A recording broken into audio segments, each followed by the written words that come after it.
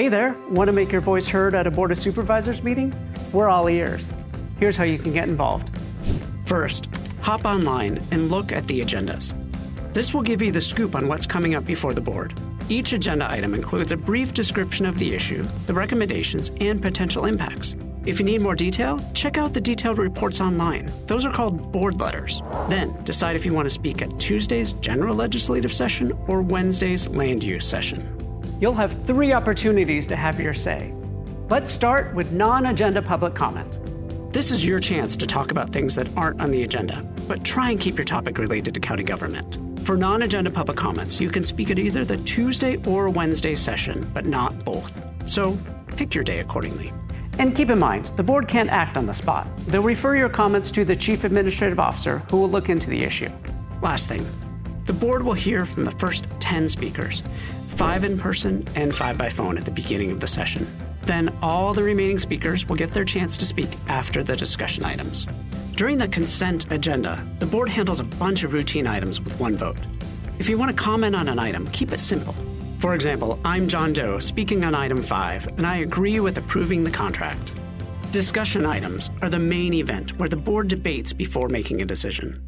Want to speak at one of the meetings? It's really easy. Just hop online and fill out a quick request form at publiccomment.sandiegocounty.gov. Pick the meeting you're interested in, hit the register button, then fill in your details. Make sure to include a phone number if you plan on speaking by phone.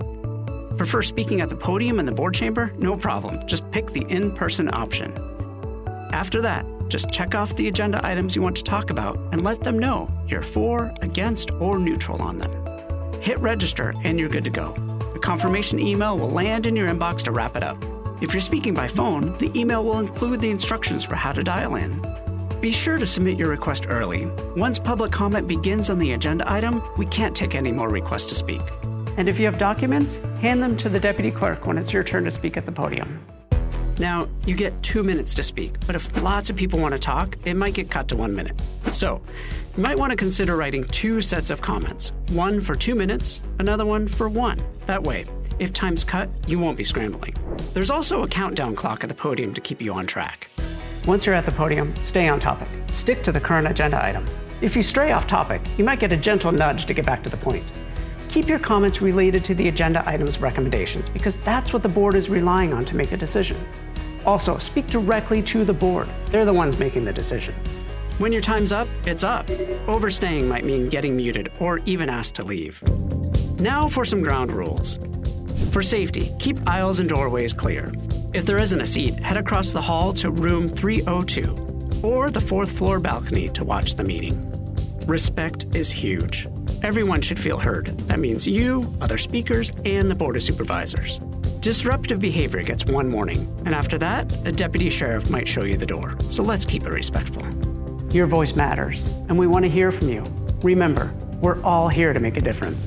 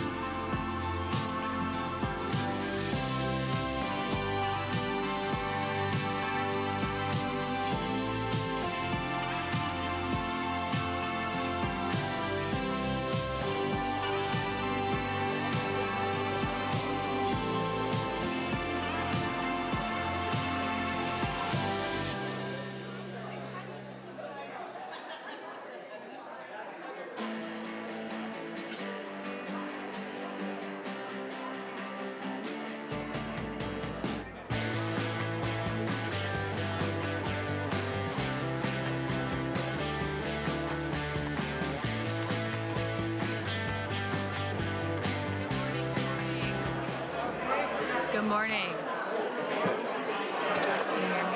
Okay. Good morning.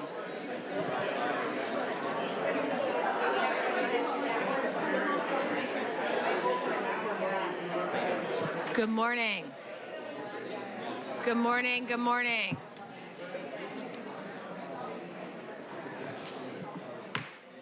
I now call the August 18th, 2026 San Diego County Board of Supervisors meeting to order. We'd like to take a moment to acknowledge the land we call home. There are communities in the San Diego region that face unjust conditions and circumstances related to the environments in which they live.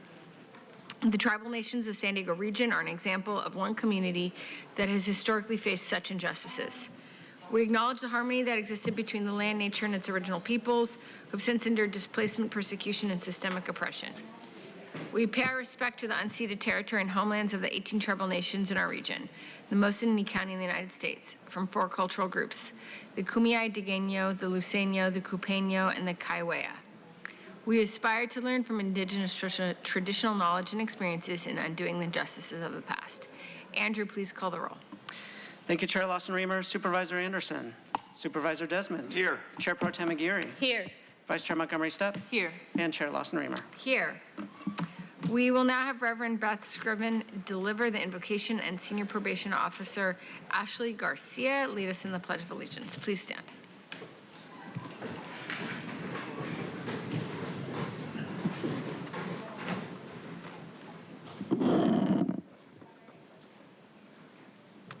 Holy One, God whom we see in many ways and call by many names, source of life, of wisdom, of courage, of hope.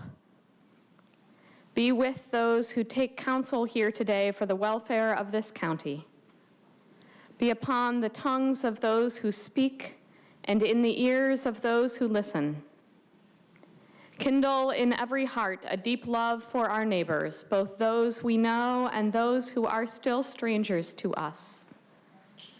Today we bring before you questions of how the people who live and work and travel throughout this county are to be kept safe, of how best to steward our natural resources, of how to use money and knowledge in ways that honor our civic responsibility to each other and to future generations.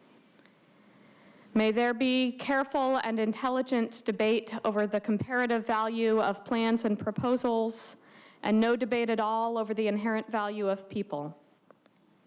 May there be honest disagreement over how to approach our challenges, and sincere unity in seeking the common good. Give to our governing officials the clarity to perceive what is right, the courage to pursue it vigorously, the grace to accomplish it efficiently, and the skill to communicate it effectively. Make these words more than words and lead us in the ways of love. May it be so. Amen.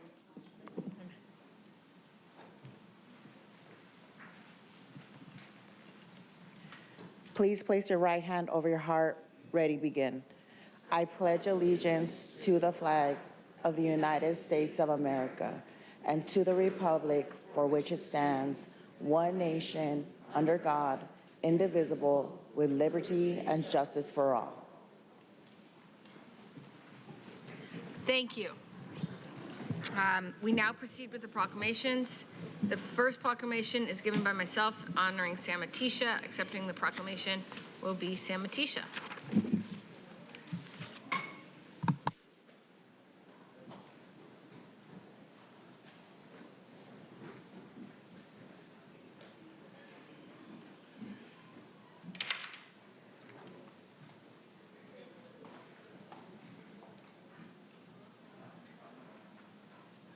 Come.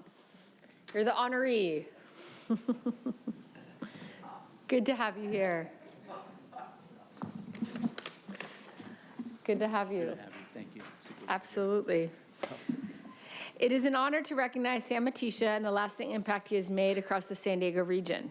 For more than 2 decades, Sam has been a leader who understands that strong community is built through partnership, bring together businesses, nonprofits, educators, civic leaders, and residents around a shared vision for a stronger San Diego.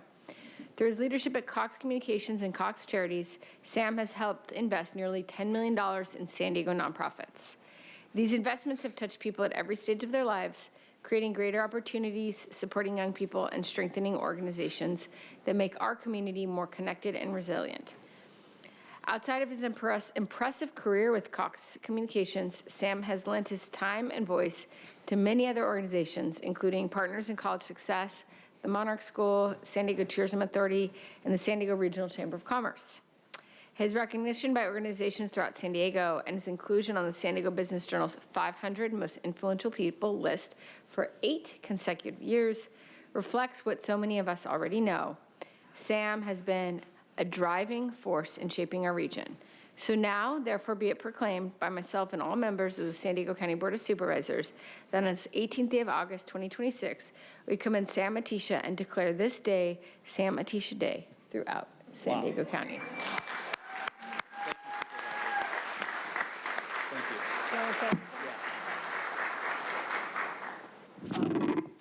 Supervisor Lawson and the board, I'm incredibly honored, and for those of you that know me, it takes a lot to surprise me, and this was a huge surprise.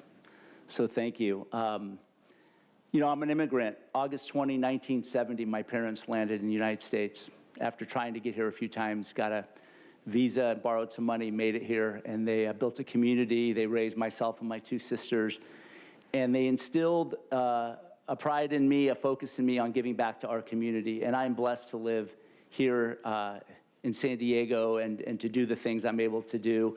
And I've worked for an employer for 22 years that allowed myself and a lot of our staff to do that, and that is give back and volunteer and make this community a better place. So it's, I don't deserve this, but it's an honor. I appreciate it. I'm humbled, and I thank you. And for my colleagues that are here, I appreciate everything and the opportunity to work with you all these years. Thank you so much.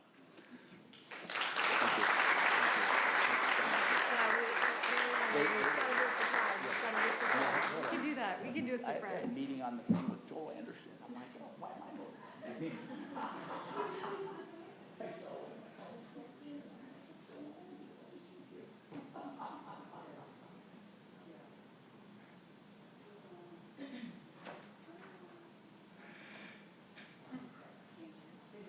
They did a great job.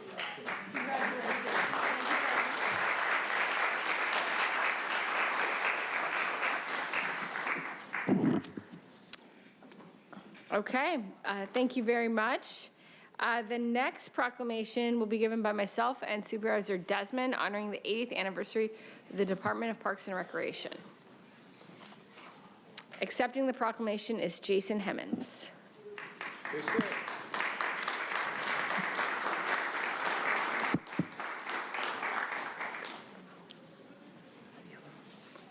Thank you, guys. Thank you. Thank you. Jason. Good morning, everyone. I am joined by my colleague, Supervisor Desmond, to celebrate 80 years of the San Diego County Department of Parks and Recreation. Our parks are more than open spaces. They are places where families spend time together, children explore and play, neighbors build community, and people find opportunities for connection with nature. Our parks are also essential to the environmental health of our region. With more than 59,000 acres of parkland and 390 miles of trails, County Parks helps protect habitats and wildlife, preserve open space, and safeguard the natural landscapes that make San Diego County so unique. For 80 years, the department has been a steward of both our communities and our environment. So I'd like to say a heartfelt thank you to our county employees, volunteers, and community partners who have worked incredibly hard to provide welcoming places for everyone to enjoy the outdoors. Congratulations to County Parks and Recreation for 80 years of service, and here's to many more years of connecting people with each other and our incredible natural environment. Now, I'd like to hand it over to my colleague, Supervisor Desmond. All right. Well, thank you, Chair Lawson-Raymer, and we're very proud to celebrate and honor our County Parks and Recreation for their extraordinary work in the communities that we proudly serve. Through their vision, their dedication, and tireless efforts, the department continues to create meaningful opportunities, strengthen connections, and enrich the quality of life for our residents all across the county. So this is the kind of public service that makes a lasting difference and deserves the sincere appreciation and recognition. This department continues to expand access to parks and open space and to protect important habitats and species and enhance the quality of life for our growing population. We have more than 59,000 acres of parkland, 390 miles of trails, and 159 facilities across the region. Their impact is truly remarkable. I know we love it in my district, in District 5, and the success is a reflection of the community. Thousands of volunteers contribute their time each year with strong partnerships with the schools, businesses, nonprofits, and organizations such as the San Diego County Park Society to help make all of this work possible. So I'm proud here to support and recognize our county parks and recreation for their continued effort to create healthy, vibrant, and connected communities throughout the region.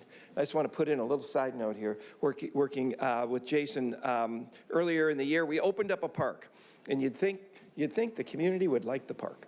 They did, but they also wanted a horse trail and staging area that was not part, that was left out, if they thought. But we were able, Jason and company were able to cobble monies together and to make that possible. And so now at the San Luis Rey Park is going to have a new horse staging area, and it was community input, talking to me, talking to Jason, and getting it done. So I really appreciate it. So be it proclaimed by the Chair, Chair Lawson Reamer, and myself, and all the members of the County Board of Supervisors, on this 18th day of August 2026, that we commend the Department of Parks and Rec for their outstanding services, their leadership, and commitment to the residents of San Diego County, and hereby declare this day to be the 80th anniversary of County Parks and Recreation Day throughout San Diego County. And here, I'll hand this, hold that up. Jason Hemmons, coming to the mic. All right. Thank you very much. Thank you, Chair Lawson Reamer, Supervisor Desmond, members of the board for this meaningful recognition. I'm honored to accept this proclamation on behalf of our overall team and our department. This proclamation not just honors our history, but the hard work of staff who protect habitats, support public safety, and deliver safe, clean, and welcoming park and recreation facilities for everyone to enjoy. I also want to acknowledge our volunteers, our partners, our incredible partners, such as the San Diego County Park Society, who Ben represents, who've been partners with us celebrating 46 years of service and have been a great liaison, and also our residents for helping us create parks and programs that inspire joy, strengthen community, and preserve the natural beauty of this region. We invite everyone to experience the upside of outside and join us for a year of events celebrating our history and the communities that we serve. As we honor our 80th anniversary with you, we look toward the horizon with renewed purpose and continuing to be the pride of San Diego County as we strive to set the national standard for excellence in parks and recreation. Thank you again for your continued support. Together, we're ensuring that San Diego County Parks remain a lasting source of pride, inspiration, and stewardship for generations to come. Thank you very much. All right, thank you.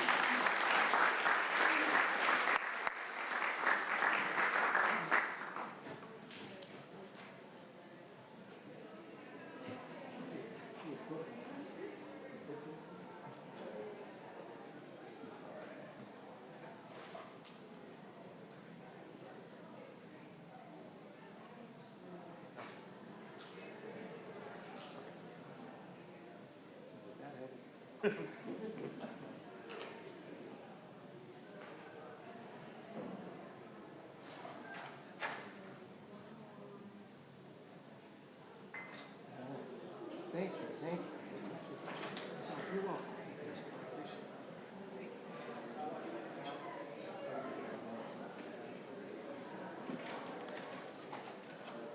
The third proclamation will be given by Supervisor Desmond, honoring the Anza Borrego Foundation. Accepting the proclamation is Bill McDonald.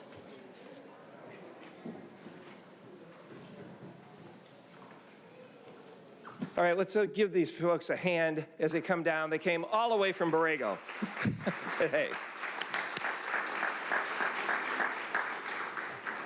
How long was that drive? I live in University. Oh. 3 hours? Oh, from Beaumont. Oh, okay. Well, good morning, everyone. Today, we're proud to recognize the Anza Borrego Foundation.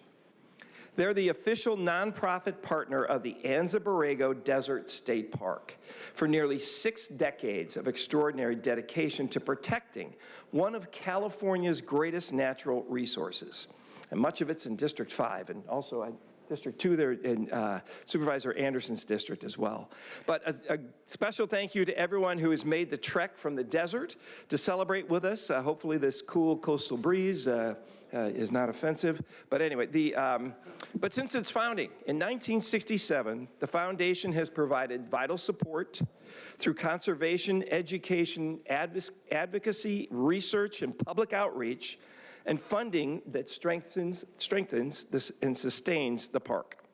Its impact is remarkable, helping conserve more than 58,000 acres and contributed more than $34 million towards land acquisitions and programs that protects the park's extraordinary natural and cultural resources. They have inspired thousands each year to explore, appreciate, and protect the desert. Its 2 retail stores also help fund educational and conservation efforts that directly benefit the park.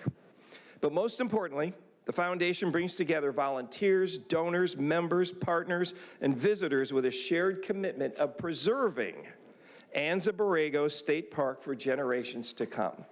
So today, we proudly recognize the Anza Borrego Foundation for their lasting contributions in conservation, education, and stewardship.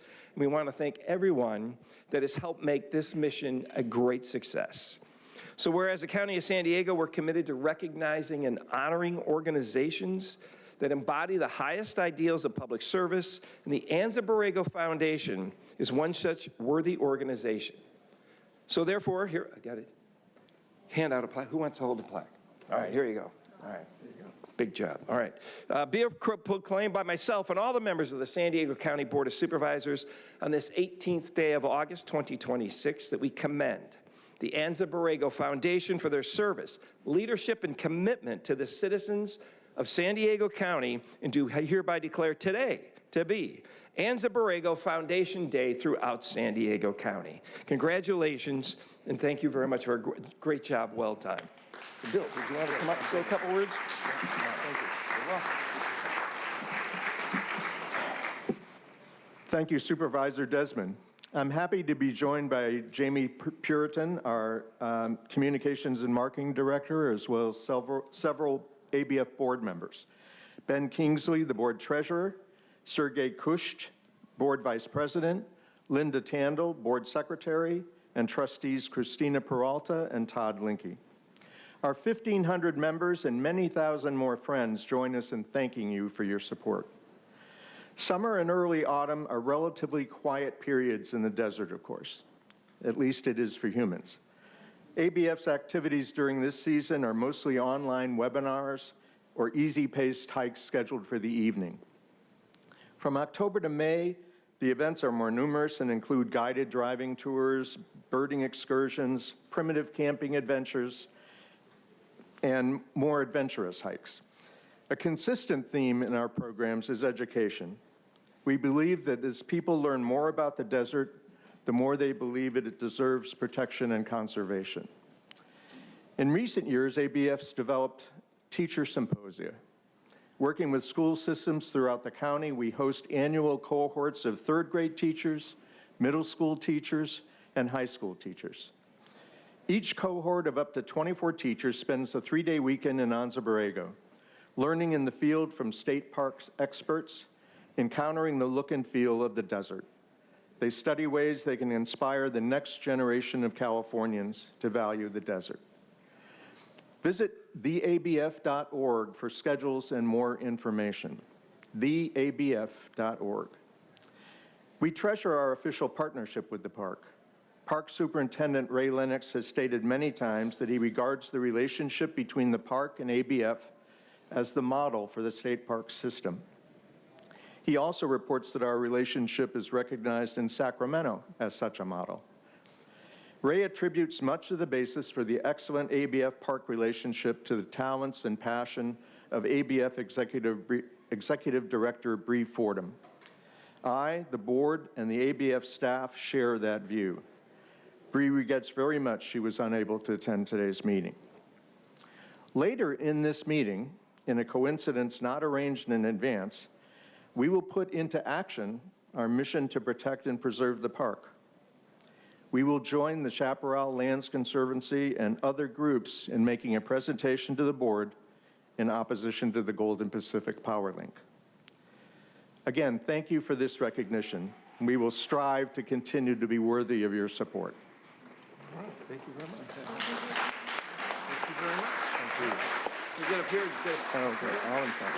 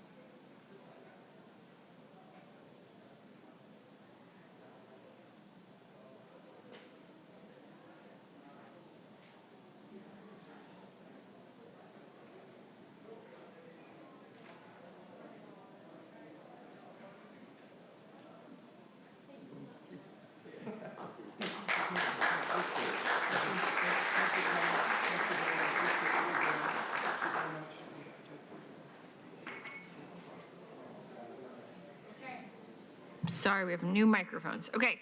The fourth proclamation will be given by Vice Chair Montgomery Stepp and Supervisor Joel Anderson, honoring Rise Above. Accepting the proclamation is Sheriff Kelly Martinez.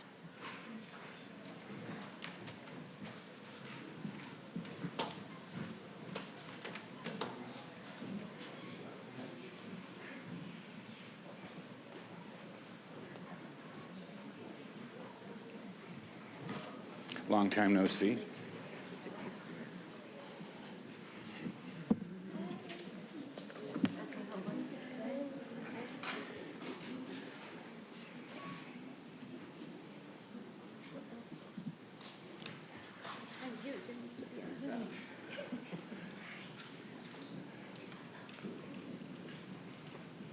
It's awesome. You guys are looking good.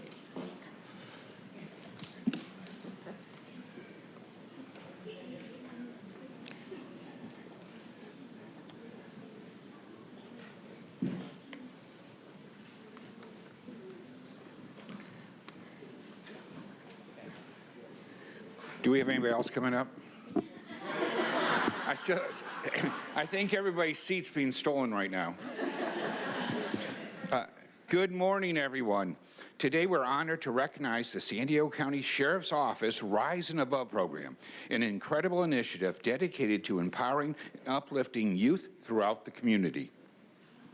Rise Above is an 8-week program designed to empower San Diego's young people to develop the skills needed to navigate real-world challenges and to recognize the potential they have in shaping their own community and futures. Since its launch in fall 2024, the program has already made a tremendous impact across San Diego County, graduating hundreds of young people and reaching communities in San Marcos, Vista, Ramona, and Spring Valley. Rise Above reminds young people that their circumstances do not determine their future. This program gives our young people the tools, support, and mentorship to rise above adversity and become proactive leaders within their families, schools, and communities. With this proclamation, we are proud to honor the bravery, commitment, and positive impact that Rise Above program provides for all our youth in San Diego County every day. I would like to now introduce my good colleague from District 4, Supervisor Montgomery Stepp, who always is working hard for the youth. Yeah, I'm trying to give you room. Good morning, everyone, and thank you so much, Supervisor Anderson, for that introduction. I'm very excited. I saw everyone walking up. I said, this reminds me of my family reunion picture we had about a month ago. This proclamation reflects a shared commitment to empowering our youth with the tools, support, and opportunities they need to thrive. Programs like Rise Above show us what is possible when we invest early, strengthening decision-making skills, building confidence, and surrounding young people with mentors who believe in their potential. Rise Above also succeeds because families are engaged, partners come together, and our youth are supported not just in classrooms or programs, but also in the communities where they live. The well-being of our youth is a shared responsibility. With over 300 program graduates in just 2 years, Rise Above is showing what it looks like to give young people the chance to rise above challenges, be surrounded by caring adults, and grow in environments that foster healing and not harm. In 2026 alone, graduates from across Vista, San Marcos, Rancho San Diego, and Ramona have spent 8 weeks of their own time building skills, strengthening relationships, and investing in their futures. And I'll just say I'm very, very proud of you, all of you. And I think we have the sheriff of the day here, but I'll let the sheriff speak about that. I think he's ready. I felt it by the handshake. It really takes all of us, government, community organizations, families, and neighbors working together to build a future where youth are supported, safe, and empowered to lead. And with that, to lead. And with that, I'll read the last line of the proclamation. Be it proclaimed by Chair Tara Lawson-Remer, myself, Supervisor Anderson, and all of the members of the board, the San Diego County Board of Supervisors, on this 18th day of August 2026, that we commend Rise Above for their outstanding service, leadership, and commitment to the citizens of San Diego County, and do hereby declare this day to be Rise Above Day throughout San Diego County. Congratulations, you all. Thank you, Supervisors Montgomery, Stepp, and Anderson, and all of the board for this recognition. I want to really acknowledge some of our graduates and their families who are here today. I think they're amazing to participate in this program. We also have a lot of my staff and team members who developed this program and worked very hard to make it happen. They recognized, as well as myself, that there was a gap. We really need to support our youth in our communities, and we're doing a great job with high school-aged kids, we thought, with our Respect Project, but we felt that we could do more for the families and for our youth in the 10 to 13 age group. So that's what this program represents.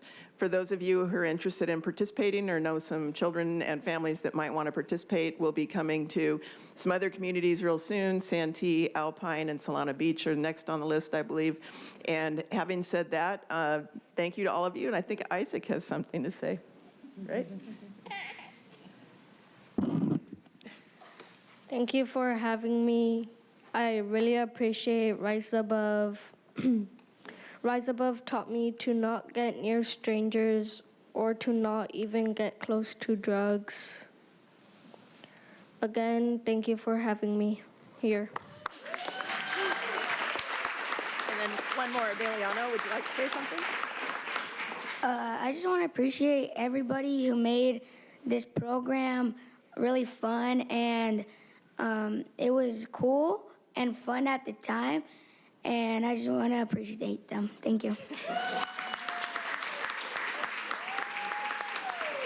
a picture? Can we get in front? Yeah, let's get in front of the podium.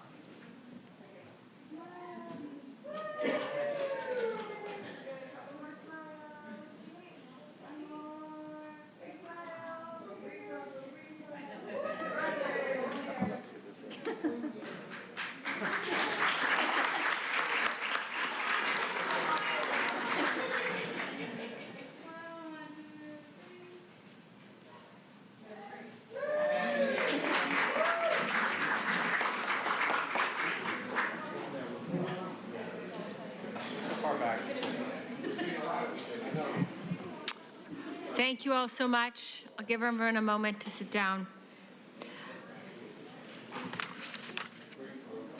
The sixth proclamation will be given by Chair Pro Tem Aguirre, honoring California Schools Viva. Accepting the proclamation is Laura Josh.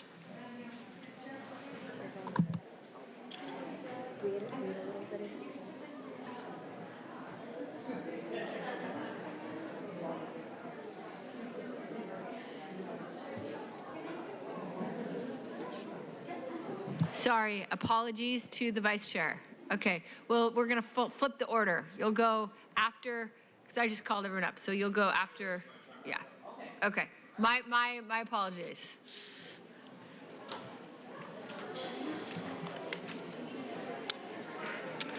So we'll do the proclamation with Chair Pro Tem Aguirre honoring California Schools VIBA, and then after that, we'll have the proclamation with Audie De Castro. Sorry, that was my mistake. Sorry to my colleagues.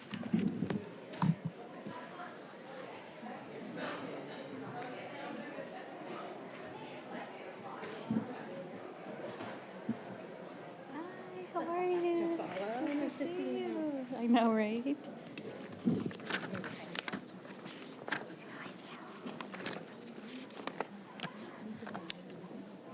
Yes, well, thank you.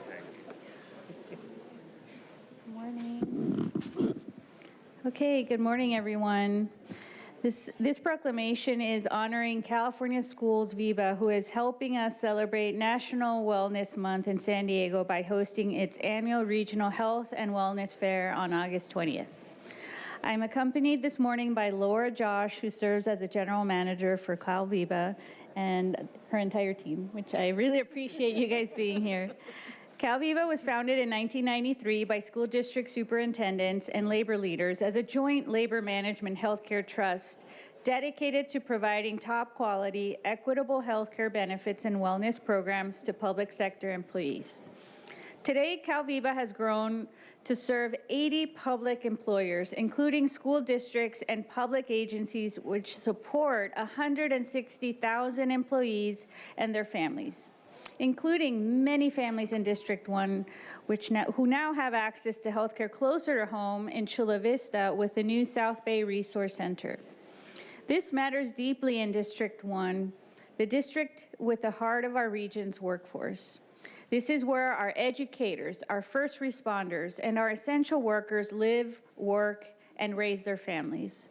The people who keep San Diego running are the same ones who will benefit from the services Cal VIBA offers every day.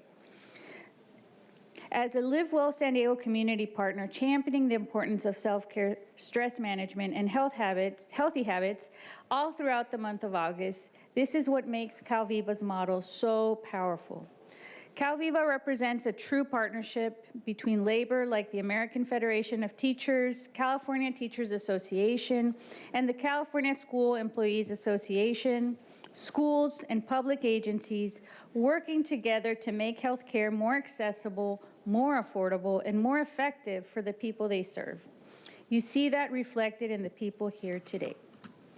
Gracias por invertir en el sur de San Diego y por reconocer que la equidad comienza con el acceso para nuestra comunidad.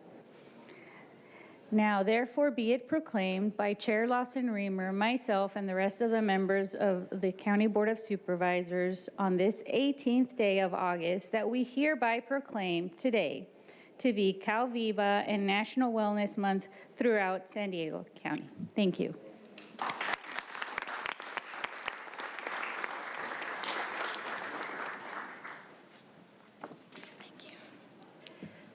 Thank you, Supervisor Aguirre, Chairwoman, members of the board, and honored guests. Thank you very much for this recognition. That's a very tough act to follow with the very cute kids, but I will do my best. We're so grateful and honored to accept this on behalf of our board of directors, our dedicated staff, and then the thousands of public sector employees and family members we serve across the community. At Cal VIBA, we really are more than just a health plan. As Supervisor Aguirre mentioned, we are a partnership. We are directed by our members, and we're built to take care of the people who take care of our public. So at our core, it's people taking care of people. More than 30 years ago, superintendents and labor leaders sat down together and asked a simple question. How do we deliver high quality and fairly priced healthcare benefits to our public servants that keep our communities running? And that question is what built the Cal VIBA Trust. Today, we're the fourth largest healthcare purchaser in California. We serve educators, school employees, and public servants who in turn support more than 800,000 students across our state and strengthen our communities all up and down California. We believe healthcare means access at the right time, in the right place, and in the right language. That is our Cal VIBA standard. And that is our belief that started our resource centers, including our newly expanded one in Chula Vista. Today, more than 40,000 members live within 10 miles of our Chula Vista Resource Center, where they can access things like fitness classes, acupuncture, emotional well-being, free childcare, nutrition classes, and this is all close to where they live and work. What makes me most proud, however, is the team and our board of directors. I have some of them standing here with me today. Every day, our staff welcomes members and helps people take their meaningful steps towards better health. And our board members really drive our vision and mission to make a difference in those that we serve. Thank you to all of you. You create a community of healthy, engaged, and empowered people who can bring their best selves to the work of serving others. Supervisor Aguirre, thank you for your leadership and partnership. Thank you for recognizing the Chula Vista Resource Center and the vision of this board of directors. And to our members who are educators, public servants, and members across San Diego County, remember this center is for you, for that check-in that prevents a crisis, for the coach that helps you start over, and for the person that reminds you that your health matters too. Because when we invest in the well-being of those who serve others, everyone benefits. So we're so honored to accept this proclamation today. Thank you. All right, around.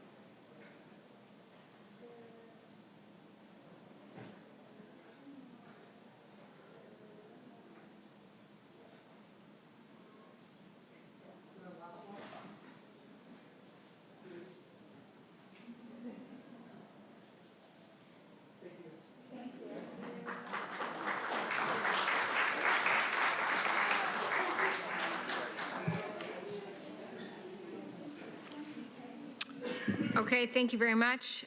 The next proclamation will be given by Vice Chair Montgomery Stepp and Chair Pro Tem Aguirre, honoring Audie DeCastro. Accepting the proclamation is Audie DeCastro.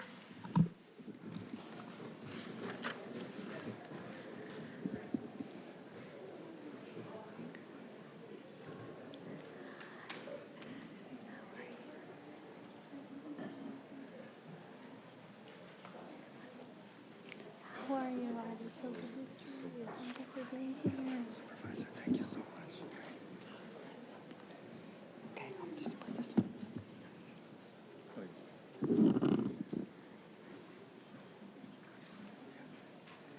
Yep, come on back.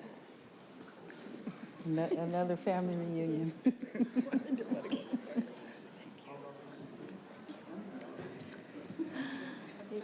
Okay. Okay, welcome everyone. Today, I am truly, truly honored to recognize Audie DeCastro on his retirement as the Honorary Consul of the Philippines.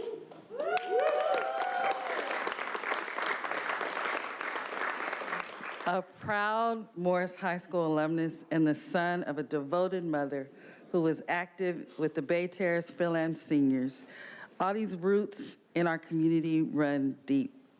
His heart has always been with the County of San Diego and the many Filipino immigrants and families who have made this region their home.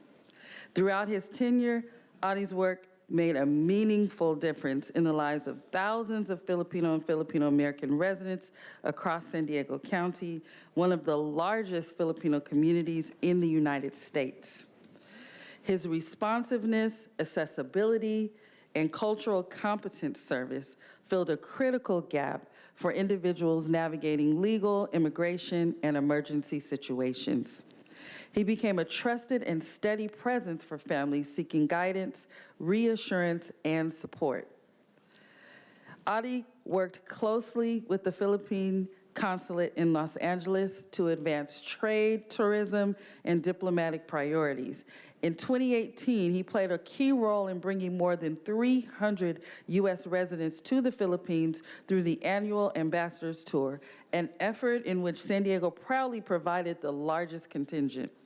His leadership strengthened cultural ties, expanded economic opportunities, and showcased San Diego's vibrant Filipino community on a global stage. His commitment to service extended well beyond consular responsibilities. Adi has served as president of both the Asian Business Association of San Diego and the Filipino American Lawyers of San Diego. He also contributed to the region's civic and philanthropic landscape through his work on the Board of Governors of the San Diego Foundation.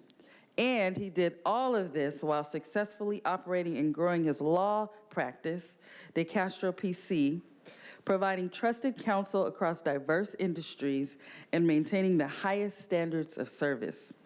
Yet even with the immense demands of his legal practice, community involvement, and consular duties, Adi remained devoted to his family, his wife Thelma, and their 2 sons. His life reflects a remarkable balance of professional achievement, public service, and personal commitment. Adi, I know this for myself. Your work has uplifted a community, strengthened international ties, and touched countless lives. Your background as a respected attorney, community leader, and dual U.S. Philippine citizen made you exceptionally well qualified for your appointment as honorary consul of the Philippines back in 2014. The community will deeply miss you in that cherished role, but you leave behind a legacy of service that will be remembered for years to come. And I'll just say one more thing to you. Enjoy your retirement. This is a lot of work you've done in a lifetime. You have more than earned it. And with that, I will turn it over to my colleague, Chair Pro Tem Aguirre.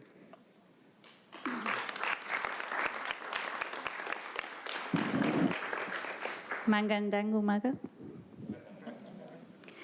Good morning. It is my honor to recognize a distinguished community leader whose service has left a lasting impact in the Filipino-American community.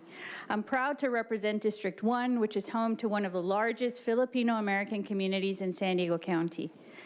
For generations, Filipino-Americans have contributed their talents, traditions, and service to our region, and Adi de Castro has played a significant role in ensuring the Filipino-American community is well represented, connected, and empowered. Through his leadership as Honorary Consul of the Philippines, Adi has broken down barriers to accessing critical consular services, ensuring that more Filipino Americans can receive the support they need, while strengthening the connection between the Philippines and the Filipino American community in San Diego County. But Adi's impact goes beyond the services he provides. He's been a champion for Filipino-American leadership, helping open doors and create pathways for Filipinos across South Bay communities to step into positions of leadership, public service, and influence.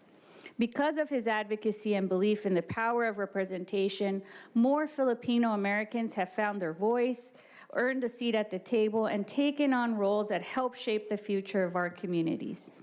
One conversation with Adi that I'll never forget was when he spoke about his consular outreach to Filipino immigrants held at the Otay Mesa Detention Center. What struck me most was not just the help he offered, but the deep compassion and humanity that guided his actions. In this ongoing moment, when immigrant families are experiencing uncertainty, separation, and hardship, Adi chose to show up. Adi created lifelines, helping people stay connected with their loved ones in San Diego and the Philippines, supporting them with resource navigation and standing alongside them. He continues to show up for his community even after his consular duties have ended. Adi, the Filipino-American community's victories are your victories as well.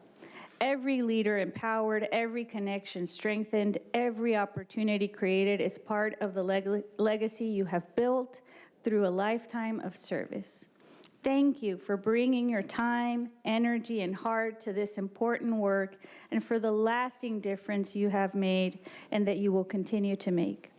It is now my privilege to read the last part of the proclamation.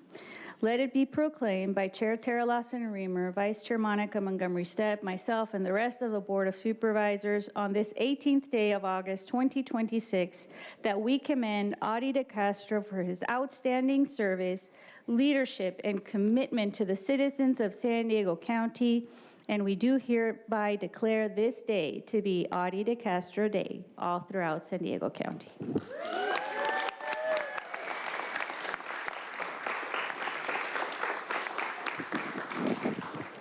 Thank you, Supervisor Montgomery Stepp and Aguirre and the entire Board of Supervisors for recognizing the importance of the relationship between the Philippines and San Diego County.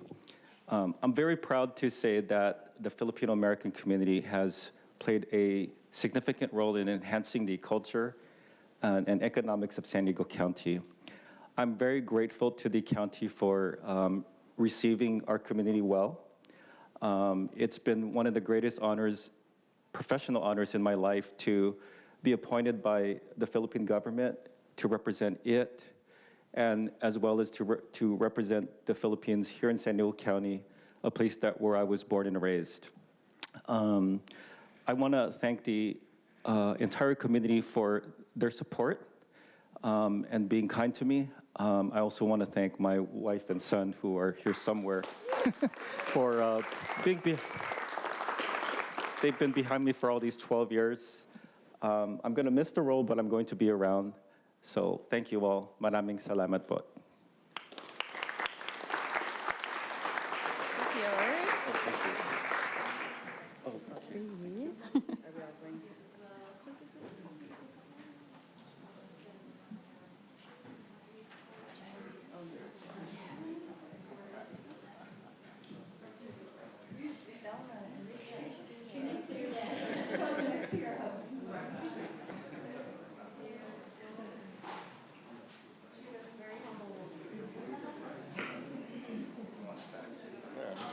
Ya kasama ka. Sige na. Yo.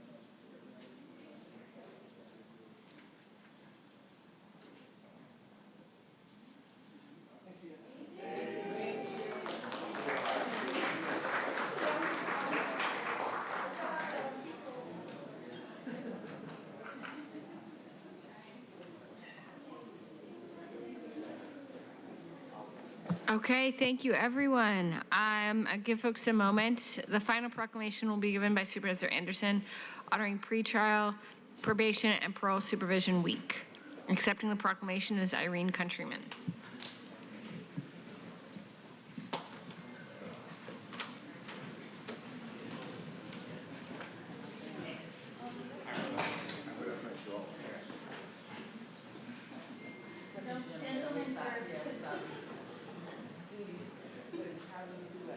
Thank you.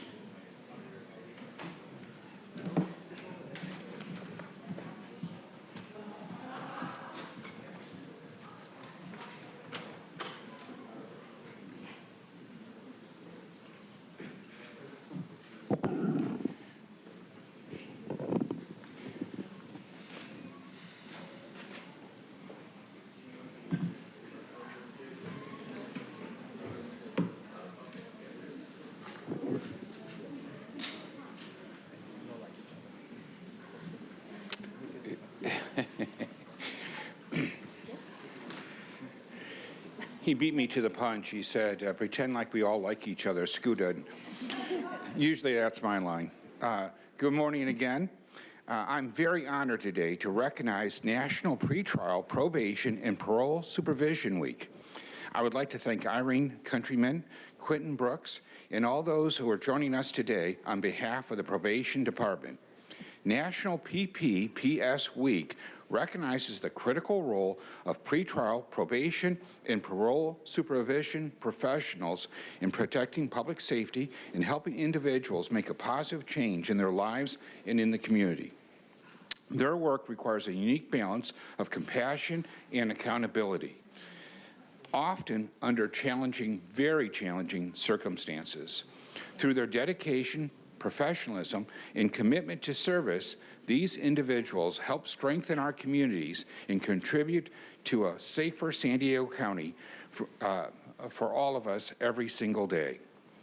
Thank you for your incredible work and for the positive impact that you have on our region and beyond.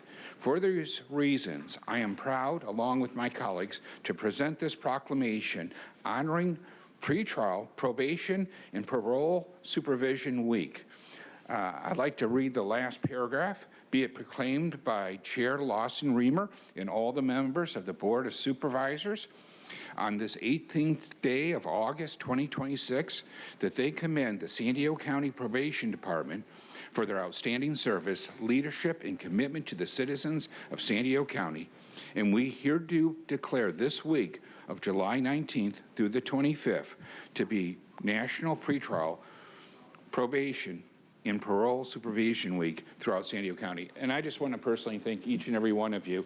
You know, years ago, I went to a Gulls game, and a parole officer was with me, and a young man walked by, and he said, "Hey, Coach." And I said, "I didn't know you coached Little League," because I don't. That's what we do for our youth. We mentor them. And I just want to thank each and every one of you. Your job's not easy, but you work awfully hard at it, and it shows, and you're changing people's lives for the better. And hopefully, this is, those changes never end up in our jails in the future. So thank you so much. I appreciate that, and I'm not sure who's speaking next. Awesome. Thank you. Good morning, everyone. Thank you, Supervisor Anderson and the rest of the board for that recognition. My name is Irene Countryman, Interim Assistant Chief, and I'm honored to be here today on behalf of Chief Nelson and the County Probation Department. We are extremely grateful for this proclamation honoring the Probation Department in celebration of Probation, Pretrial, and Parole Supervision Week, also known as PPPS Week. PPPS Week is recognized nationally during the third calendar week of July and provides an opportunity to recognize the dedication, hard work, and contributions of community supervision professionals who help individuals successfully navigate supervision, rehabilitation, and reintegration into society. This year's theme, Connected for Change, Building Bridges in Supervision, speaks directly to the work we do every day. The County Probation Department is made up of dedicated, motivated, and highly skilled professionals who work alongside our clients to connecting them to opportunities while balancing support and accountability. Through partnerships, collaborations, resources, guidance, and support, we help individuals overcome barriers, make positive changes, and move towards successful rehabilitation, reintegration, and restoration in the community. I am joined today by team members from admin secretary, analysts to officers representing the various careers and San Diegans committed to service and safety of our communities within the Probation Department. We are proud to accept this proclamation on behalf of the entire department and the many professionals who are committed to serving our communities each day. We would like to express our sincere and heartfelt gratitude to Supervisor Anderson and to the Board of Supervisors for this meaningful recognition of our profession and for acknowledging the important work of the Probation Department. On behalf of Chief Nelson and the entire probation team, thank you for your support, your recognition, and your continued partnership. Thank you so much.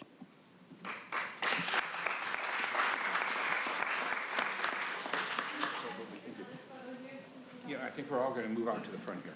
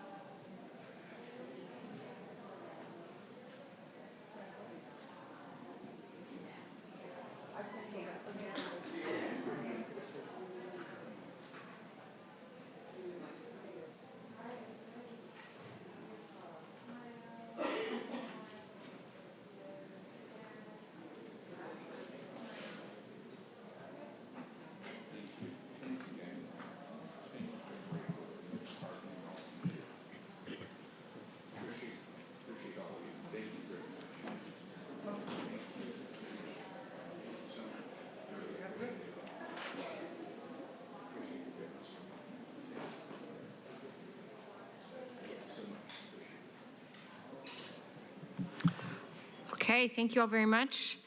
Before we continue with the remainder of the meeting, I'll take a moment to address our House rules. Public engagement is the cornerstone of transparent and accountable government, and these Board of Supervisors meetings are our primary venue while all standing against make their voices heard. Our county is committed to a work environment free from unlawful discrimination and harassment, including sexual, racial, religious, age, disability, and other forms of discrimination or harassment. Under the board's rules, speakers may not use loud, shouting, threatening, impertinent, slanderous, profane, or abusive language to any member of the board, staff, or general public. All remarks and questions must remain on topic during the duration of your speaking time and must be addressed to the board and not to county staff. Any speaker engages in comments that break any of these rules will receive one warning. After a warning, will be asked to leave the chambers for the remainder of the meeting. Speakers threatening violence may be reported to law enforcement and removed from the meeting. We now proceed with non-agenda public comment. This is an opportunity for the public to address the board on subject matters within our jurisdiction, but not on our meeting agenda. The only action we may take is a referral to the CAO. Speakers may speak once per meeting for non-agenda public comment, either today or tomorrow, but not at both sessions, and you may select which to address at your convenience.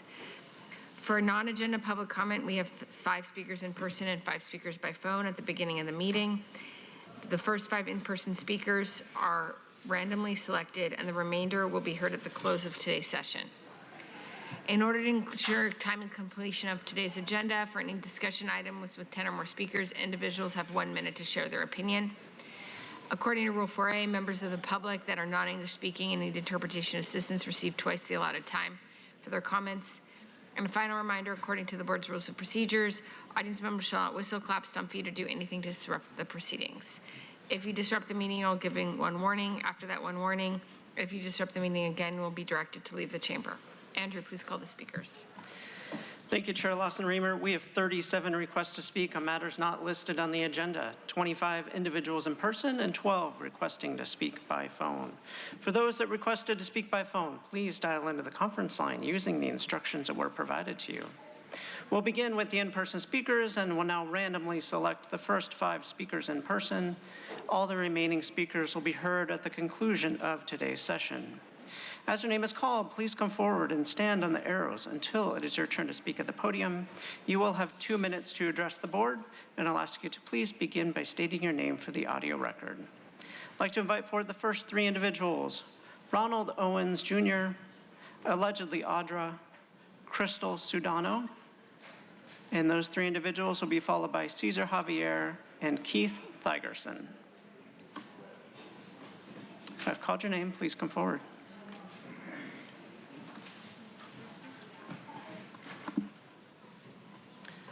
Audra has indicated she would not like to speak today, so we'll go to the 5th speaker, will be Ryan, just a first name, Ryan. Thank you.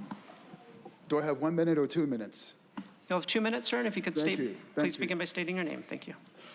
The Board of Supervisors of each county shall take measures that may be necessary to preserve and protect the public health. Can you please state your name? My name is Ronald F. Owens, Jr. I was a public information officer at the California Department of Public Health. On April 14, 2022, Department of Health and Human Services Secretary Javier Becerra said this regarding the COVID-19 vaccines, quote, "We know these vaccines are killing people of color, blacks, Latinos, indigenous people at about 2 times the rate of white Americans. I brought this information to my management at CDPH. I told them about the allergic reactions, facial paralysis, miscarriages, heart attacks, heart inflammation, serious seizures, strokes, and sudden deaths. They didn't want to hear this information. They wanted to tell you and 40 million Californians that the vaccines are safe and effective. That is a lie. I prematurely retired on December 31st, 2023, immediately incurred a 55% pay cut. I'm not sharing this to brag about me. I'm sharing this to say that I would not have taken a 55% pay cut, the difference between my pension and salary, if I was not convinced that these vaccines are killing people. I sent to this Board of Supervisors on July 29th, 2024, on December 12th, 2024, written notification, a 5-page PDF regarding all this information. I will follow up my comments by sending you an email.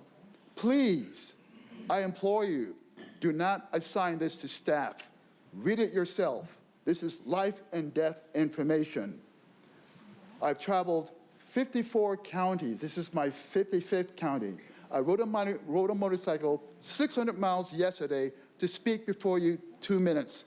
This is a life and death issue. You have a statutory responsibility to preserve and protect the public health. Thank you. Next speaker, please. If I called your name, please come forward. Hi, my name is Keith Thigerson. Good morning, supervisors. I urge this board to formally oppose the Golden Pacific Power Link, SDG&E's proposed $2 billion, 500 kilovolt transmission line planned through some of our county's most valuable and undisturbed lands. Permanently trading our local environment to cut a new transmission corridor through our parks, deserts, mountains, forests, and homes. Can I just pause you for a second? I think you actually want to be speaking on the agenda item because it sounds like you're talking about the PowerLink item. I did not see an agenda item that was called the PowerLink item. It was a presentation by the Anza Borrego Desert Foundation That's the about the PowerLink effects. item. So that is the topic of that agenda item. Let me confirm that with Supervisor Desmond is his item. Yeah. So if you're going to speak on that topic, we need to ask that you speak on the topic you're speaking on right now. I need to ask you to talk about it at that item. Okay. Because that's the topic of that item. And That right item now you're talking I thought about something was that's in regards to specifically the Anza Borrego Desert State Park. it's Supervisor Desmond is confirming, but it's about PowerLink, correct? It is about the Power Link, and it's being presented by the Anza Borrego Foundation. Okay. Thank you. Yeah, please come for that item. Okay, Thank you. thanks. Next speaker, please. Crystal Sudano, Cesar Javier, and Ryan.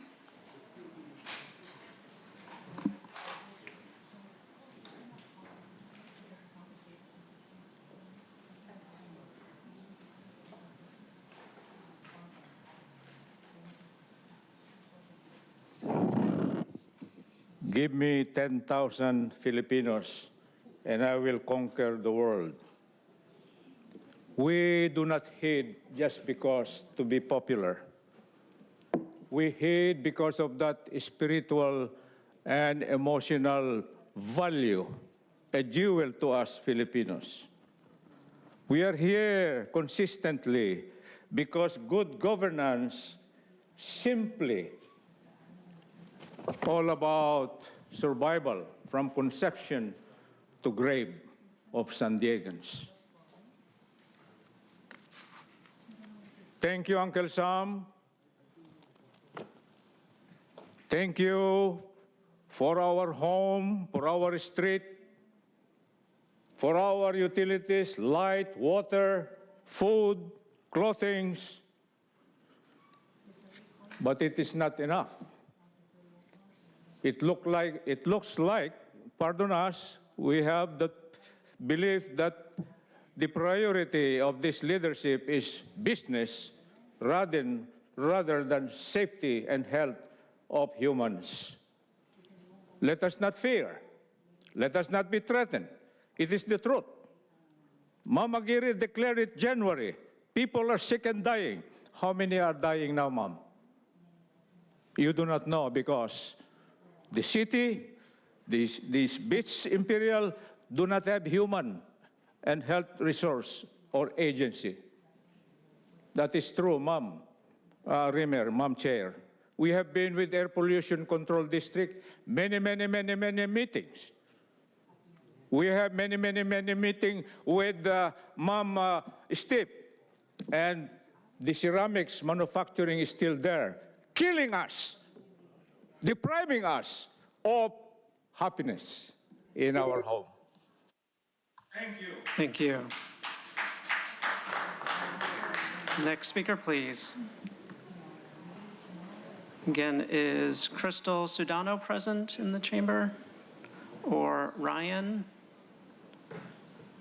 Not seeing those individuals, I'll go ahead and call two additional speakers, Daryl Cotton and Mike Borello. Okay. Daryl Cotton? Yes. Thank you.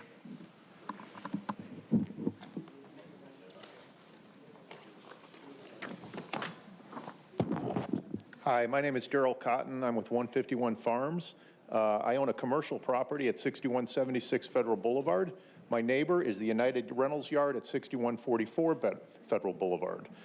United Rentals runs a large rental porta potty business out of that yard, and they accumulate raw human sewage from those porta potties in a massive open top holding tank. It's called a frac tank. Just 4 feet from my property line, this is what we're dealing with. This tank is not approved for this purpose. It's rusting out. There's no secondary containment, and what's inside it escapes into the atmosphere, and any liquids could run down straight into the Choyas Creek Channel. On top of that, the odor and the pump noise are unbearable. Nearly 90 of my neighbors have signed a petition objecting to it. The permitting problem is this. United Rentals County Sewage Hauler Permit authorizes just 2 places to discharge that septage, San Diego's Pump Station 1 and a plant in Fountain Valley. Yes, Fountain Valley.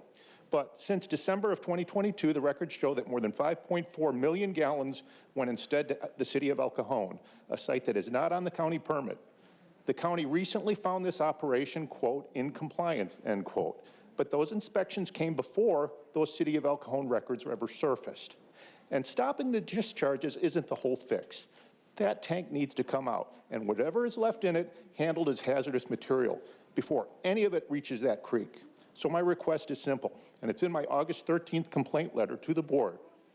Direct DEHQ to revisit that compliance finding, reconcile the permit with City of El Cajon records, and determine in writing whether this disposal and on-site storage are authorized. And if they're not, order the tanks removed and take the enforcement actions that would follow.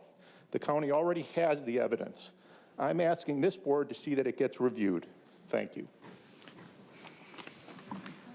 Thank you. Next speaker, please. Where do you leave this? If you can leave that with the deputy clerk right behind you. Thank you so much.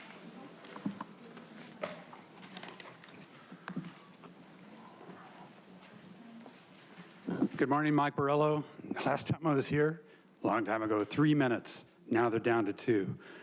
5 years have passed since Joe Biden threatened American workers, get jabbed or lose your job. And the county boards of supervisors didn't blink. They aided and abetted the old man's coercion, his threats, and failed to consider any counterpoint over HHS dogma. The tyranny of mandates. Across the nation, millions unwilling or unable to lose their job and unwitting as to the risk of significant harm injected to keep their jobs.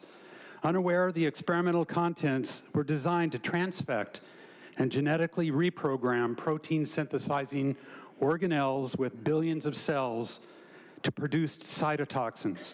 1 in 800 would suffer a life-threatening event. including permanent disability. 1 in 10,000 would die within days. The county just followed orders. We had a peak in excess mortality in that winter of 40%, unprecedented. COVID's still not over. We need accountability. We need local accountability. Congress throws us a bone. Fauci, the COVID whipping boy, the sacrificial Nazi evil scientist that tortured beagles. But we all know the crimes were widespread. A true reckoning demands accountability from thousands of those that just followed orders. Why are you looking down at your phone? How come you're not looking at me? Jim was the only one looking at me. You guys are culpable. You led to a lot of deaths and injuries, still injuries now, people suffering as an outcome of those injections. The first speaker here was right. Thank you. We'll now hear from those that requested to speak by phone. Again, in accordance with the board's rules, we'll hear from the first of 5 callers. The remaining callers will be heard at the conclusion of today's session. When it is your turn to speak, you will be unmuted and you will hear a recording that will tell you to begin your comments. We will begin with our first caller.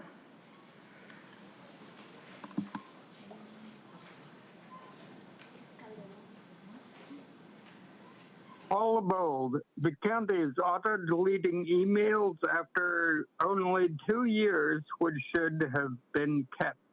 Good that Joe is proposing 5-year retention, the average length of contract, if it is not renewed. It's a good start, but not enough. Of course, emails can be flagged for longer retention, but there are problems with this. The county policy is that if the user thinks an email needs to be saved, it should be preserved and county council consulted. These days, many employees simply don't have the time for this extra bureaucracy. And in this case, the complainant got the emails elsewhere. More egg on face. Emails shouldn't be kept for any fixed period, 2 years or 5 years, but for as long as they may be relevant, like whenever someone is adopted or taken from the family, or for as long as the contract lasts, and so on, to help diagnose issues or satisfy the law, and for instance, not to release an embezzler for lack of evidence. An employee might not be aware of the need or value of saving a particular document. People researching to find a better way should look at every email to be completely fair. And a missing email could create a prejudice that impacts a defendant's fundamental rights, which could put the county in legal jeopardy as much as a direct revelation of criminal behavior. And of course, it may exonerate corrupt politicians who knew all about the embezzler they hired. Thank you.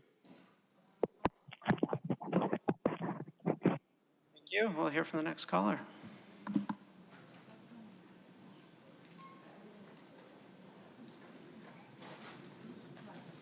Hi, Andrew. And before you start my time, I just wanted to mention to Tara, you need to stop people and let them know that they can still continue to talk on an agenda. You're taking away the rights of people to speak, and that's not fair because now he's going to get 60 seconds to speak on that item. You ain't right. Okay, Consuelo here. So what I wanted to say was as government gets bigger, people's freedoms become smaller. Taxes continue to grow, and people's equity continues to shrink. In actuality, it's the people working the hardest, paying most, and owning literally nothing. People continue doing everything they're asked to do by big government, yet still get the short end of the stick and very little, if anything, in return. We can't even enjoy a simple pleasure of having fun at the end of a hard work week at a park listening to some good beats delivered by someone generously offering his time and talents to bring people together and create a sense of community without government chiming in to stop it. Government doesn't want people congregating and actually coming together unless Government wants its cut in licensing fees and permission granted for a generous gesture to take place. This is, in fact, a part of their dystopian nightmare. We're living it.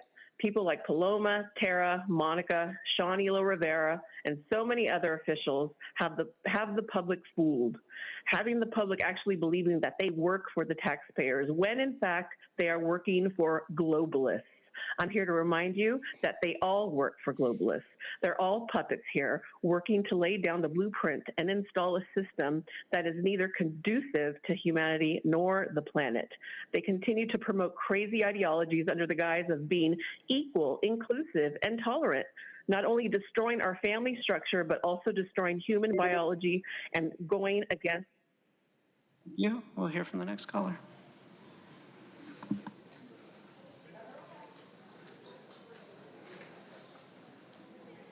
Hi, good morning, Board of Supervisors. My name is Madison. As families across the county send their kids back to school this month, I want to use this time to raise a concern that doesn't always get attention until it's a crisis: cannabis use among teens and preteens. This isn't a hypothetical concern because school staff and prevention counselors across San Diego County continue to report cannabis as one of the most common substances found on middle and high school campuses. Vape pens and edibles have made use easier to conceal and easier for young people to access than ever before. And the science is clear that cannabis use during adolescence, while the brain is still developing, is linked to impacts on memory, attention, and long-term health. Back to school season is exactly the right moment for this board to recommit resources to prevention. That means funding for school-based education programs, support for community coalitions already doing this work, and continued investment in parent education so families know what to watch for and how to have these conversations at home. Prevention is far less costly in every sense than intervention after the fact. It's a lot easier to keep a 12-year-old from ever starting than to help a 16-year-old stop.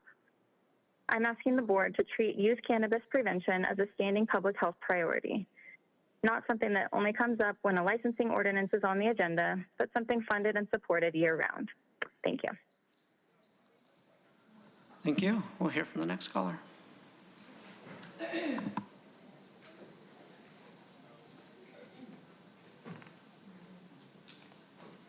Good morning. My name is Terry Ann Skelly. I'm a planning group member, a parent, and a community volunteer with school programs that serve youth, especially those in need. As we prepare for the school year, we recognize the staff will need to be attentive to indications of mental health struggles of our students, of the personnel and mental health resources.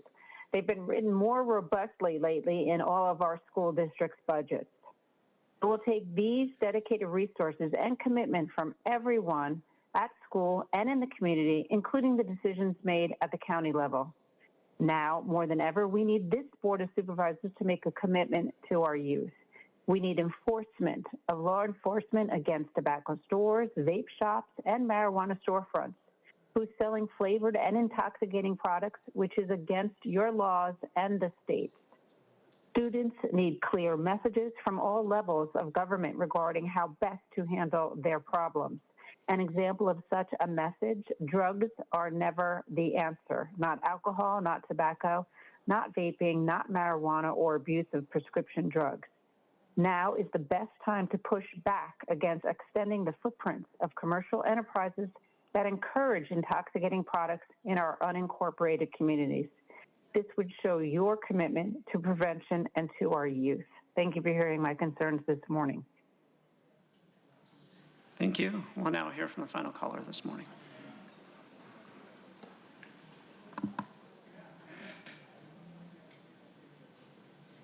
Yes, hello, San Diego County. This is Julie Threet calling in also to warn you about the dangers of the COVID vaccine. I was one of those healthcare workers mandated to take 2 shots, and I've been permanently disabled ever since.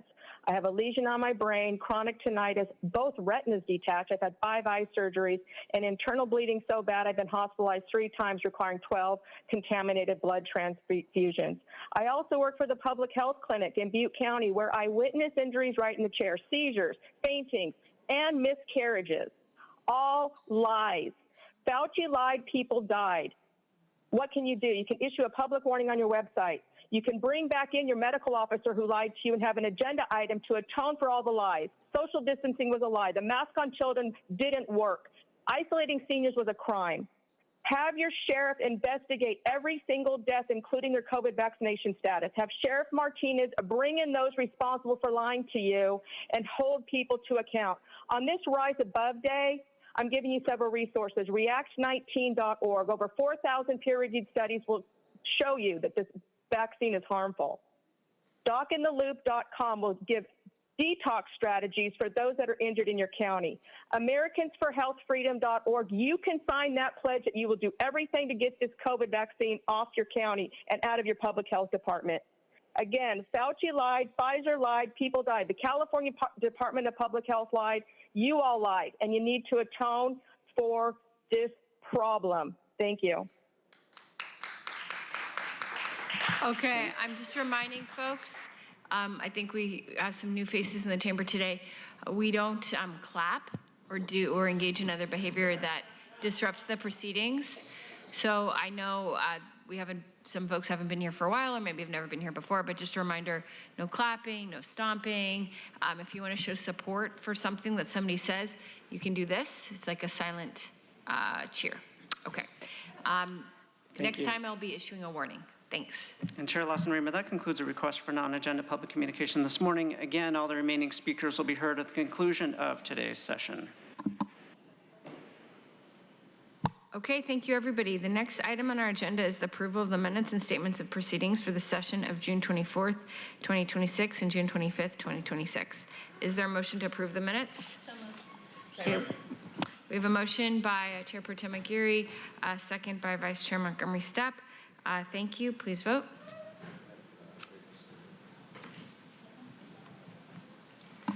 Chair Lawson-Ramer, that motion passes unanimously with all supervisors being present and voting aye. Okay, thank you very much. We now proceed with the formation of the consent agenda.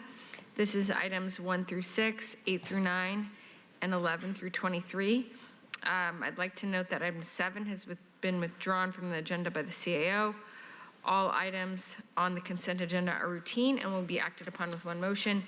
Individuals can comment on the consent agenda after the supervisors pull the items they would like for discussion. Would any of my colleagues like to pull any items for discussion or have comments on any of the items on the consent agenda? Vice Chair Montgomery Stepp. No need to pull any items. I may have comments after public comment. Okay, thank you so much. Chair Pro Tem Aguirre. I also have a brief comment after public comment. Okay, 2 comments after public comment. Great. Supervisor Anderson. I'd like to pull item 14, and I have a brief comment right now. I understand item 7 was pulled. I don't have a problem with the contract, but I did look at the contract, and under the previous contract, 8.6% of the people were served in District 2. And when I looked at the contract, it allows for 100 miles per month. But if you were to, say, look at a single trip from Boulevard to this board meeting, that's 66 miles. They couldn't come here round trip. So if they don't have good internet, they're not participating in our meetings. And so I would like for our staff to go back and look at the actual distances. You know, if we were to look at Potrero has 900 people. The average household income is $28,000. And yet the closest meal program we have in El Cajon is beyond their range. So I think that we would see more use in District 2 if there was actual services provided to District 2. And so I'd like staff to go back, take that into consideration before they bring it back to the board. And then finally, I think this is a terrific program, but what I'd really like is after this contract completes, for us to look at a multi-year contract and open up the bidding process beyond JFS. So I have no qualms with JFS. They're doing a great job. But I would like to see some of the poorest people in my district to have access to this wonderful program the county funds. Thank you. Okay, thank you very much. Supervisor Desmond. Thank you, Madam Chair. I appreciate Supervisor Anderson's comments as well, and hopefully that work about the mileage expands beyond District 2 to all districts when we take a look at this. I also understand item 10 was moved to the regular under discussion. Okay. I just wanted to, since 14's pulled, item 21, this is a second consideration. I'm going to be registering a no vote on item 21. I believe the county consumer fairness and public protection unit duplicates the existing consumer protection unit under our district attorney. So I'll be registering a no vote on item 21. Okay, thank you very much. We can now turn to public comment. Thank you, Chair Lawson-Remer. We have 25 requests to speak on items on the consent agenda, 13 in person and 12 requesting to speak by phone. As a reminder for individuals in the chamber and those requesting to speak by phone, item 7 was withdrawn and item 14 was pulled for discussion. Any individuals that requested to speak on item 14, please hold your comments until the board discusses that item. We'll receive public comment on that item separately. Any individuals that requested to speak on the remaining items in the consent agenda by phone, please dial into the conference line using the instructions that were provided to you. We'll begin with the in-person speakers. As your name is called, please come forward and stand on the arrows until it is your turn to speak at the podium. You will have 2 minutes to address the board, and I'll ask you to begin by stating your name for the audio record. Also, when speaking, please identify which item or items on the consent agenda you are speaking about. I'll be calling you in groups of 3, so I'll ask you to please listen for your name. I'd like to invite forward the first 3 individuals, Chelsea Mutual, Mike Borello, and Pam. If I've called your name, please come forward.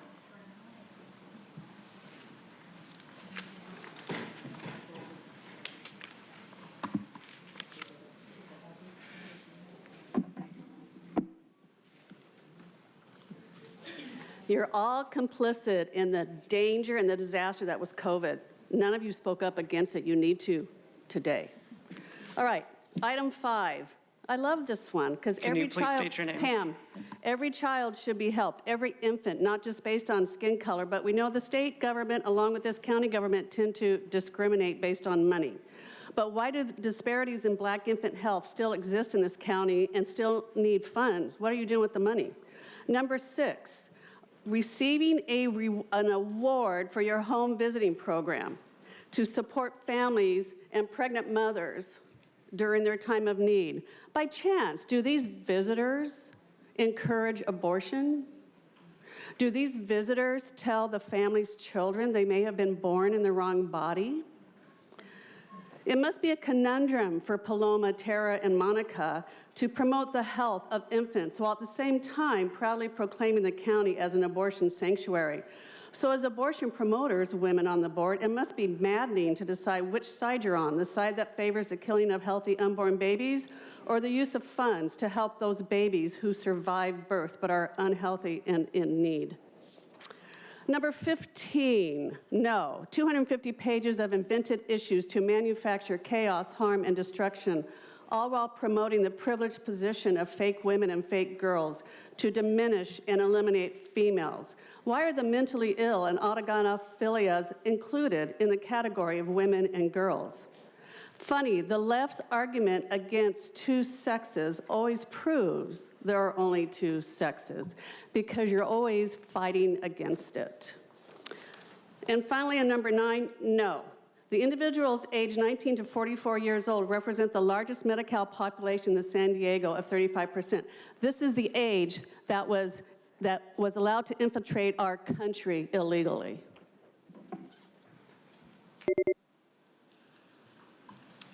Next speaker, please.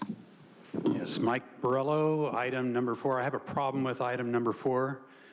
The board letter states that acceptance of this funding allows for a more robust public health workforce to advance health equity, diversity, and inclusion, and will train staff in racial equity, cultural responsiveness, and related equity skills.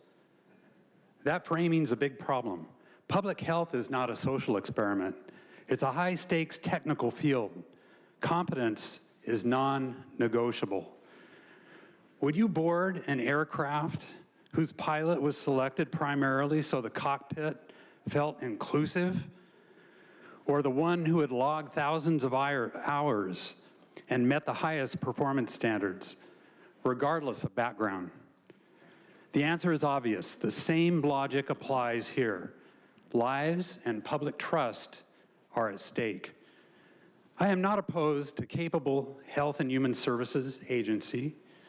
I'm opposed to using millions in public funds, whether granted or not, to expand a workforce under an equity-first mandate rather than strictly a competence-first one. The research shows consistent credential gaps and elevated failure risks. Calling this foundational capabilities does not make it safe. This mindset is simply reckless. Reject the item, or condition any acceptance on explicit merit-only hiring, promotion, and training standards with no demographic preferences, period. Quality of staff must come first. Thank you. Okay, thank you. I'm sorry, is there a problem? It's not your problem at all. Thank you so much for your comments. You're good, but we're going to have to pause our meeting for a moment. Andrew, do you want to see what you can do? Thank you.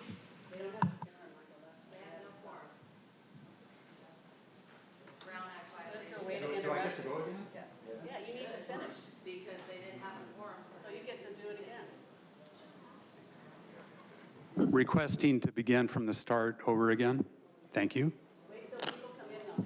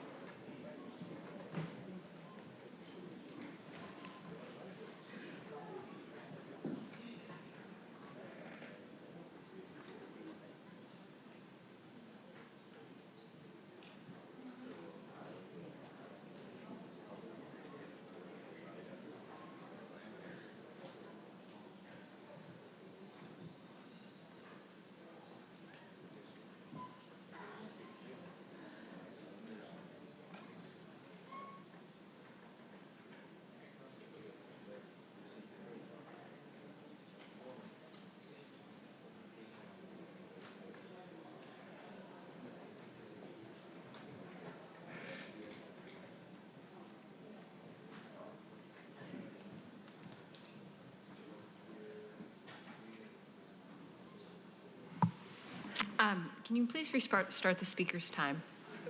He had about 20 seconds left. No, just start over again. Desmond wasn't here when I walked in. How much time? You want to hear it, right, Jim? There's 12 seconds remaining. Be honest with you, Thank you. the bathroom has speakers. That was a lot of information. Well, I just Why don't we wanted go you to hear ahead it and, because give the you're the gentleman- only one that's going to vote against it. So. Why don't we give the gentleman his full time? Okay, thank you. Okay, where's Please Anderson? no cheering, but thank you for the Where's support. Anderson? We have quorum, so there's 3 of us, so that's what we have to continue with, but you can have your full time. So go ahead and begin again. Okay. Thank you. Maybe he'll walk in, I'll get lucky. So I strongly oppose item 4 on the consent agenda. The board letter states that acceptance of this funding allows for a more robust public health workforce to advance health equity, diversity, and inclusion, and will train staff in racial equity, cultural responsiveness, and related equity skills. That framing is a big problem. Public health is not a social experiment. It's a high-stakes technical field, and competence is non-negotiable. Would you board an aircraft whose pilot was selected primarily so the cockpit felt inclusive, or the one who had logged thousands of hours and met the highest performance standards, regardless of background? The answer is obvious. The same logic applies here. Lives and public trust are at stake. I'm not opposed to a capable Health and Human Services agency. I'm opposed to using millions in public funds, my tax dollars, whether granted or not, to expand a workforce under an equity-first mandate rather than strictly a competence-first one. The research shows consistent credential gaps and elevated failure risks. Calling this foundational capabilities does not make it safe. This mindset is reckless, simply reckless. Reject the item or condition any acceptance on explicit merit-only hiring, promotion and training standards with no demographic preferences, period.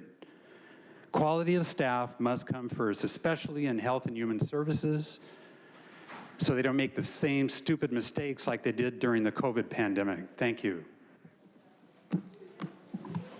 Thank you. Thank you. I'd like to invite forward 3 additional speakers, Mary Jane Jagodinsky, Cesar Javier, and allegedly Audra. If I've called your name, please come forward.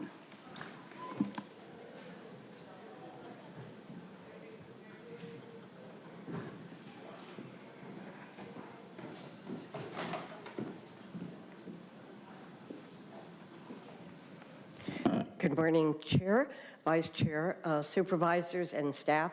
I'm Mary Jane Jagodinsky. I'm a Senior Vice President of Development with nonprofit Bridge Housing. I'm here briefly in support of item 16. I want to thank you, the county, for the opportunity to work again in partnership with the county in providing needed affordable housing. This development is one we've worked with your staff and with our partner, who is San Ysidro Health. It allows us to provide affordable housing for families that are in need, as well as to continue to provide healthcare services in a neighborhood that has been underserved. And with that, I want to thank you again for this opportunity. We're here for any questions. Thank you. Thank you. Next speaker, please.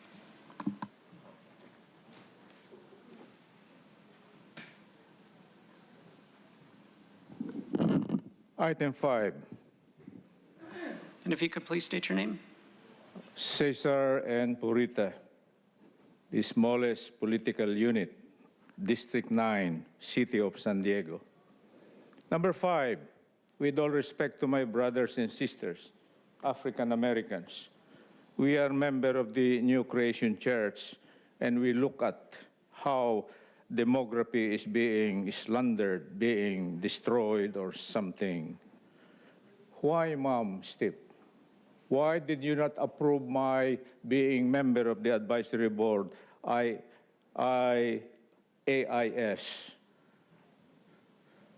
Recommendation, let's not put demography in the limelight, because the sick and dying are not only black at the border. Ma'am Aguirre, correct? We have Filipinos, we have Asians, we have name it. Number 7, this is the advisory effort of AIS. AIS. Why single procurement, Ma'am Rimmer? Why? And why Jewish family services? Why? Why? Number 16, why exempt CEQA on affordable housing in an infested, toxic area? Mama Giri, where is our sanity? You build houses, you know that the environment is not suitable. CEQA says, decent home in a suitable surroundings. Sir Anderson, Sir Desmond, Mom Steve, God help. Thank you. As the next speaker is coming forward, I'll invite 3 additional speakers, Chris Bloom, Brian Woods, and Melissa O'Connor. I've called your name. Please come forward.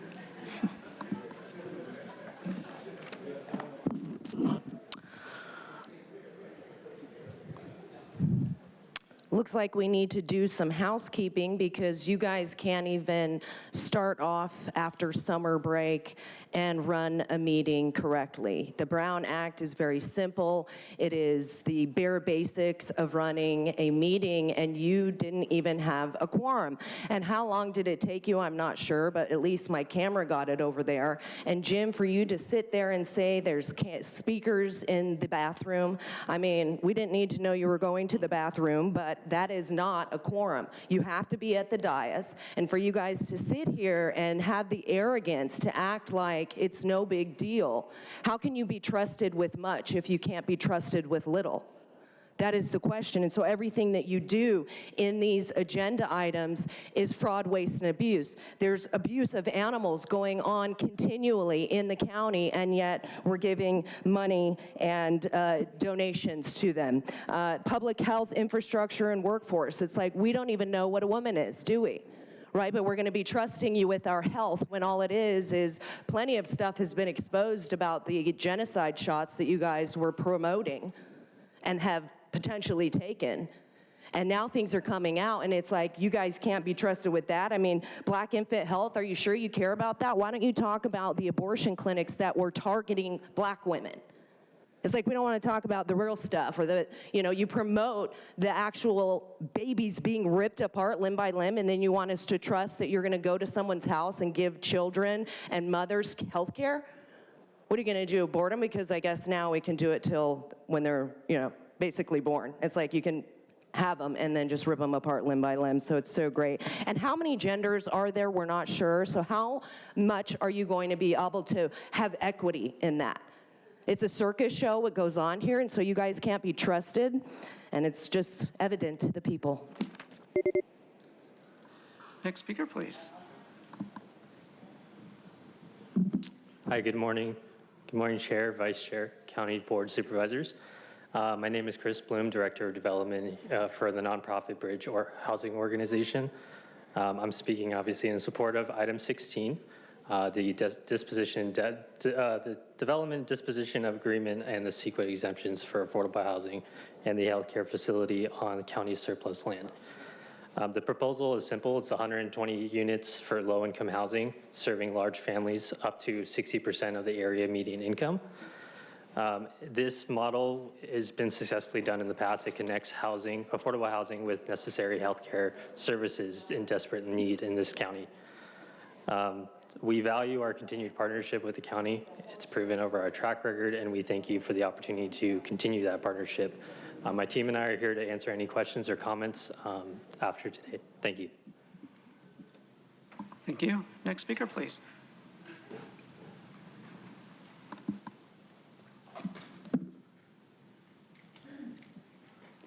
I oppose number 4. My name is Melissa O'Connor, and I would like to report a crime. You forced PCR genomic testing on us. You cataloged our biological samples, and you used them against us to push lockdowns, reduce our movement and human interaction. Then you increased surveillance with continued testing, which fed the cycle. You shared our DNA without our knowledge or consent. Then you used our money to develop a private product. You used our money to sell us a private product. You advised legislators on policy to coerce us to take the product. You experimented on us with that product, and you made billions off this product from our initial investment. When we rejected your toxic product, you punished us for taking it, for refusing it, taking education and socialization away from our children, shutting down our ways to make a living, and in some cases, fired us from our jobs. This is criminal. It has taken me 5 years to understand how you pulled off the greatest economical heist from the American taxpayer while turning loved ones against each other, keeping healing modalities from us, and poisoning us with so-called treatments. The NIH and the CDC flooded San Diego with millions of dollars to carry out this genomic surveillance done by the county. UCSD, Scripps Research, and Rady's Genomic Institute. Then You then relied on these same local experts to advise you on public health policy, the very ones who profited from using us as experiments. This is malfeasance, and it would never be tolerated in the private sector. So why are we being forced? Thank you. Your time is up, ma'am. Thank you. Your time is up. Your time is up. Your time is up. As the next speaker is coming forward, I'd like to invite the remaining speakers in person. Christine Custodio-Suera, Suzanne Turner, Demetrius Sanders, and Anthony Ralphs. If I've called your name, please come forward. My name is Brian Woods. I'm with San Ysidro Health. I'm the Director of Housing Partnerships, and I'm here to speak in support of item 16. This item is going to allow us to continue to serve that community with a health center that we've served for multiple years. But the great thing about this item is it's also going to add an element of affordable housing to that site. So that area is in need of affordable housing. This allows us to pair health with housing, which is a model that's great for keeping the residents, not only of the affordable housing, but of the entire community, healthy and thriving. And we support this, and we're excited to work with our partner Bridge Housing on this. We've partnered with them on several other, and we've seen this model of health and housing together, co-located, successful in National City, in Long Beach. There are several models of this where the housing and the health center is co-located, and we're grateful to be a part of this project. Thank you. Next speaker, please. Good morning, Chair Lawson-Remer and members of the Board of Supervisors. My name is Christine Custodio-Suero. I am the chair of the San Diego County Commission on the Status of Women and Girls. With me is Vice Chair Dara Ogunsaju speaking on item 15. On behalf of the commission, I want to recognize this important milestone in the county's implementation of our local CDOT ordinance and thank OERJ, HRNA advisors, county staff, community stakeholders, and the commissioners who contributed to this process. There is much in this report that is encouraging. We see meaningful reach to women through county housing, aging, health, and self-sufficiency programs. Women are well represented within the county workforce, and the county has made important investments in language access and services reaching many women experiencing economic and social challenges. Those successes should be recognized. But this report also reminds us how much work remains. Women continue to experience disparities in economic opportunities, housing stability, and the report identifies areas requiring further examination in workforce pay, promotion and retention, healthcare, gender-based violence, the criminal legal system, civic representation, housing, and access to public services. It also identifies something essential to our ability to address all of these issues: better and more consistent disaggregated data. We cannot improve what we cannot adequately see or measure. The Commission therefore views this report not as the completion of our CDAW work, but as the foundation for its next phase. The real measure of this effort will be what comes next: deeper analysis, meaningful community engagement, department-level gender equity action plans, measurable goals, continued monitoring, and accountability for outcomes. Our shared goal should be straightforward. Women and girls throughout San Diego County should be able to live safely, participate fully in our economy and civic life, access the services they need, care for themselves and their families, and have equitable opportunities to thrive. On behalf of the Commission, I respectfully support the acceptance and approval of the report, and we look forward to continuing our partnership with the board, OERJ, county departments, and our communities as we move forward from baseline to action and from data to measurable progress. Thank you. Thank you. Next speaker, please.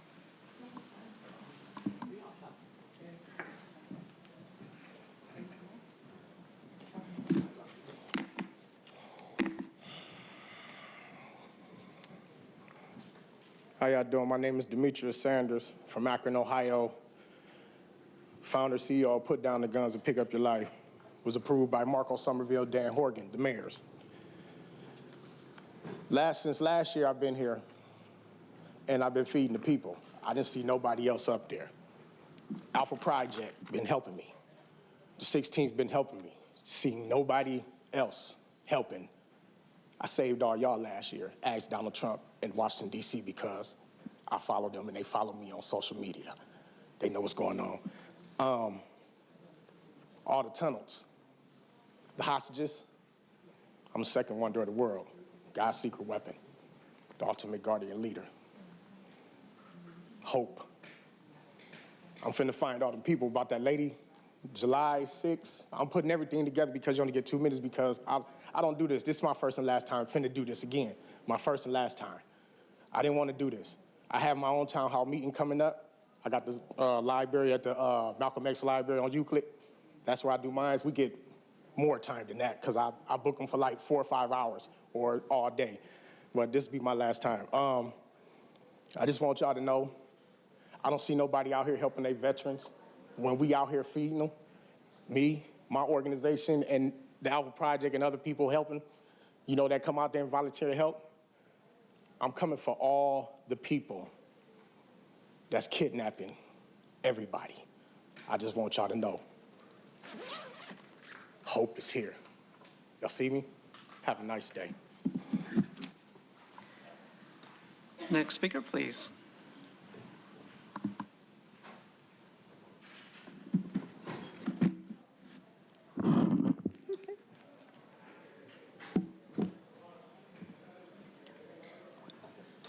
You can go ahead, ma'am. May I? Yes.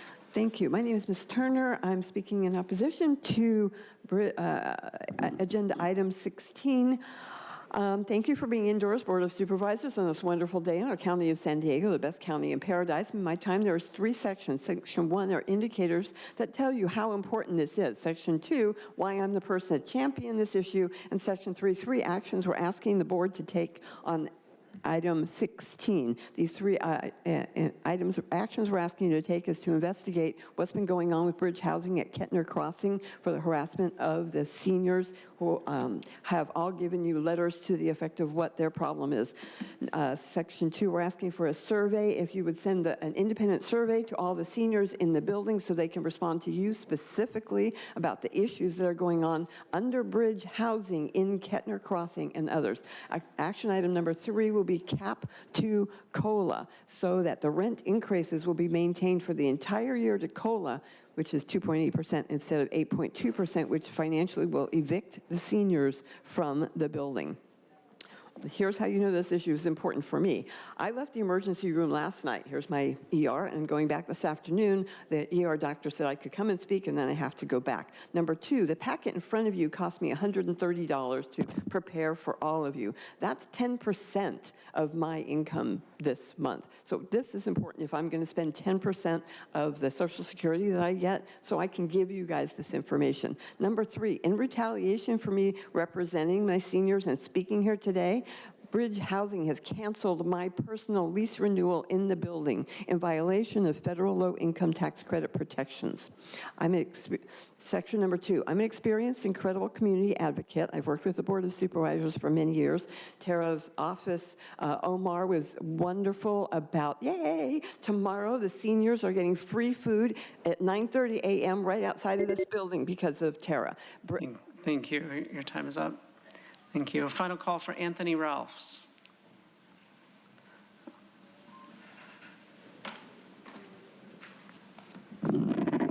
Good morning, County Board of Supervisors. Just a quick point of order. What items are spoken to? Is it items 1 through 23? Is that all the consent items? It's items 1 through 9, 11 through 13, and 15 through 23. Alrighty. Then I will start by voicing my support for items number 3, items number 4, number 5, number 6, number 7, number 8, number 9, number 11, number 15, number 16, number 12, number 17, number 18, number 19, and number 20. And I would like to speak in opposition to number 1. In the face of all the draconian, Orwellian technology that we're facing, Big Brother technology that we're facing, especially in lieu of all of the approvals that have been passed for the first responder drones that can now deploy chemical weapons, in addition to the flock surveillance cameras the level of government overreach that we're facing as everyday citizens in this county is overwhelming. And we're asking this Board of Supervisors to think very critically about the amount of technology that's being utilized against suppressing the very people that this county is created for serving. Our DNA analysis, our DNA procurement should be completely off limits. That is such a violation of our constitutional human rights. I'm afraid that we've reached a point where technology can no longer protect the human rights that were enshrined in the Constitution, and that big government has reached a level that we've never seen before. Thank you. Thank you. And just to reiterate for the callers, item 7 was withdrawn, so that the consent agenda includes items 1 through 6, 8 through 9, 11 through 13, and 15 through 23. We'll now hear from those that requested to speak by phone. When it is your turn to speak, you'll be unmuted and you'll hear a recording that will tell you to begin your comments. Again, please state which item or items in the consent agenda you are speaking about. We'll begin with our first caller.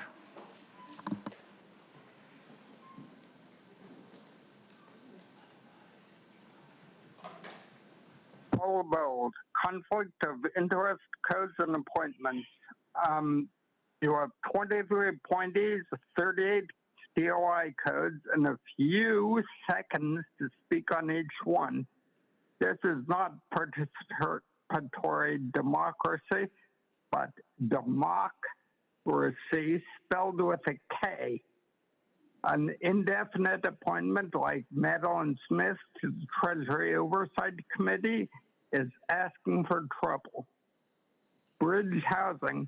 The Bridge Housing Corporation has a poor reputation for maintenance, management, and big rent hikes. Residents cite urine-soaked carpets, roach infestation, noise issues, and poor management, big rent hikes. Surely someone can do the job better. You should look for one. And reserving all units for people making up to 139 thou per year means that the developer can pick and choose and not rent to truly low-income people. Gender equity analysis right up front. The report says women make up most of the county workforce, and a large share of people served by health, housing, and self-sufficiency programs. The county would do well to eliminate gender inequity in its own ranks first. Animal services, ratify donation to animal services. Animal services has only 2 shelters. It needs more given the volume of recent animal abuse and rescue cases from Julian to Rancho Santa Fe. Black infant health. Every child is special. Every child has his or her own special issues, whether genetic flaws, special susceptibility. We'll hear from our next caller.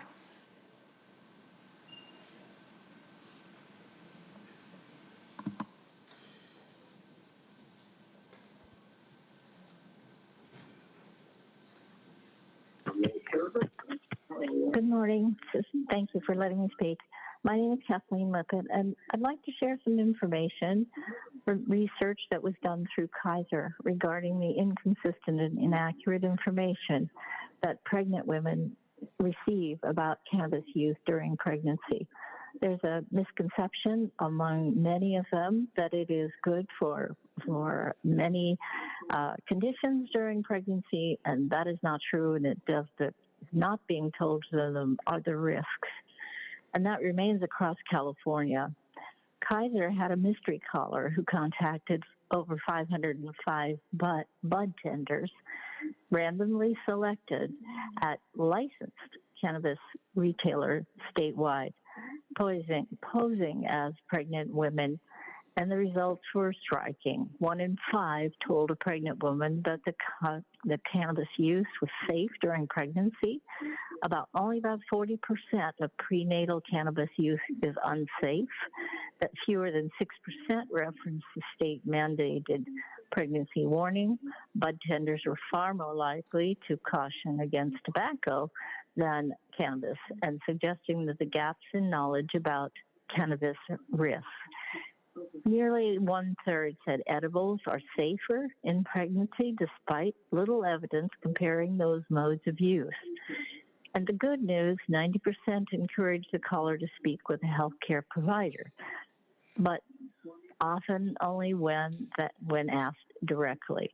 This matters because prenatal cannabis use exposure has been linked to many problems during pregnancy: complications for the mother, lower birth weight, preterm birth, disruption of fetal neurodevelopment, risks heightened for today's far more potent products because many people use cannabis during.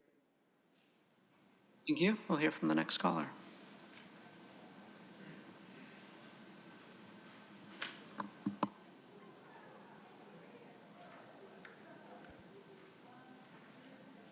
Good morning. My name is Chelsea Mutual. I'm an attorney and member of the advisory board of the nonprofit CDAW Rising. I'm speaking in support of consent agenda item number 15, and I want to commend the county for completing its baseline intersectional gender equity analysis report. It's a major milestone and a great starting point. But I also want to flag some brief concerns. First being that the ordinance in section 32.833B6 mandates that the results of the baseline analysis be presented in a public meeting of the Board of Supervisors. And I understand the time limitations, but I was disappointed to see this important item placed on the consent agenda, and arguably in doing so with no public presentation from OERJ, not fulfilling the ordinance's requirement. Second, I want to touch on how this data was gathered because I think it calls for some scrutiny. The report notes numerous gaps in the data collection, and I think we all need to better understand the methodology behind those gaps. For the departments that determined relevant data doesn't exist, who made that determination, what process was used, and do we have a plan to standardize and expand data collection going forward to minimize some of these blind spots? With the data we do have, while there's a lot to be encouraged by, we also see how much inequity remains. Women in our county earn significantly less than men across nearly every racial and ethnic group. We remain underrepresented in civic leadership, and language barriers still limit our access to healthcare and other essential services. I'm also concerned about the lack of information in the report in certain key areas, particularly reproductive healthcare, public transit and safety, and criminal and climate justice. And finally, I just want to note that other localities around the country and world are watching what San Diego County does here. And obviously the first responsibility is to our residents, but we also have a real opportunity to set the standard for CDOT ordinances in the fight for gender equity. Thank you all. Thank you. We'll hear from the next caller.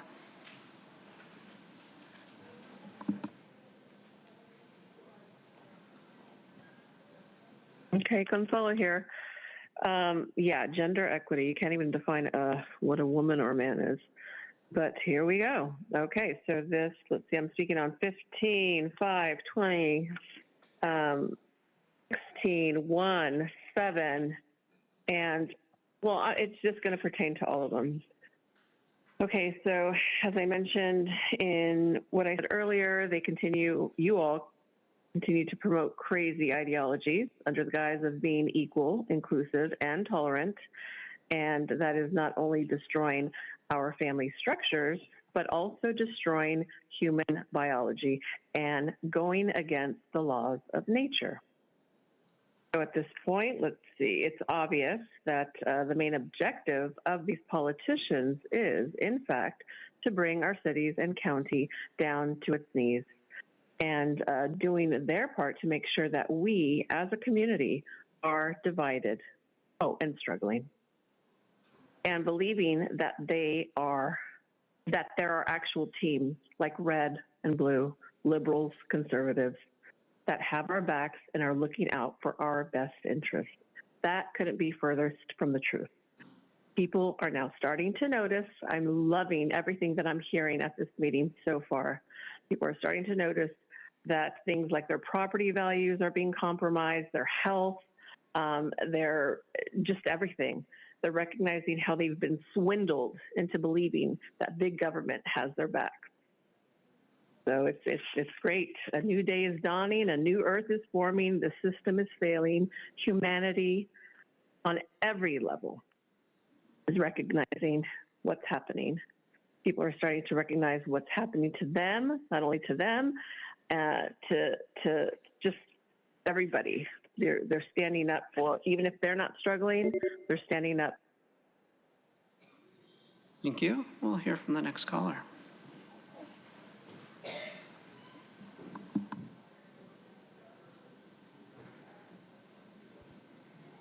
Hello, my name is Madison. I'm here in support of item 6 and the county's continued investment in maternal and child health, prenatal and postpartum care, home visiting, and connecting families with medical providers can make a meaningful difference in healthy births and infant outcomes. As we invest in maternal health, I also encourage us to emphasize prevention and education about the dangers of intoxicating substances during pregnancy. Babies are especially vulnerable to substances that can cross the placenta and interfere with their developing brains and bodies. Marijuana, nicotine, alcohol, and other intoxicating substances can have serious consequences for an unborn child, and there is no benefit to exposing a developing baby to these substances. Supporting mothers means giving them access to care, resources, and compassionate guidance, including clear information about avoiding substances that can harm their babies. Healthy mothers and healthy babies are the foundation of healthy communities, and I'm grateful to see the county continuing to prioritize both. Thank you. Thank you. We'll hear from the next caller.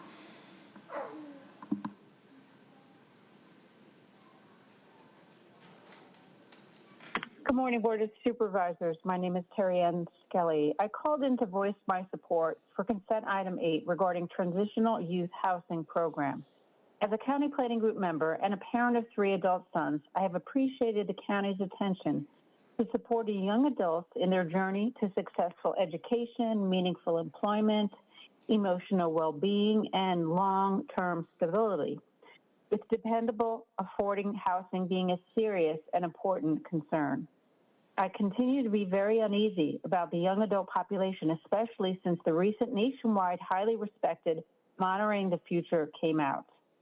Among other items, it stated that cannabis use daily and near daily marijuana use among young adults ages 19 to 30 reached an all-time high of 11.8%, meaning nearly 1 in 8 young adults uses cannabis on 20 or more occasions in a 30-day period, the highest level ever recorded in this age group. This very age group that the Transitional Youth Housing Program is meant to assist. And with it comes an increase of diagnosis of cannabis use disorder, a mental health condition in which you have issues fulfilling responsibilities at work, school, or home due to cannabis use. So when the board report lists the services that the program will be providing, including, and I quote, mentoring and crisis intervention, I would hope that comprehensive marijuana and other drug education programs would be provided. Thank you for hearing my concerns this morning. Thank you. We'll hear from the next caller.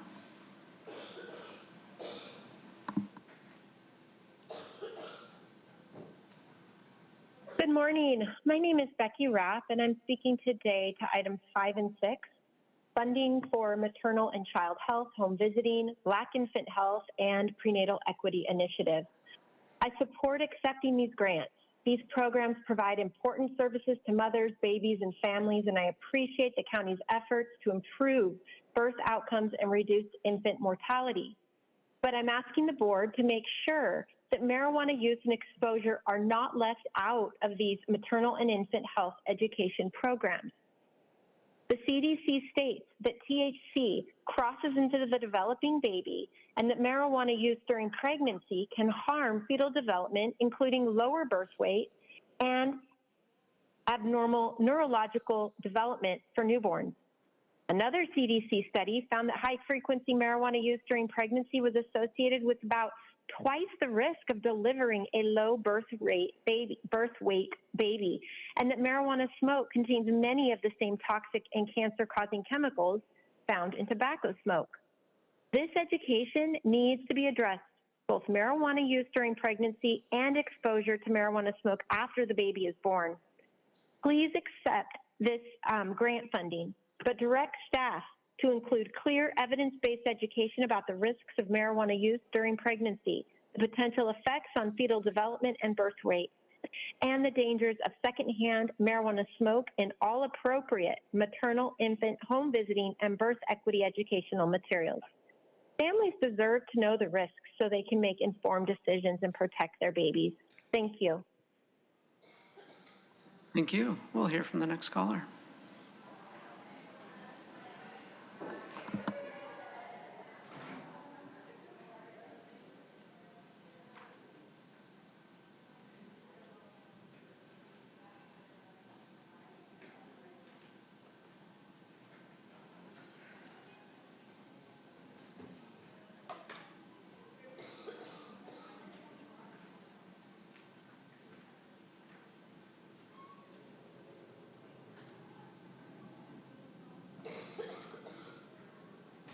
Hey, how you guys doing?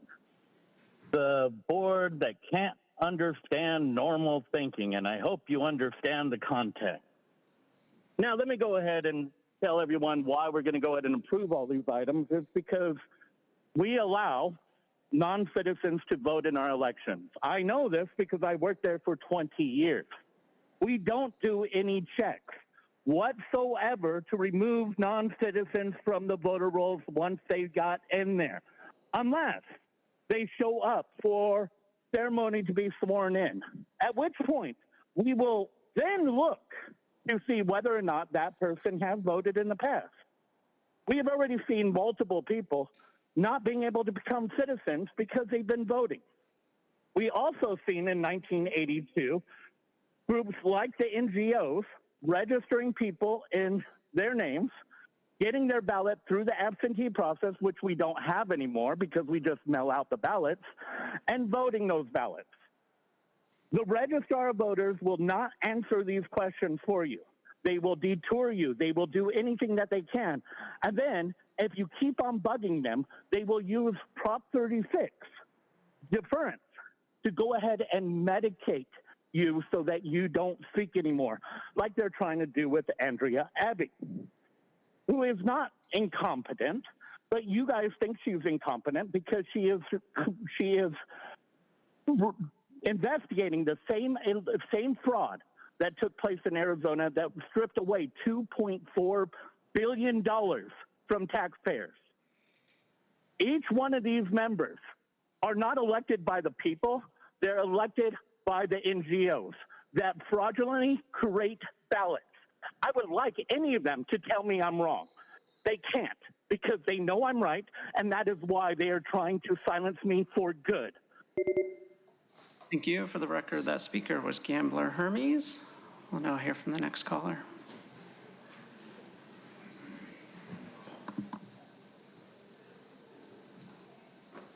Hey there, it's Truth Tonics. Item 2 for $724,000. The sheriffs can train at a federal facility, but federal law enforcement can't train at a county facility? You know that's going to backfire. Item 4, no to over $10 million to expand the corrupt county bureaucracy. You guys already blew your bloated budget of $33 million. Item 5, $9.6 million blown and 0 black babies have been saved by the 3 supervisors funded by Planned Parenthood. The higher infant mortality rates are obviously coming from abortion. Why is equity so gross? Item 6, don't even pretend you care about healthy births when you support ending births, especially Tara, who likes to use her children as props. Item 8, who's going to run this $2.6 million foster youth housing? Maybe Monica's just-in-time friend, Rashay Marie Cuevas, who defrauded Imperial Beach Little League of $96,000. Item 9, no to $61.5 million tax dollars to Medicare fraud to benefit illegal aliens. Item 11, if the property tax system is long outdated, then this $56 million bond debt should have been a discussion item 10 years ago. Item 13, no to a county health propagandist being paid up to $355,000 a year. Item 15, all Tara, Nora, Nathan, the Commission, and the United Nations CEDAW ordinance did was eliminate women. Shame on you. Item 16, the county's targeting low-income neighborhoods with high stacking tax and more death care. Bridge Corporation has $4 billion in assets. Why do they need 500,000 tax dollars in county kickbacks?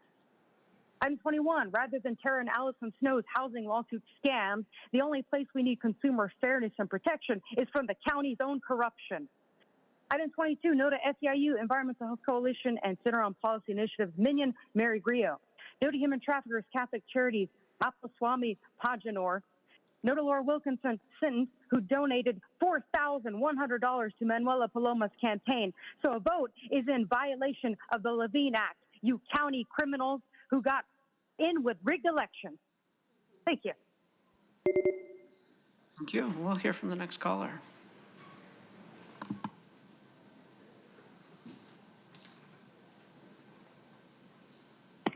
Good morning, Board of Supervisors. Ann Riddle here. I called in to address consent items 5, 6, and 8.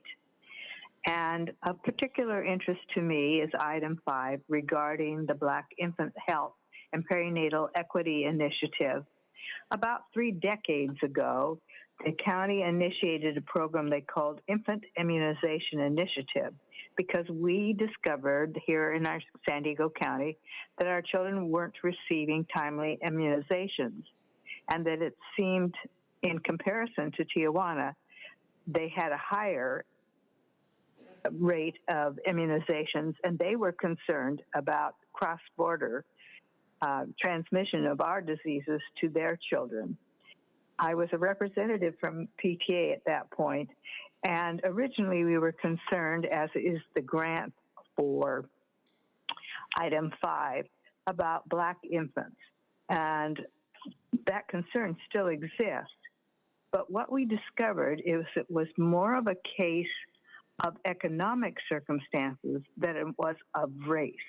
And I think it has to be deeply considered when we single out a race for our grant money, that we don't leave others behind. And there is that sense in this particular item. What we found back then was the social economic causes behind poor health were far more serious than any racial designation. And perhaps they go hand in hand. Perhaps within racial designations you do find more low-income families, but it's important not to think that what we're talking about is racial when it is far more economic. So I'm hopeful as we gather information, rather than breaking it down by racial designations, that we could take a more close look at economic. Thank you. And we'll hear from the final caller.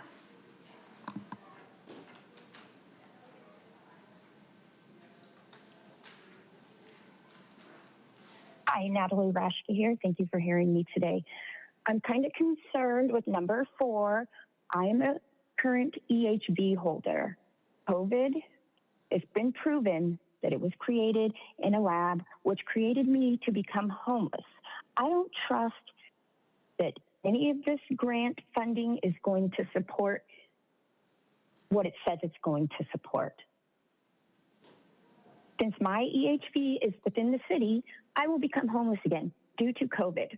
Are we taking any stats on what's going to happen to these people? There's over 300 voucher holders due to COVID that are now going to be homeless at the end of November. That's over 1,000 people. When we talk about Black infant health, that just puts a narrative that Black people are a lower class. I agree that it has to do with poverty. It doesn't have to do with race. And the government has created these narratives and made people of color lower in the lower class. That is proven. When is government going to be held accountable? 2 minutes is not enough time to touch all of these bases. When we talk about health and people and women and babies and the health coming in, the doctors coming in, nurses coming in to help women, how can we trust that? I'm a person with lived experience who experienced postpartum depression, and I was not even allowed to speak at another woman's trial on behalf of her and what postpartum is like. So we're taking experienced doctors over lived experience and not even giving them an opportunity to speak on behalf of women. I don't trust that anything that is said or done anymore, and we should be questioning everything. And that this. Thank you. And Chair Lawson-Remer, that concludes public comment on the items in the consent agenda. Okay, thank you very much. I think my colleagues had a couple comments. We'll begin with Vice Chair Montgomery Stepp. Thank you so very much, Chair. I want to thank you and the CAO for tabling item number 7. And also Supervisor Anderson, thank you for your comments there. I think there may be ways that we can make the service even better than it already is for our older adult population. We know that JFS is a great partner to the county, but when we do a single source, the only backstop we have is our vote here. And so I think we need to go back to the table and discuss the terms of that contract. In addition, I want to just thank the San Diego County Commission on the Status of Women and Girls, the entire commission, including and especially the chair and vice chair who spoke on item number 15 today. I also just want to publicly say that I'm dedicated to next steps, that the analysis is great that we're here, but it certainly is not enough. And so as we move forward, especially at Women Majority Board, I think this should be a priority, and we should also have it be presented before the board as well in the future. Lastly, item number 16, I had just a technical question about the DDA. Is this, with regard to this development, I know it's in District 1, so I only have a question.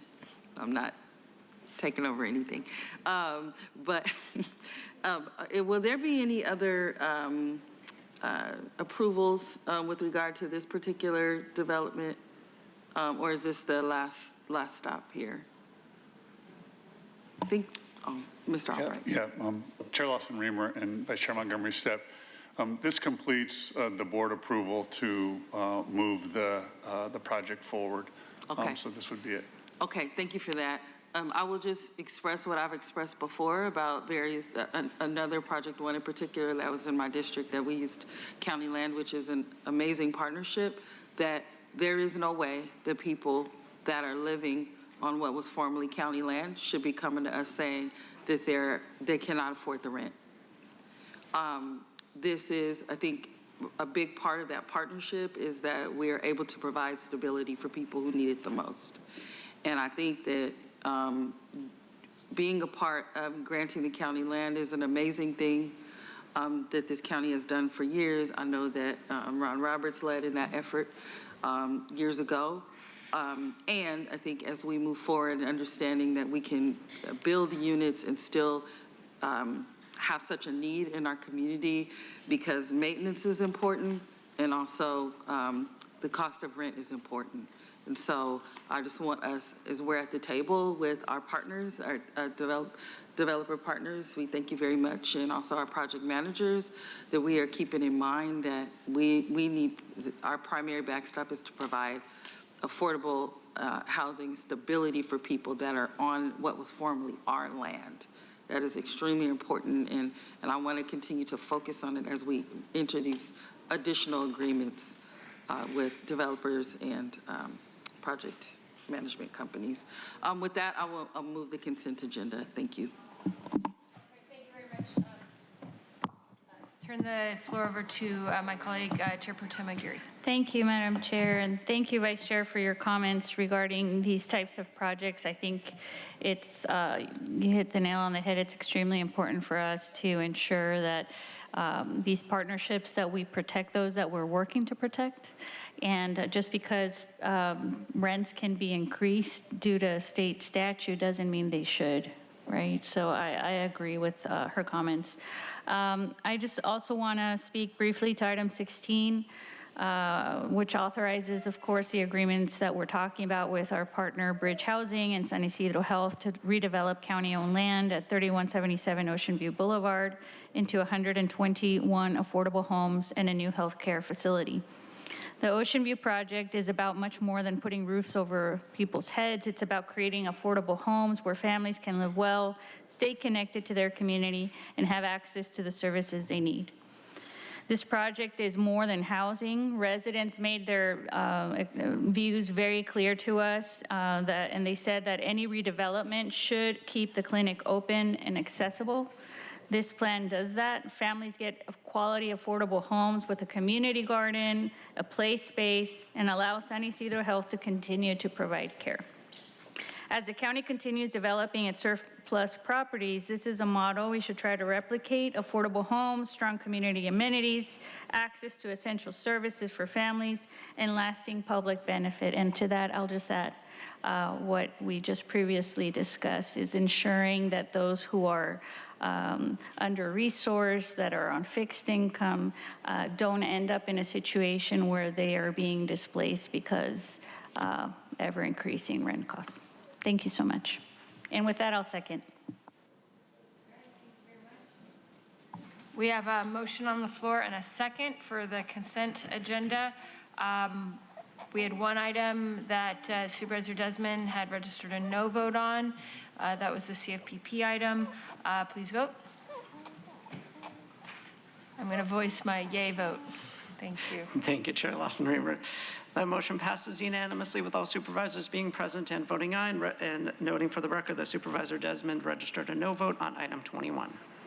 Okay, thank you all very much. I'm going to try to give a preview of the day. We obviously have a lot to do today and a lot to do tomorrow. So we're going to get as far as we can. We're going to take the two items that were pulled from consent first, 10 and 14, and then item 24. I see a lot of folks here for item 24. We're going to make sure we do that before lunch to be respectful of everyone who turned out. So after items 10, 14, and 24, we will take a lunch, and then we will reconvene and get as far as we can before closed session. Thank you. Let's begin with 10. Ebony, do you guys have something? It's Jordan. Okay. This is Jordan Marks' item? And he does have a presentation. Okay. You can go ahead and come up here for your presentation for item 10.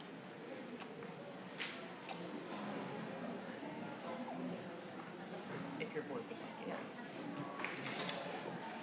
it. To my colleagues, Jordan has a presentation, but we can also just answer any questions. So does anyone want his presentation, or do you just want questions for my colleagues? Supervisor Desmond, presentation or questions? Okay. You don't need either. Supervisor Vice Chair Montgomery Stepp? At the pleasure of the board. Okay. Chair Pro Tem Aguirre? Supervisor Anderson? I'm good. You're good. Okay. Yeah, sure. Jordan, I just want, I know, just a clarification. I know we're going out for software to make, your county assessor, recorder, tax collector, make it all easier on everybody. And but what I'm concerned is, if we get a custom software package that only San Diego County has, are we going to be stuck with when updates have to be done, or are you getting something that's at least off the shelf that might be we can get people to work on and not just be one of a kind and an island sitting on our own?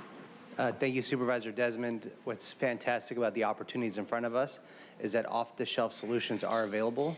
And that's actually our requirement when we're going to RFP, is that they have to have closed a property tax roll in another county.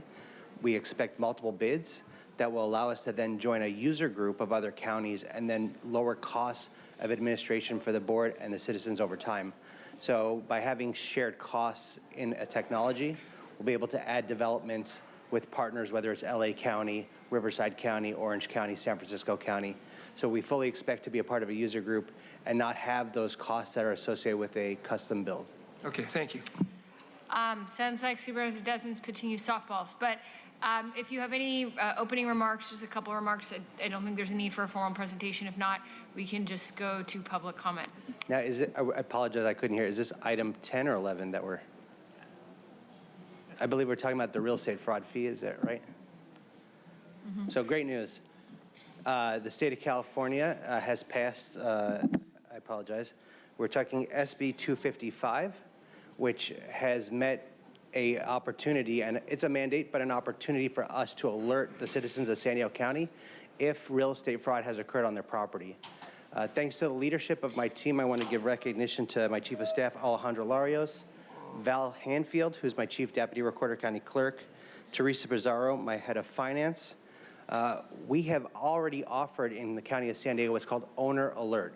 It's a free property tax e-notification program. Why that's important is because if they steal your property, within weeks they could be taking loans out against your property, reselling your property, and doing really nefarious things to the most important investment that our citizens make. Not only that, we also realize that part of our population doesn't use email. And so this allows us to meet the moment by having a mail program put in place to allow every property owner to get a piece of mail. It's a second way to thwart and fight real estate fraud. And that's what we're gonna do. So we're gonna have the email notification, immediate notification, and we're still leading in the state, teaching other counties how to offer that opportunity, but then it will follow with a piece of mail that says, hey, this has taken place on your property. It's a way that allows us to fight back real estate fraud. Our Owner Alert program last year alone caught 3 attempts at folks trying to steal real estate from our seniors and folks have undeveloped land. This is the second matching piece to it. One thing I'm really proud of is that our county is the gold standard of having a model for time and motion study to deliver this fraud protection fighting fee at the lowest cost possible. So you should be very proud of the county employees that helped bring this forward today. Thank you so much. Chairperson McGarry, you have a question? I have a quick question based on what you just presented, and welcome. So when you, as a second tier of notification, when you send out those mail alerts, are you planning on putting it in an envelope that's quite conspicuous, like yellow or red, so that people don't miss? No, and I'm not being facetious. It's a real concern, and we want to make, some people just, disregard their mail, but I want to make sure that if that is happening to them, that they get notified as soon as possible. Yeah, we actually have this issue where a lot of people view our mail as sometimes throwaway mail. Mm-hmm. So we do mark the outside of the standard county documents, important documents enclosed, real estate documents to your property to alert them. In addition, we've taken great efforts to do this in English and Spanish as well. And then we're going to have online translation for the documents inside in multiple languages when they come to our website. Okay, that's great. Thank you. Absolutely. Thank you for that question. Thank you so much. Why don't we go to public comment, and then if there's any additional supervisors questions for you after public comment, we can return to you. Thank you, Chair for being Lawson-Remer. here. Absolutely. Thank you, Chair Lawson-Remer. We have 9 requests to speak on this item, 3 in person and 6 requesting to speak by phone. Also note for the record that we received 1 e-comment in support. For any individuals that requested to speak on item 10 by phone, please dial into the conference line using the instructions that were provided to you. We'll begin with the in-person speakers. As your name is called, please come forward and stand on the arrows until it is your turn to speak at the podium. You'll have 2 minutes to address the board. And please begin by stating your name for the audio record. I'd like to invite forward Cesar Javier, allegedly Audra, and Demetrius Sanders.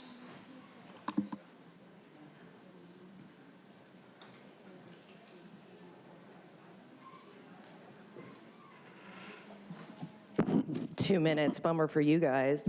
Thieves stopping thieves. That's what's so interesting, living in Satan's playground where everything is inverted and you have criminals saying they're going to protect you from the crimes that they commit against you. It's interesting. And everybody has Stockholm Syndrome because they're like, oh my gosh, yes, please protect me. When you're the thieves, you guys take homes and you're talking about protecting homeowners, right? So that eventually they can't pay their bill and then you guys get to take it back from them, rob them basically, and we just keep paying over and over for our house. How cool is that? What a great setup. Like, I mean, whoever thought of this stuff is so smart. Total racketeering, organized crime. And what is interesting is that there is immunity happening here with the county recorder and their staff if the notice fails to send, so they could get their house stolen, but at least, you know, the county's immune from any culpability in that, right? It's like, you know, vaccine makers killing people and totally being immune from accountability. Like, what? And you guys sitting there saying you want to protect kids while you rip them apart limb by limb. Like, I mean, it's crazy, Tara. I mean, how can you even say what gender your baby is? It's kind of rude, isn't it her choice? I mean, I feel like you're like putting the cart before the horse, you know, there. But it's cool. I mean, I'm sure she'll, or he'll, or them, I don't know. There's so many genders to pick from. Isn't that fun? I mean, we don't know what a woman is, but there's like, could be 250 genders. So you guys are gonna have a hard time doing equity with that. I'm gonna make sure I get equity in that. We're gonna have to, I'm just gonna make one up. I feel like we could do that. We could just identify as whatever. Like you guys identify as public servants.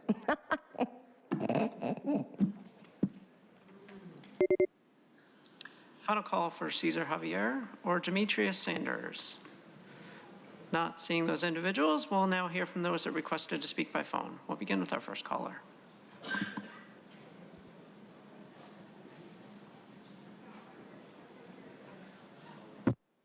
Hi, I'm Paul Bold. All I actually wanted to say was this looks good.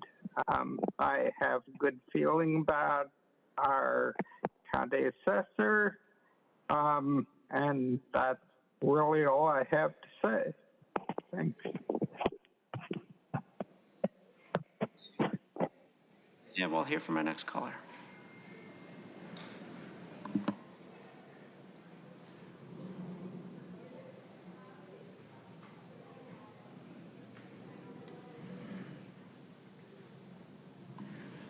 The next caller is Consuelo. Your device might be muted. Excuse me. I will, Consuelo here, and I will have to say the opposite of Paul the Bold. I don't feel good about that comes from the county. And yeah, amen to everything Audra just mentioned. That's it. Sorry, my mouth is done. Thank you. Thank you. We'll hear from the next caller.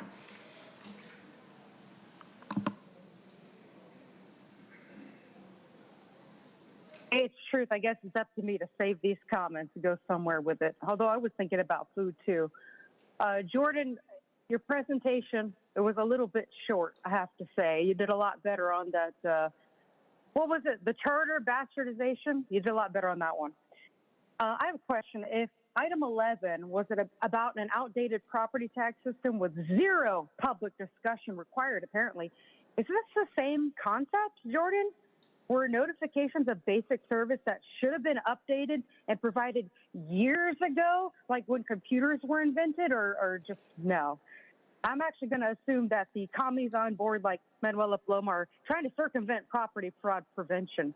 Just, you know, they never support anything good, so why would they start now?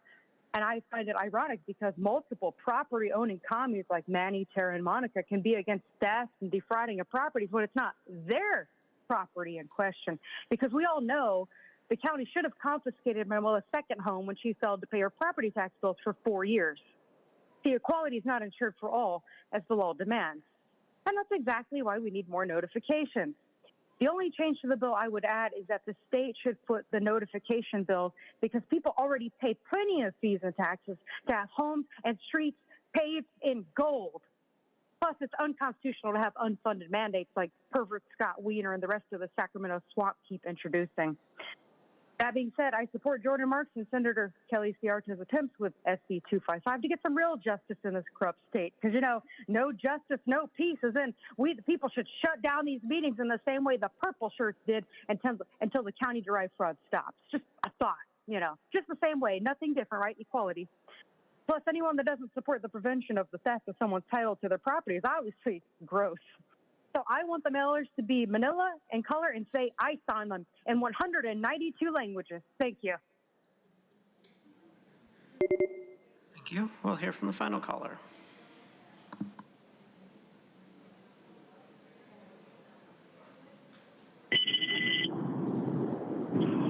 The board that can't understand normal thinking. Well, I don't know whether or not I should agree with this or not. Hell, fuck. Just go ahead and fire everyone, make it all AI. They'll do a better job than the pieces of shit that work at the Registrar of Voters office right now. Let me go ahead and explain something to everyone. That backdoor access that everyone is concerned about, it's very simple. They have access to see how many ballots were cast and who they were cast for. That way, in the last possible minute, they could go ahead and manufacture exactly how many ballots that they need and then drop them off in blue mailboxes. Hell, back at the polling sites. They could go ahead and drop them off anywhere. And then it fools all the people thinking that we had a fair and honest election, when in reality, they were just looking at the numbers, the NGOs working together with any registrar that wants to go ahead and allow non-citizens to vote without even doing any kind of checks. Being that they are the ones certifying the elections, all the responsibility falls on them. And if, when this is determined, that person should be thrown in jail immediately. Maximum punishment. That goes for you, Damian Brand, too. See, your duty is to reduce the cost, not to increase it by covering up fraud. Not trying to throw people in jail, not trying to friggin' get them into a psych ward because they disagree with you. I thought we lived in the United States of a fucking America. But no, you deported so many people. I mean, you brought in so many fucking people that you displaced us in the elections, completely and utterly. And anyone that speaks out about it, even when I was working at the Registrar of Voters Office, which you fired me, put me on hold for 6 years, and then filed a restraining order trying to throw... Thank you. And Chair Lawson-Remer, that concludes public comment on this item. Okay, thank you all very much. Do any of my colleagues have any questions or comments? Okay, seeing none, do we have a motion? So moved. We have a motion from Supervisor Anderson. Do we have a second? I'll second. Okay, we have a motion and a second. Please vote.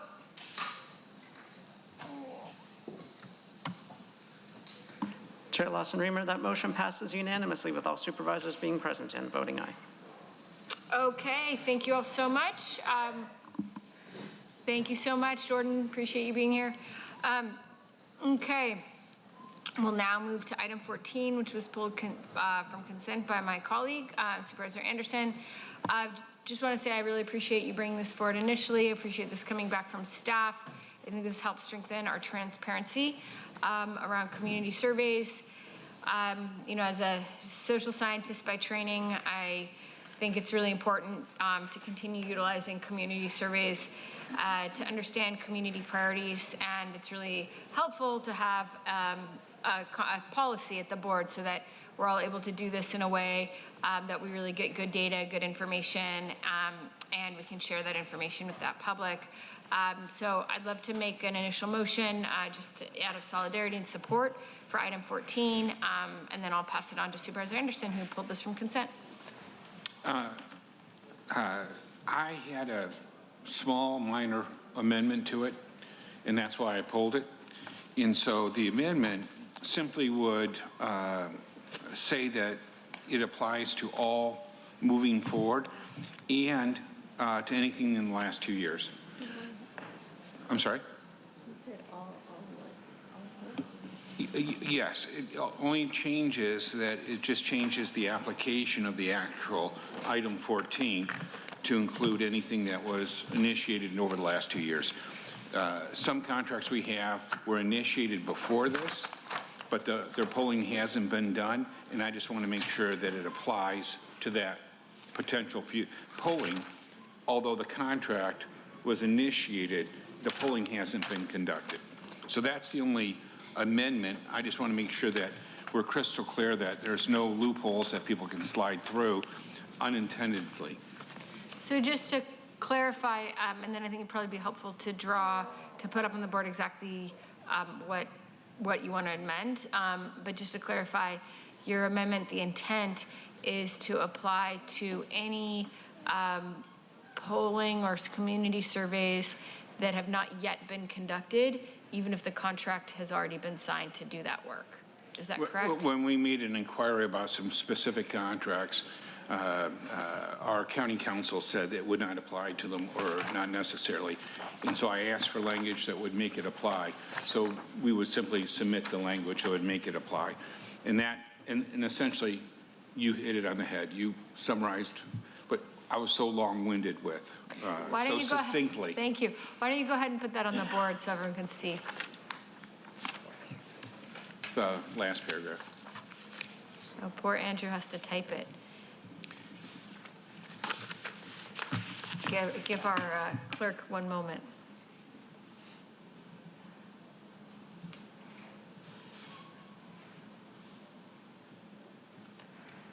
Supervisor Anderson, did you inquire regarding what contracts exist to which this would apply? Well, it would apply to all of them. But I mean, were there specific ones that? I was aware that there are some. There are? Yeah. Do you know what they are? Not off the top of my head.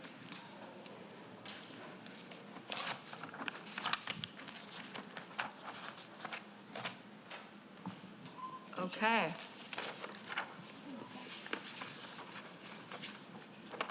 That's not what you said. That's also different, maybe useful, maybe not, but not what you said. It says, direct the CIO to apply the public posting reporting requirements of board to any polling being completed in the past 2 years.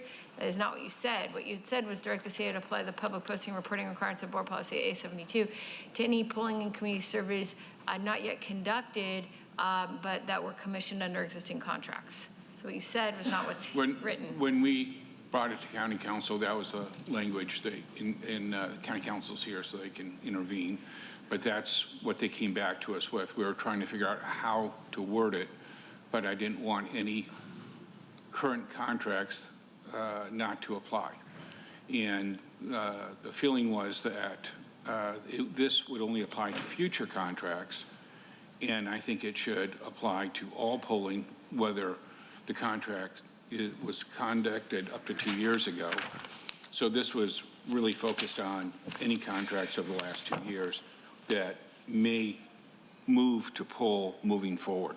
Okay. So I'm trying to close the loophole that, without attempting to, staff created in item 14. So we just want to make it solid. No, that makes sense. So how about this? Since what you said verbally does not match what is written on this piece of paper, I think I'll probably be amenable to the amendment, but why don't we give you time to think about it, county council, and we'll go to public comment, and we'll let people comment, and then we can come back to board discussion, since your proposal did not match the words in the paper, but I'm sure we'll sort it out in the next 20 minutes while we listen to the public commenters.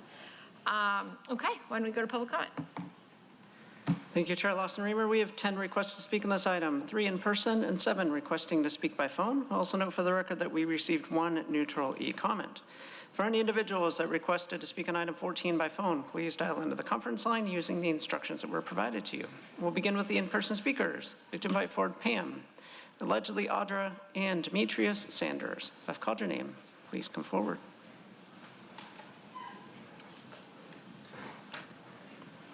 And you'll have 1 minute to address the board since there are 10 or more speakers on this item.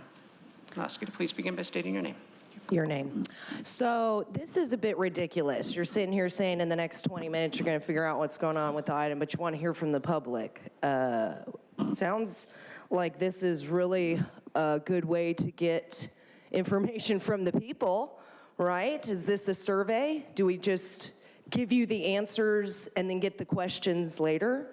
Is that how it works? I'm just wondering. It's very confusing because actually it's not. I mean, everything is inverted, and so you guys sit here and say, we care about what people think.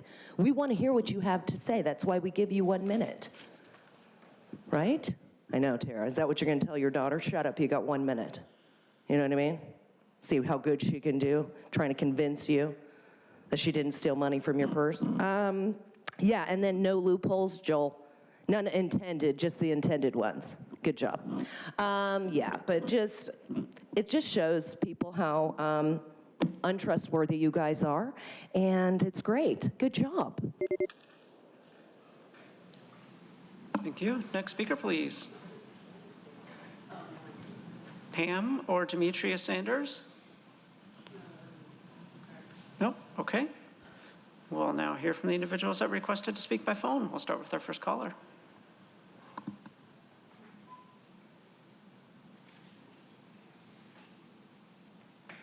Hold bold. You want to do polling, but exclude the community people. If there's a problem with the implementation or delivery of a county rule, ordinance, or service, all of the community should not be excluded, and the result would probably be helpful in resolving the issue. And excluding the people you serve is manipulation, not transparency. The county's totally politicized polling is like item 29, which you'll be considering later, where you got a polling report from FM3 and then got an opinion from Ironwood, their parent company. Thank you. We will hear from the next caller.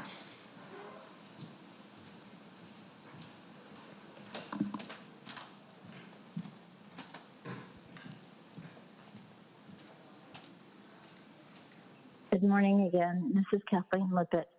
I'd like to question the county's ability to do appropriate surveys.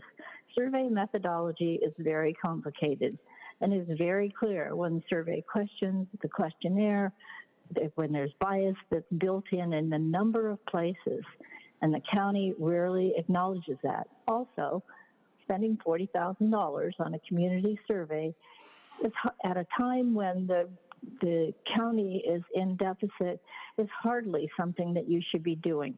You should be doing your job and not surveying what people think about that. You don't listen to them anyway. So please, no more community surveys that are self-serving. Appreciate the talk. Bye. Thank you. We'll hear from the next caller.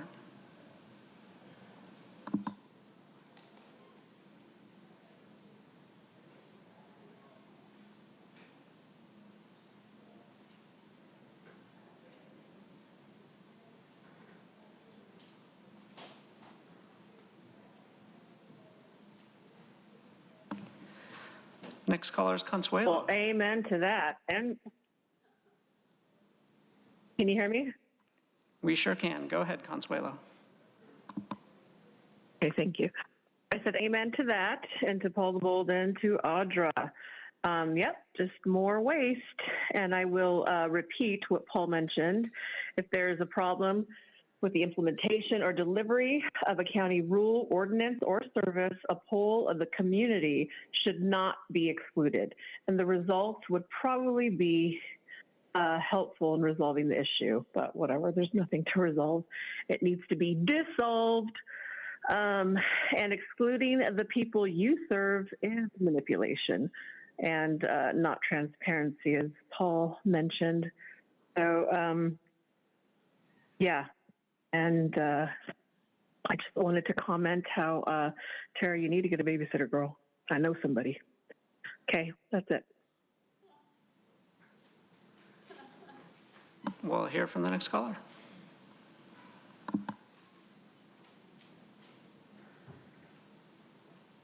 Hey, it's Truth. Tara, you also need to speak into the mic so we can actually hear you. Otherwise, let Monica chair the meeting. And Terry, you also need to speak clearly and not mumble through this agenda item, because I could understand Joel just fine, which, by the way, his statement does not have to match the words in the item. It's called an amendment or a substitute motion, rookie. No to Ebony's scan to make it look like the county cares about transparency, when this board's really just trying to cover Tara and Monica's corrupt derrieres after they wasted our tax dollars on progressive campaigner Dan Rottenstreit's expensive BS polls. There's nothing here about partisanship, and that's because Rottenstreit just ran Manny's last campaign, racking up $67,000 in debt she still hasn't paid off. Joel's earlier point about miles not being covered enough for East County residents proves that the staff, the board, does not live in, nor represent, nor serve the unincorporated communities. My favorite real county poll, a majority of voters in all 5 districts think the county is headed in the wrong direction. Thanks, Tara. We'll hear from the next caller.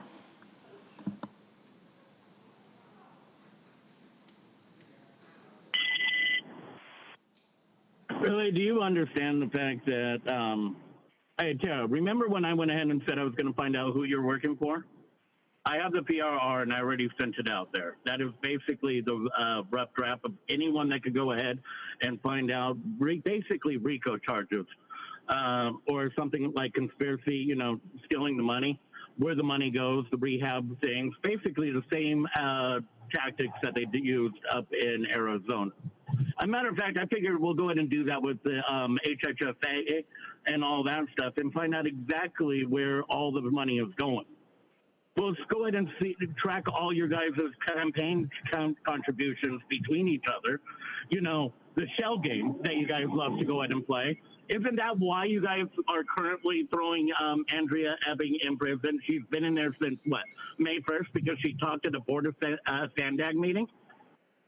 She's going to lose her houses. She lost her car. She's losing everything she has. Thank you. We'll hear from the final caller.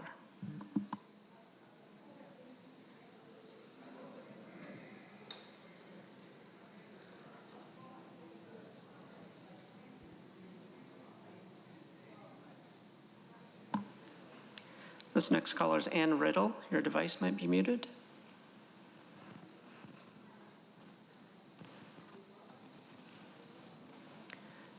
Ann, your device might be muted.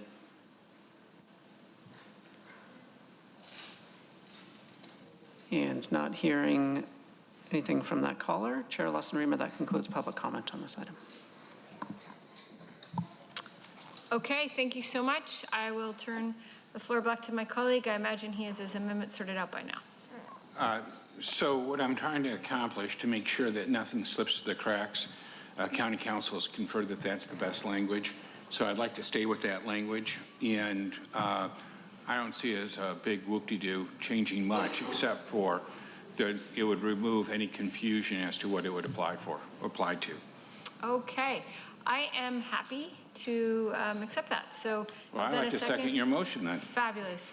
So we have a motion by myself with this amendment, making it clear that this policy, the public posting and reporting requirements goes back 2 years, not just forward. And we have a second to the motion. So any comments from anyone? I see Supervisor Desmond with their hands up. Yeah, I just wanted to thank staff's work on this and Supervisor Anderson for your initiating the effort. I believe adopting this policy is a step in the right direction. Glad to hear, looks like you might have consensus on it, and I'm happy to see it move forward and support. Thanks. Fantastic. Any other comments? Okay, please go ahead and vote. Chair Lawson-Remer, that motion passes unanimously with all supervisors being present and voting aye. Okay, great work, everybody. We now move on to item 24, which is our first discussion item we have today. Indian County facilities used by ICE and CBP for firearms training. This is an item presented by myself and my colleague, Chair Pro Tem Aguirre. My understanding is we have a presentation from a community group on this item. If you'd like to, go ahead. Yeah, if you'd like to. Actually, we're going to begin with some opening remarks by my colleague and co-author on this item, Chair Pro Tem Aguirre. Then we will go to the community presentation, and then we will have more time for board discussion. So yes, and then public comment, and then we'll come back. Okay. All right, I just want to start by thanking you, Chair, for your partnership on this item. I also want to say that most people in this country will never know what it feels like to be afraid of the people who are supposed to protect you. To hear a knock on the door and freeze, to see a nice uniform and pull your child a little closer, to need help from a hospital, from the police, from your own government, and be too afraid to ask for it. I see what that fear does every day in the South Bay. It doesn't stay in one house. It empties clinic waiting rooms and church pews. Crimes go unreported because the victim is more afraid of the report than the crime. Kids miss school. A whole community learns to stay quiet and stay out of sight in its own country. And this fear didn't come from nowhere. In just 2 years, ICE removed more than 16,000 people from our region. Federal immigration agents have shot people at least 41 times and killed 11. Renee Good, Lorenzo Salgado Araujo, Joan Sebastian Duran Guerrero, and Alex Prady, who was killed by CBP officers. Real people with real families who love them. The county has one job, and that above all others, which is to protect the people who live here, all of them. So yes, on paper, today's item ends 3 license agreements for 2 firing ranges. But this is about more than a $100,000 contract. It's about whether this county keeps lending its own property to the agencies our residents fear the most. The federal government can't terrorize our families all week and rent our firing range on the weekend. Now, federal officials answered this item with threats about the border. I represent San Isidro and Otay Mesa, the workers who cross every morning, the businesses that depend on that traffic, the families who live on both sides. Nobody has to tell me this border is what this border is worth. I know that very well. But this county can't close a single lane. Washington controls every one of them, and Washington is responsible for pulling thousands of its own officers off the border and out of our ports to run raids in American cities. The Trump administration has billions of dollars to keep lanes open, and if they're worried about staffing our ports, they can send these officers back to the border or provide the funding to do it.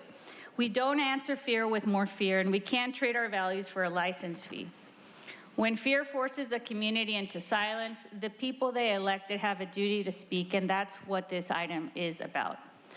So today, I want to reiterate my gratitude to the chair for bringing this item forward and to everyone who has spoken out on this and those who will. I will, at the end of public comment, present a list of all the other elected officials and groups and people who are in support of this item, but I want to hear from the public first. And that concludes my remarks for now. Thank you. Okay, thank you very much. We will now turn over to the public presentation from SDRIC. Go ahead. Thank you, Chair Lawson-Remer. We'll begin with the group presentation. You'll have 10 minutes to address the board. All 3 members of the group must be present. And all 3 members must speak during that 10 minutes. We'll ask you to please self-regulate your time with the timer on the podium. I'd like to invite forward the individuals, and as a reminder, each person in the group may speak for no more than 4 minutes. As you come forward, I'll ask you to please state your name before you begin your presentation. I'd like to invite forward Alondra Alvarez, Lillian Serrano, and Omar Abushman. If you could come to the podium and just state your name so I can verify that you're here. Alondra Alvarez. Great. Lilian Serrano. Okay. And Omar Abushman. Okay, wonderful. I'll begin your time if you want to start with your first speaker.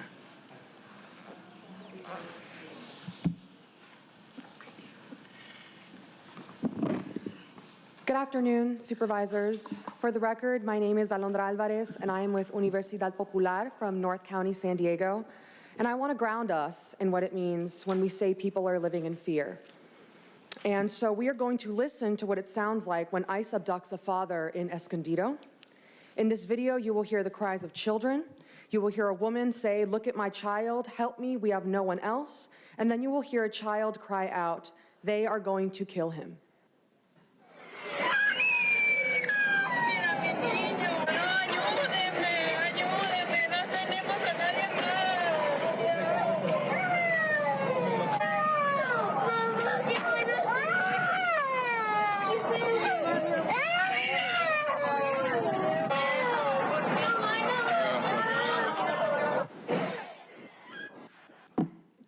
This is what immigration enforcement does to families. The terror that you hear in their sobs, in their pleas for help, that is what fear sounds like.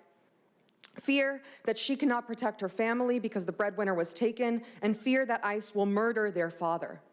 Day after day, community members fill political chambers and beg that you understand what fear is doing to our neighbors.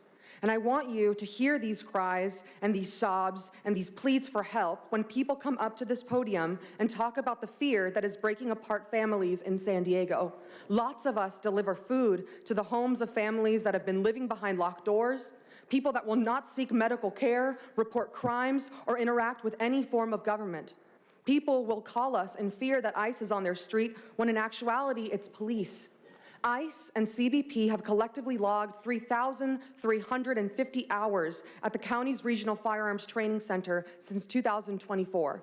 If the county is serious about saying that immigrant families should not fear their local government, then county-owned and county-leased property cannot be used to train the federal immigration agencies driving that fear. When local government resources are muddled with those of an agency that is responsible for the sobs that you just heard, an agency that is responsible for the memorials and the vigils that we put up as community members, community trust in government is broken, and so county safety is compromised. The county does not need to take responsibility for providing these federal agencies with resources that they should be operating. That is a responsibility that belongs to the federal government.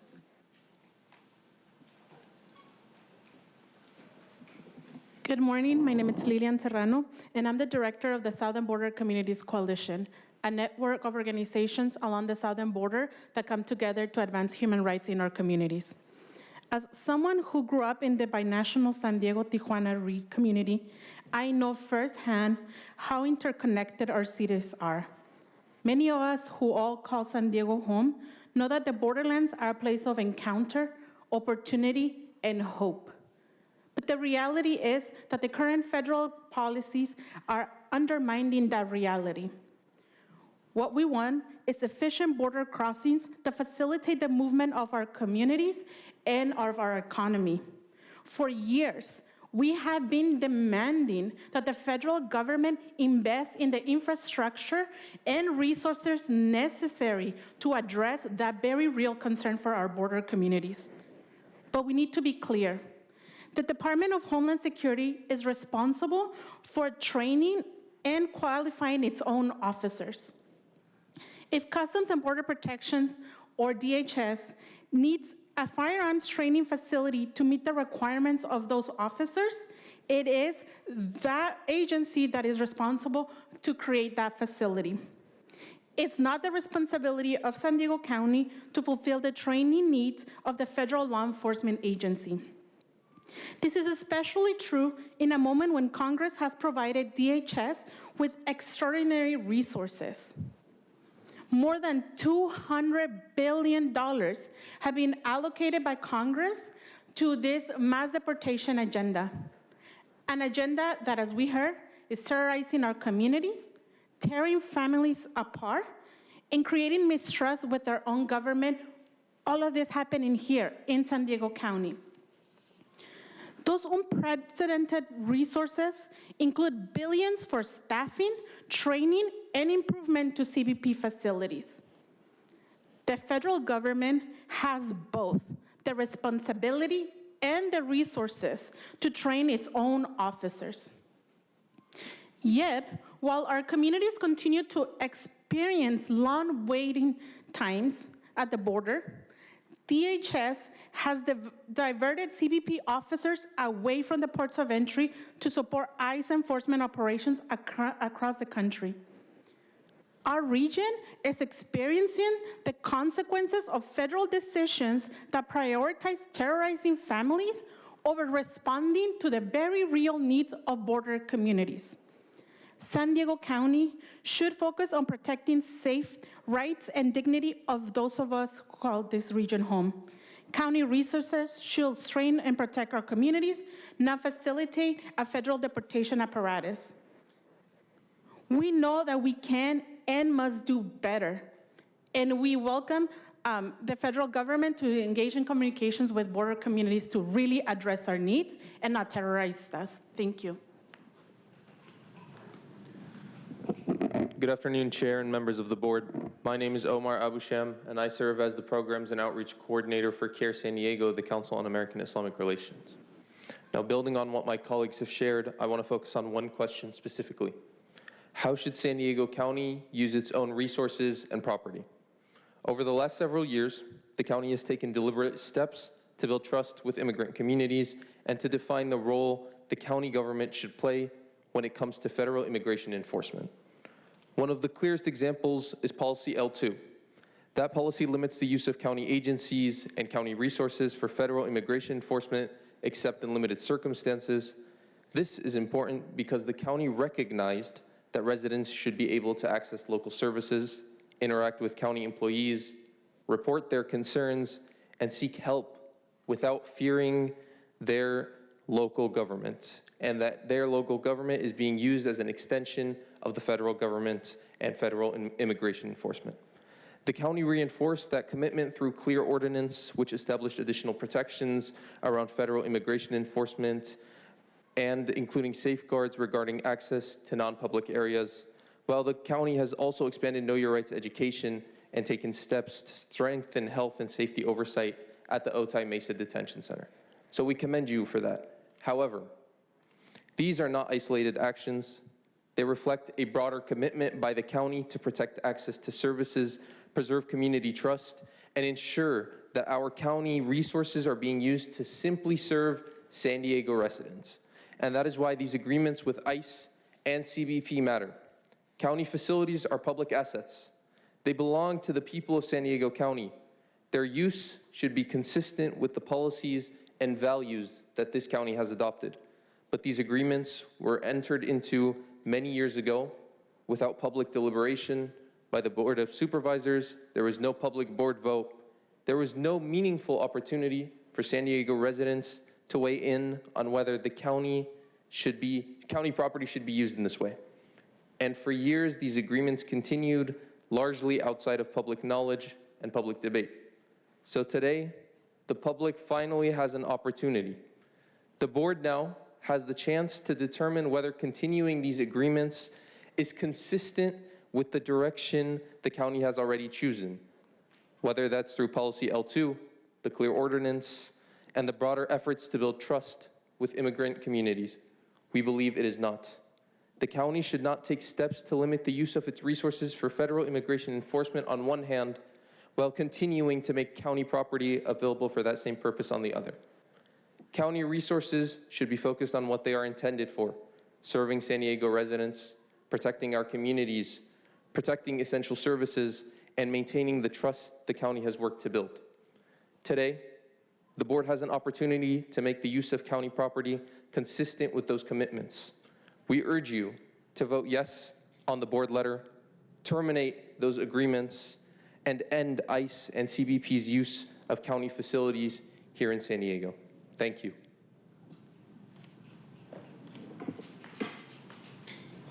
Thank you. We'll now hear from the individuals that requested to speak.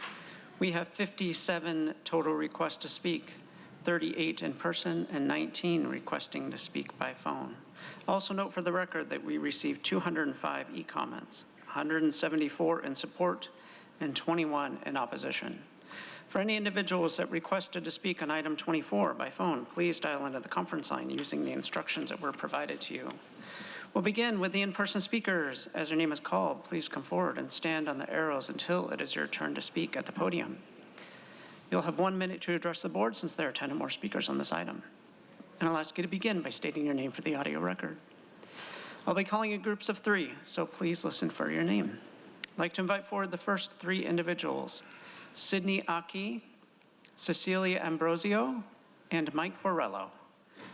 If I've called your name, please come forward.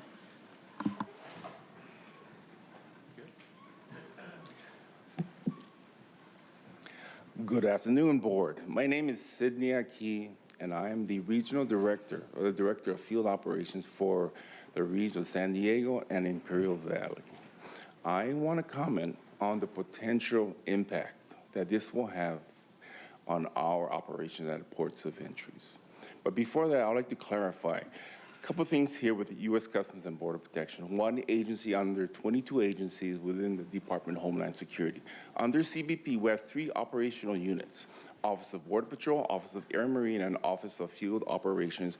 Our responsibility as a field operations is at our legal ports of entries: Airport, Seaport, San Isidro, Otay, CBX, Tecate, Calexico, and Andrade.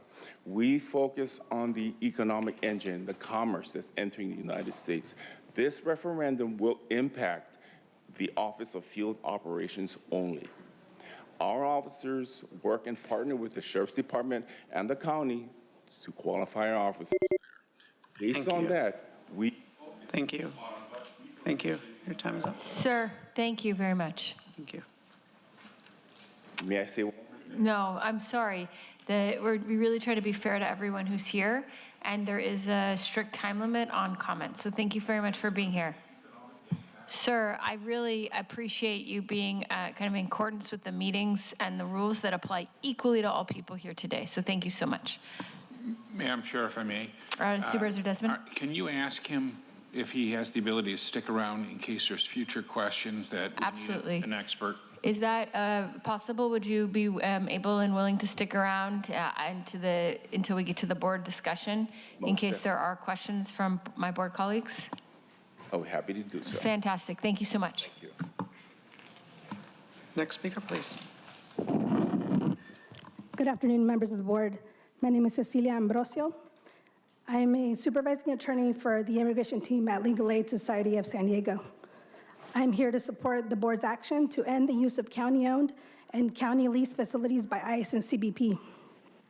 In my work, I regularly assist vulnerable individuals in applying for immigration relief, many of whom are victims of crimes. Many immigrants already hesitate to report crimes because of anti-immigrant rhetoric and fear that the police are a part of ICE. The county's use of shared facilities with ICE and CBP only exacerbates this misconception. That in turn affects and discourages immigrants from reporting crimes or cooperating with police investigations. As a result, public safety is weakened throughout our community. For these reasons, I urge you to support this action. Thank you for your time. Thank you. As the next speaker is coming forward, I'll invite 3 additional speakers: Carol Stevenson, Pam, and Patricia Mondragon. If I've caught your name, please come forward. To Mike Barillo.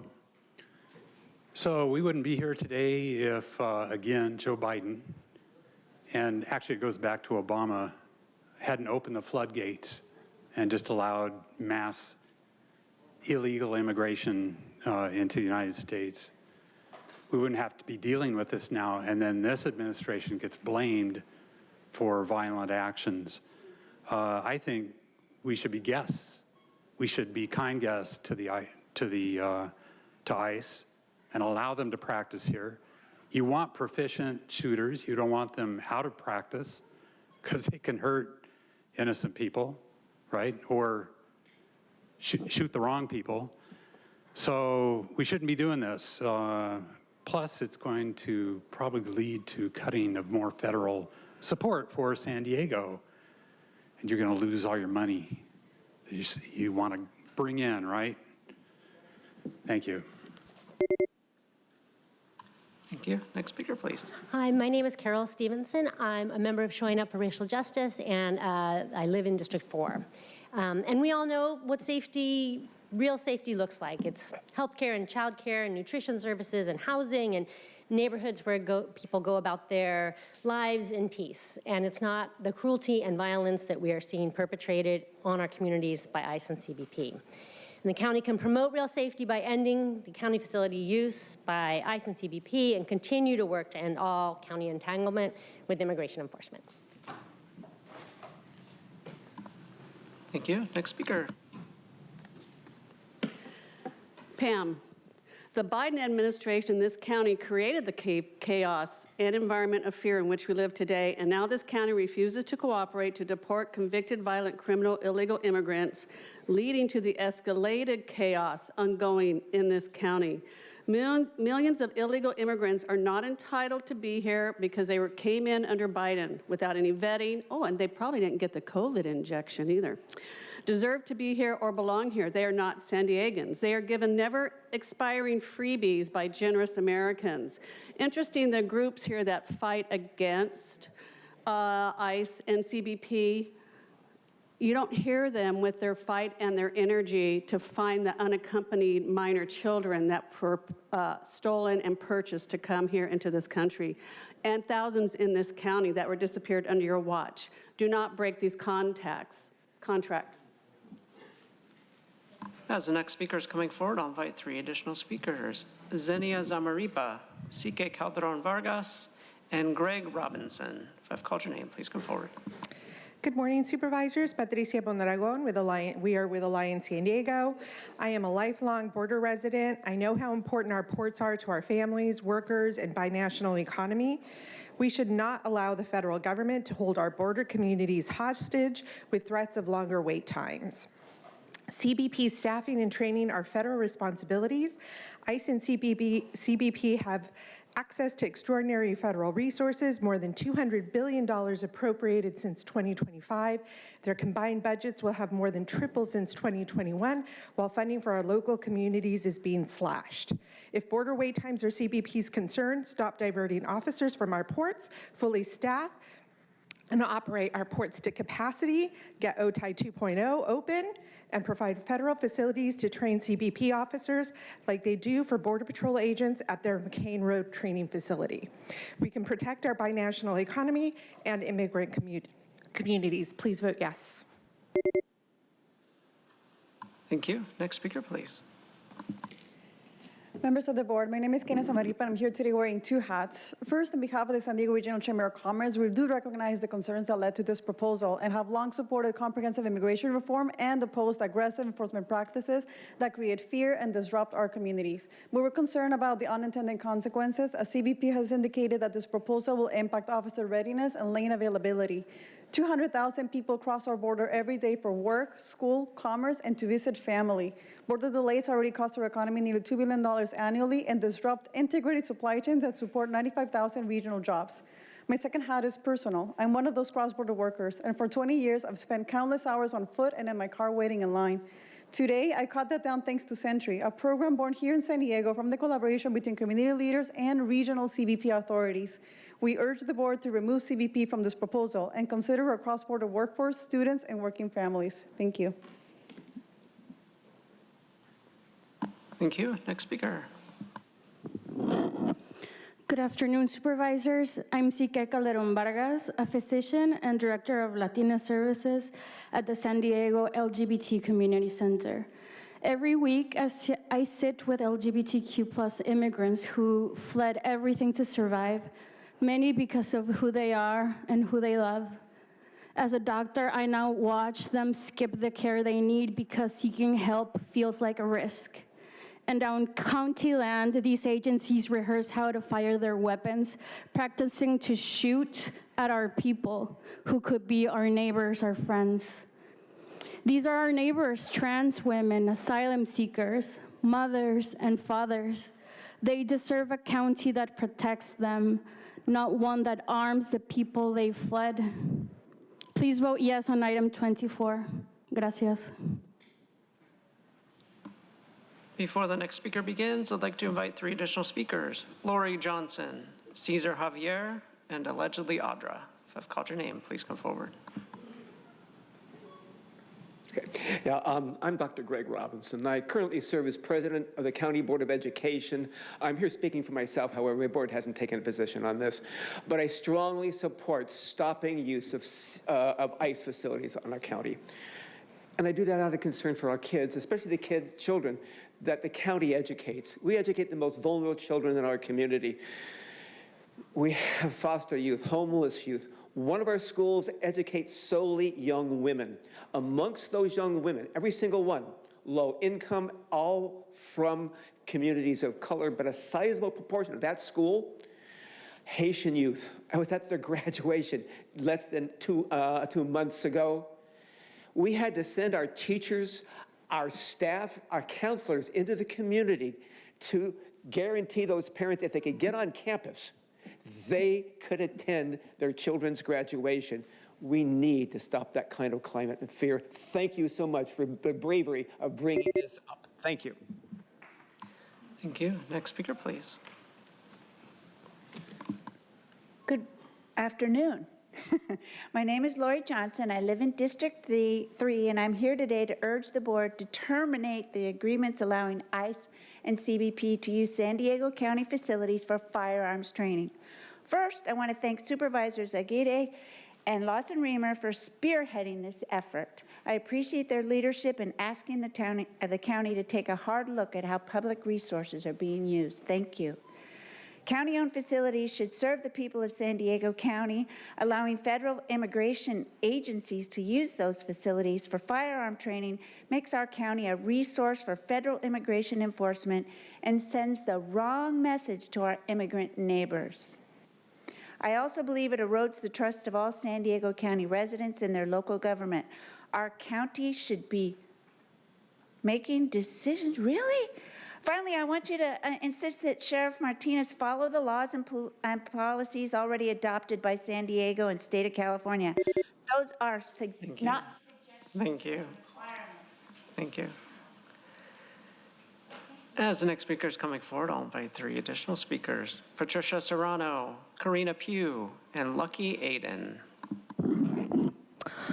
So, Tara, I was wondering if someone who was here undocumented illegally several times over and had already been deported broke into your house, into your eldest daughter's room, and raped her, would your mind be changed then? Or does it only matter if that person was an illegal that it happened to? And so, luckily for that 5-year-old who's now, maybe 7 or 8, will have to deal with that for the rest of her life, because you guys want to fund to protect that man and make sure that he doesn't get deported or, charged criminally, even though he has been. But, and then all of the unaccompanied alien children, I'm wondering why none of that ever bothered you guys, that they have been raped, their organs have been harvested, they're still missing, but I guess it doesn't matter. Next speaker, please. Good afternoon, supervisors. My name is Karina Pugh. My pronouns are she, her, and I'm speaking in support of this item, on behalf of the San Diego LGBT Community Center and in coalition with SDIRC. We're calling on you, our elected leaders, to terminate ICE and CBP's use of county facilities for firearms training. Thousands of San Diegans are living in terror as federal agents continue to rip their families apart and kill community members across our nation. The center has seen a significant increase in community members expressing their fear and how it is impacting their livelihood, their ability to safely go to work, and to just go about their everyday life. Here in San Diego County, you all have worked tirelessly to ensure that at the local level, our elected bodies work to protect our communities, ensure safety for all San Diegans. This means ensuring that taxpayer dollars given to the county are directed towards supporting our communities by investing in resources for legal services, healthcare services, and other life-saving services. Our county resources should reflect the values of the communities you all serve. Please vote yes on this item, and thank you, Supervisors Lawson, Reamer, and Aguirre for your leadership. Thank you. Thank you. As the next speaker is coming forward, I'll invite 3 additional speakers: AJ Estrada, Arlene Newbarth, and Alejandra Mier y Terran. If I've called your name, please come forward. Good afternoon. My name is Patricia Serrano, and I'm a community health worker coordinator with PANA. I live in Escondido for many years. We have a long history collaborating with federal authorities. Citizens should be safe in their own communities. This is an issue of public trust and accountability. County property should be placed where the communities feel protected, no place to use and prepare federal immigration to spread fear to our neighbors, families, children, and co-workers. Federal agents are terrorizing our communities in San Diego. San Diego County facilities and resources should be used to support should be used to support federal immigration enforcement agencies that conflict with the communities that you commit to serve in this position that you have. Thank you. Thank you. Next speaker. Arlene. This is bigger than a firing range. Fascism advances because institutions accommodate it. Because somebody decides it's just a facility, it's just cooperation, it's just training, it's just one agreement. And every one of these decisions makes the next one easier. San Diego County does not have to volunteer its property, its infrastructure, and its institutional legitimacy to assist federal immigration enforcement that is violating our civil rights, and we should not. History rarely gives people a flashing sign that says, this is the moment you were supposed to say no. So vote yes on item 24. Do not hold the door open for fascism.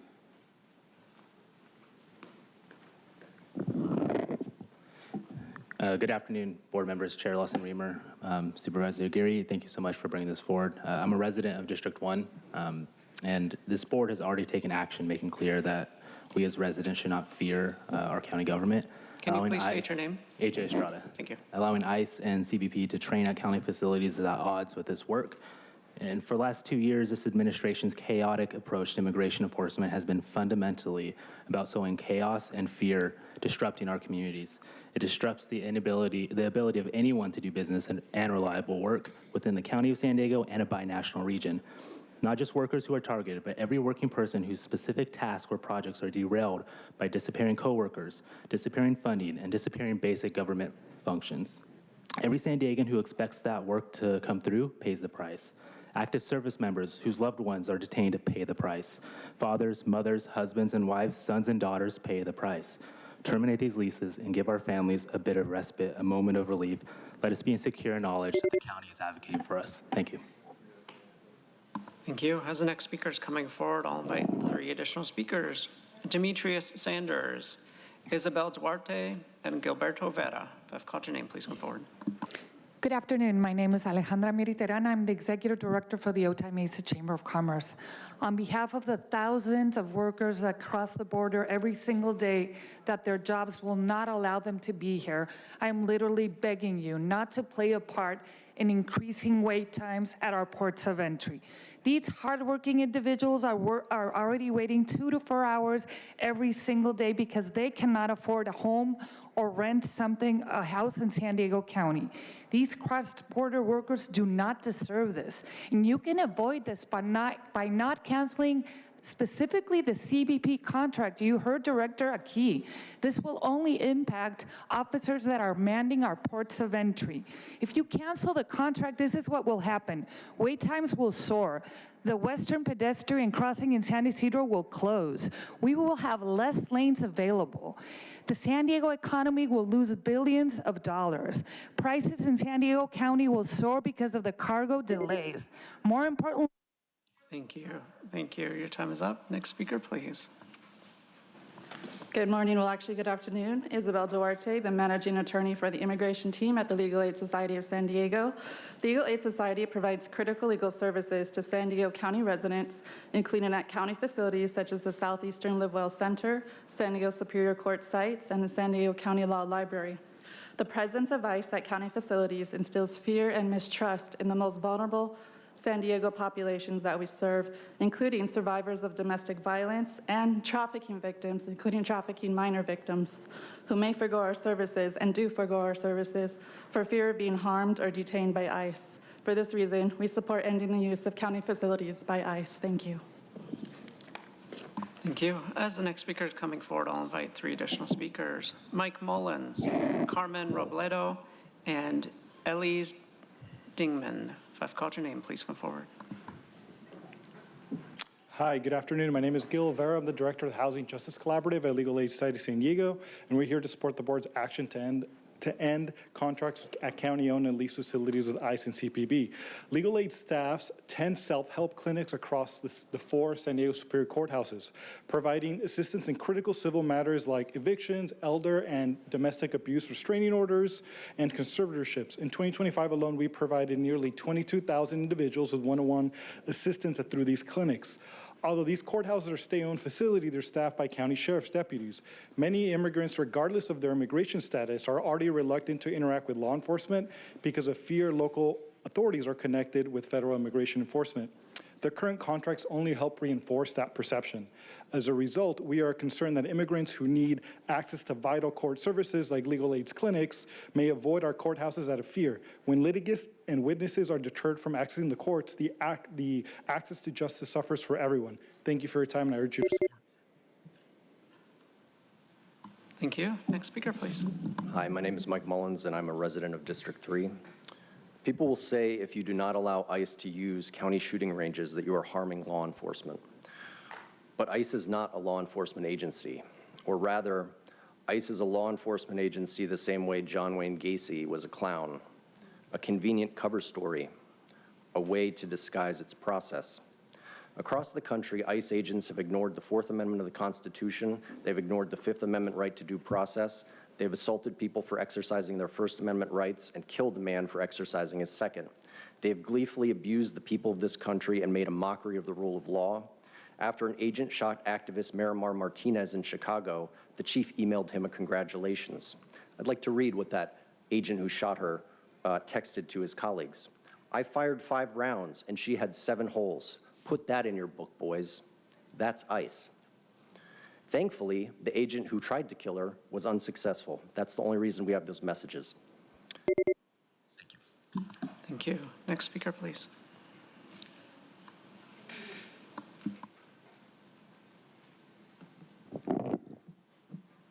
Hello, good afternoon, supervisors. My name is Carmen Robledo, and I am a home care provider and a proud UDW member in San Diego County. Every day, I care for recipients who depend on me to keep them safe.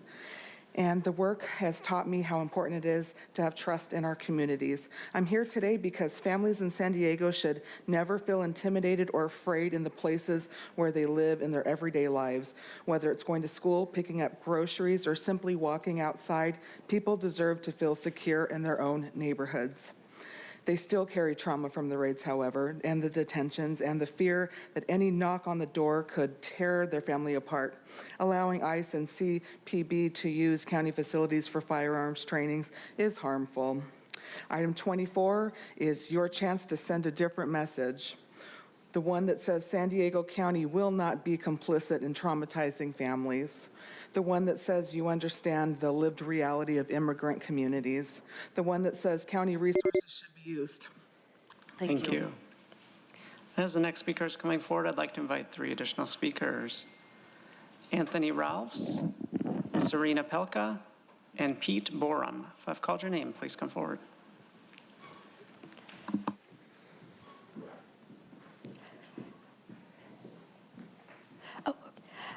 I'm Ella Stigman. I'm from District 3. We know what ICE does with their guns. They use them not to enforce laws, but to shoot people for the crimes of speaking Spanish, having brown skin, protesting, being anyone that they don't like being rude to them.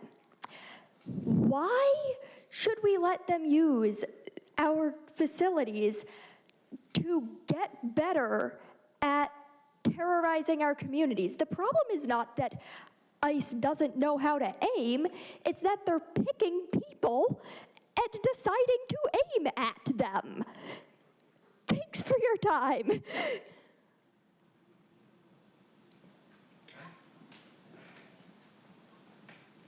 Hi, good afternoon, supervisors. My name is Serena Pelka. I'm speaking on behalf of Climate Action Campaign in strong support of this item and ending county facilities use by ICE and CBP for firearms training. County-owned land, including the Miramar Training Facility and the San Diego Regional Firearms Training Center, should serve our residents, not federal immigration enforcement operations that spread fear in our communities. Local resources and local land should build local trust, not undermine it. Terminating these license agreements is a straightforward, common sense step to keep county facilities focused on serving county residents and keeping San Diego families safe. We urge your support on this item. Thank you.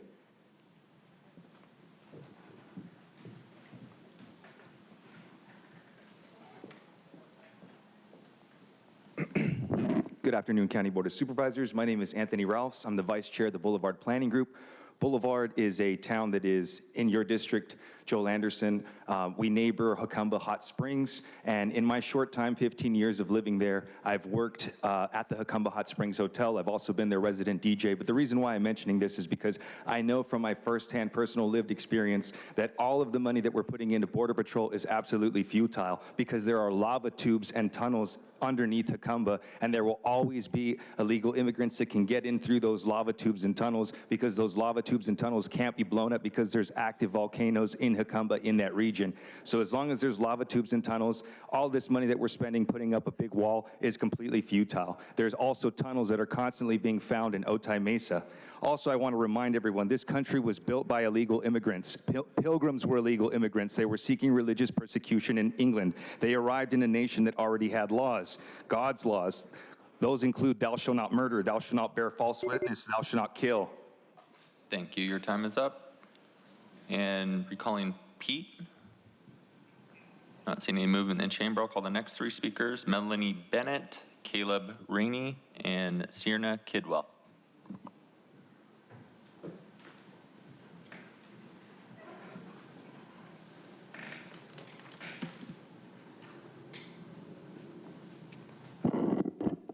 It's a pleasure to be here. My name is Melanie Bennett, and this sign is getting a lot of use. I'm with Activate San Diego. It's one of the many, 27 or more now, indivisible chapters, groups that are standing up, standing firm for immigrants. Immigrants and brown people and black people, soon white people, that are being targeted by ICE. So please, thank you for bringing this up. Thank you for standing strong. Thank you for being there for your community and standing against ICE and the immoral things that they're doing, immoral. And thank you so much for supporting number 24. A yes on that. You've heard a lot of people speak on this. So important. We need strong people standing up. Thank you so much. Thank you. Next speaker, please. Good afternoon. I'm Caleb Rainey. I'm a resident of District 1. Under the leadership of this board, recent policies like the CLEAR ordinance have been adopted, whose aim has been to make San Diego residents feel safe, interacting with our local government, whether we are reporting a crime, seeking medical care using county services, or sending our children to school. The trust that these policies are meant to engender among San Diego residents is fragile. When county facilities are used to train federal immigration enforcement officers in the use of firearms, a very different message is sent to all of us who call San Diego home. In light of this, and in order to maintain this hard-earned trust, I respectfully urge the Board of Supervisors to terminate the county's firearms agreements with ICE and CPP. Thank you. We'll go ahead and call 3 additional speakers: Julie Diaz-Martinez, Jessica Amanoff, and speaker requests that just list Admiral. If I've called your name, please come forward. Thank you for this opportunity. My name is Julie Diaz-Martinez. I am the team leader for the Immigrant Justice Group in Indivisible, Fallbrook. I am in North County, where our community and residents live in fear of the daily ICE and CBP checkpoint raids. First off, thank you so much to Chair Tara Lassa-Reamer and Chair Pro Tem Paloma Aguirre. I deeply appreciate you bringing this forward to the county. We need to understand that county-owned property should never be used to equip and/or train federal agents conducting mass immigration raids that create fear and separate families. And firearm training falls under this category. We should never allow immigration enforcement use of any county facilities as per CLEAR. Thank you. Thank you. Next speaker, please. Good afternoon. My name is Jessica Amanoff. I'm an attorney, I'm a parent, and I'm part of a boots on the ground organization in Point Loma that has been formed to help our immigrant neighbors. I would like to use my time to talk to our conservative board members and tell you about Vicki. Vicki was a high-tech high senior when we met her, a US citizen, an AB student, and was accepted to UC Merced. She was raised by her single-parent dad, who consistently worked as a cook and supported his daughter, paid rent, paid for their car, paid taxes. He was here legally with no criminal history, but was terrified to go to his routine immigration check-in and was deported the same day. Vicki was left parentless. Our Point Loma community gathered together, paid for her prom tickets and dress, graduation cap and gown. We also helped transfer her father's car into her name and deliver groceries. Even all this wasn't enough. Her grades dropped, her mental health suffered, and her successful story came. Thank you. Next speaker, please. Good afternoon. So I'm in support of DHS using state facilities and training. Can you please state your name? My name's Admiral. Thank you. I served in the Navy for 15 honorable years. So I'm in support of DHS. I'm a Navy veteran from Chula Vista. I have served for 15 honorable years. I spent all those years defending those back home. That's all you people. I'm not in fear of Border Patrol or Homeland Security. Those are my brothers and sisters. SDPD is out here with sexual assault charges. SDPD is terrorizing our citizens with excessive force, and this is true. Who is protecting San Diegans against excessive force? Hello? Jail facilities and women jails are poorly maintained. The supervisor's opinion on this is garbage. The supervisor is ignorant, and IB is at an all-time stink level of unprecedented toxicity. There's no fear. Who's sobbing? Really? I'm not sobbing. How about y'all be quiet about that? Thank you. As the next speaker is coming forward, I'd like to invite the remaining speakers in person. Jorge Goy Tortua, Joaquin Lucan, Ryan Wopner, and Shak Roque. If I've called your name, please come forward. Hi, my name is Sonara Velasquez, and I'm speaking in favor of this item. If we look at the negative versus positive that ICE has had in our community since in the latest iteration of ICE, we can see that it's been very negative. Tourism has been severely affected because of ICE actions. Our schools have been severely affected because of ICE actions. Our construction industry and many other industries have been severely affected because of ICE actions. And most importantly, the well-being of residents of our communities has been very negatively impacted with families that have been divided and separated by ICE. So because this group, this federal department, has caused a net negative impact to San Diego County, the rational thing to do would be not to take actions that would support this agency. If an agency is doing things against San Diego County, it is the duty to rein in this agency any way we can and by not supporting it. Thank you. Thank you. Next speaker, please. Good afternoon. I'm Jorge Oiturtu. I'm the CEO of Cross Border Express.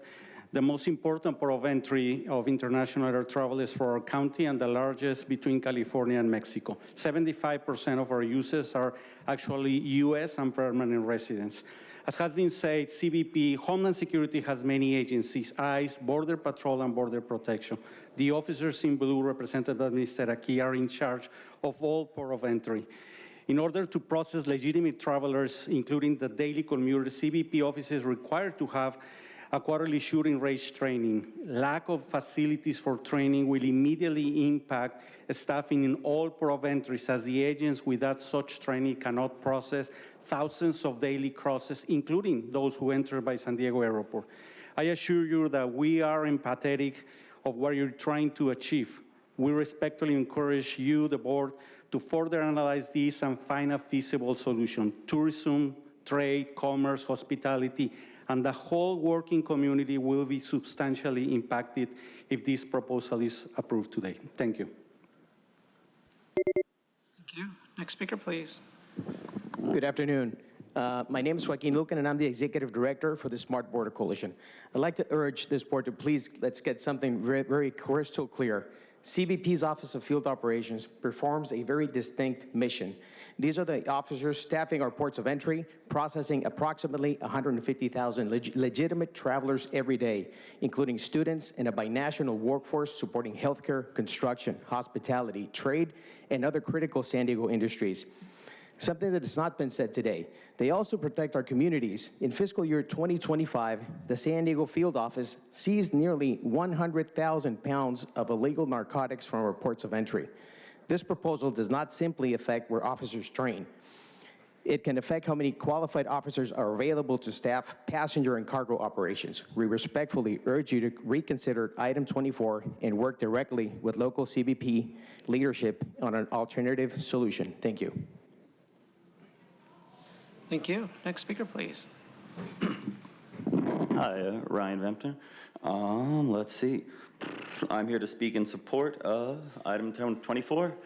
The people of San Diego are sick and tired of incels committing ethnocide. They are unhinged, they are dangerous, they have caused fear and terror throughout our entire nation, and we actually do not want them to train to brutalize San Diegans here in our facilities, so I urge the board to please support this measure. Thank you. Thank you. Next speaker, please. Hello, my name is Shirak Sadat Nejat. I reside in 92111. For what it's worth, I've been locked up in the federal facility down the street on State Avenue, and also the facility by the Mexico border. And I've been intercepted by ICE, and I can honestly say that I did not see or experience any violence from them. No, not even insults or anything of that nature. I think supporting the federal government is the right thing to do. Thank you. Thank you. And I'd like to do a final call for Demetrius Sanders, Pete Borum, Lucky Aiden, and Cesar Javier. Not seeing those individuals in the chamber, we'll now hear from those that requested to speak by phone. Again, in accordance, when it is your turn to speak, you'll be unmuted and you'll hear a recording that will tell you to begin your comments after the beep. We'll begin with our first caller.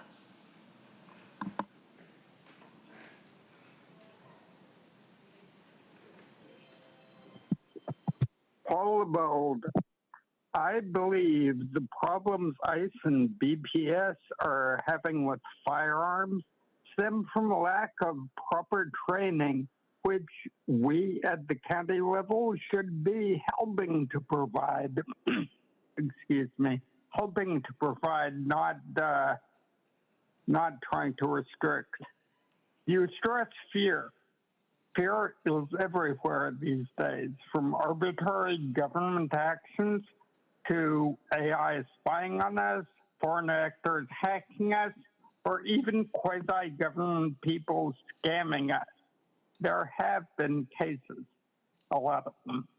But now, I guess you would rather have us fear the gangs, the criminals, the terrorists who get into this country and could shoot us or scam us, rather than the people who could shoot us and deport us. And the people who control our borders should not be deported. Thank you. We'll hear from the next caller.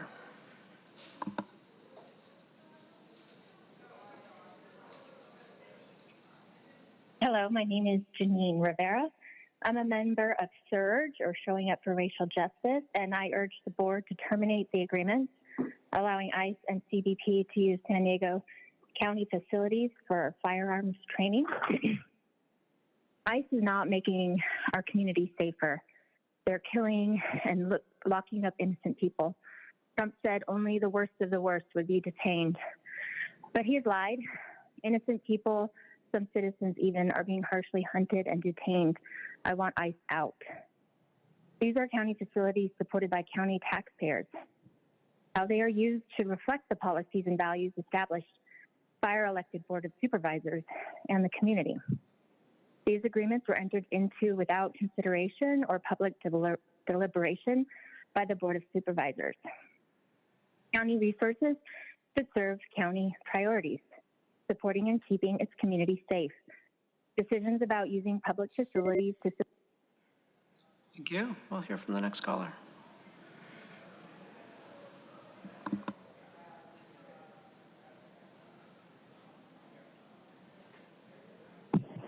Hi, my name is Gladys Valgadillo. I grew up in Escondido and I live here now.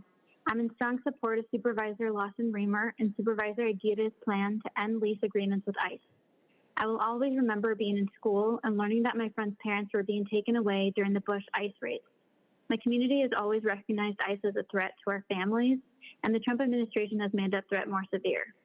Last year, over half of those arrested by ICE in San Diego and Imperial counties had no criminal histories. Nearly 3,000 neighbors taken for doing no harm. The way ICE operates is antithetical to our values as San Diegans, and I support all efforts to cease working with them, including by not leasing county property to them. Thank you. Thank you. We'll hear from the next caller.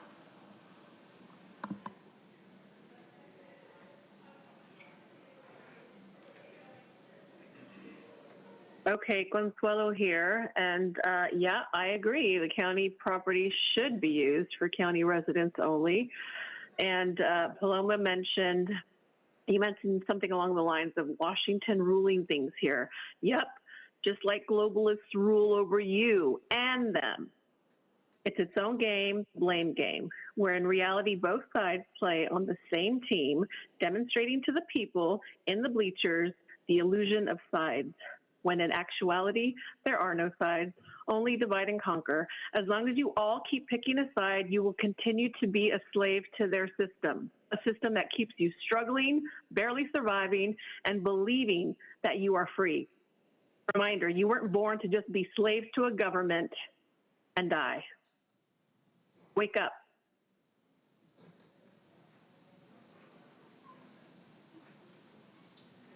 Thank you. Thank you. We'll hear from the next caller.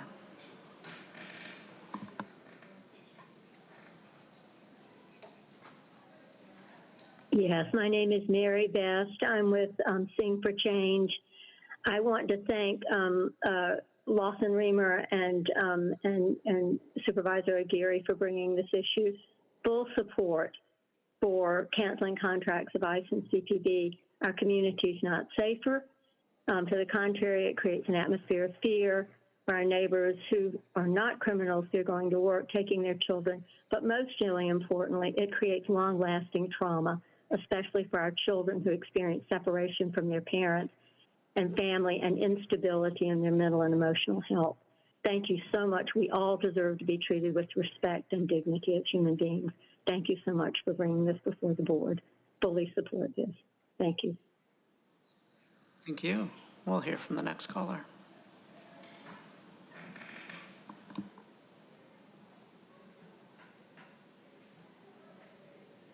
Good morning. My name is Laura Hunter. I'm a 30-year resident of Escondido, and I would like to add my strong support for ending use of county facilities by ICE and Border Patrol. As you heard, under this current administration, these agencies are acting in a completely rogue way in our communities. We need your leadership on this. We have the same situation here in Escondido. An administrative action with no elected or public oversight allowed ICE to use our firing range. We need to resist this. We must collectively say no. We will not support this in our county. Now, if we don't resist it, it's going to get worse. Now they're dedicating millions for electric shock gloves, and they've let funding lapse for legal representation for migrant children. It's unconscionable and unsupportable. Thank you so much to Supervisors Lawson Reamer and Aguirre on this. Please do not facilitate ICE presence in our county in any way. Thank you. Thank you. We'll hear from the next caller.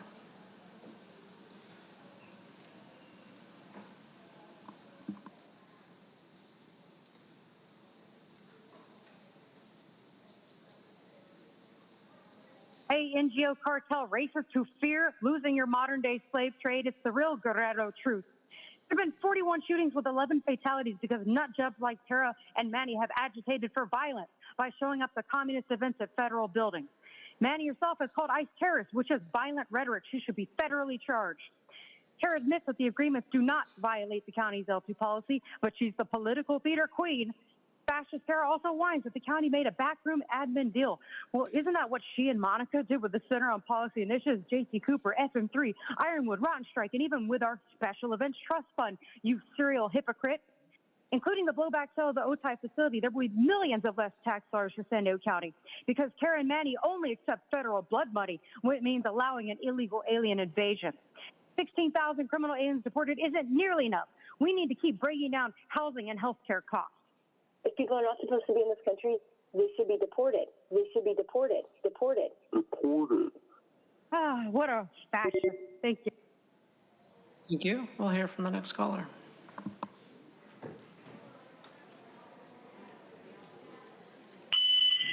I want to remind everyone, and this is a perfect example to go ahead and remind everyone, that the Registrar of Voters supports non-citizens voting into the elections, willing to go ahead and block anyone trying to stop them from doing that. As indication that we might as well go ahead and remove the Border Patrol, right?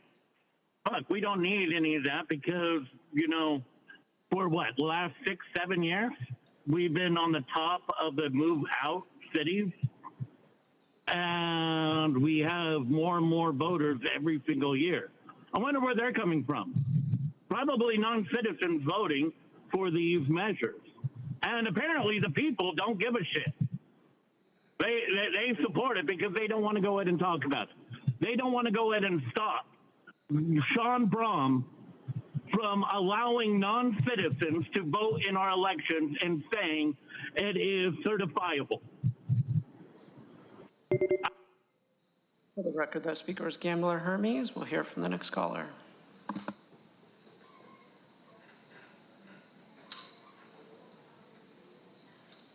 Good afternoon, Chair and Board. My name is Jesse with Alliance San Diego. I'm speaking today in strong support of item 24.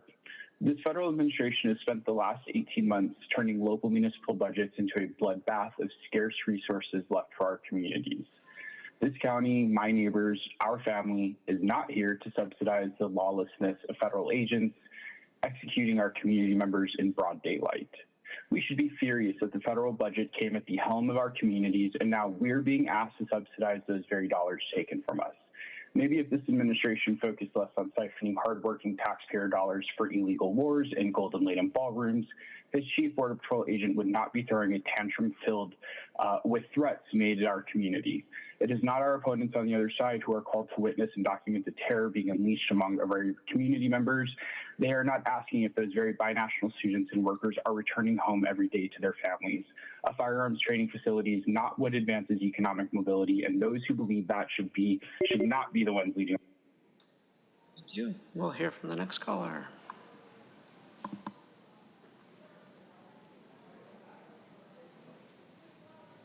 My name is Dave Myers, 35 years in law enforcement, retired as a commander from the sheriff's office. I've been in every gun range this sheriff's office has ever used, qualified with every weapon we carry, tested under pressure more times than I can count. In all that time, I've never asked another agency to stay off a range. Why? Because every agency I work with responded to bad shootings the same way. More training, more oversight, not less. But since 2024, DSH, federal immigration agencies have done the opposite. They've cut training, cut firearm standards, cut accountability.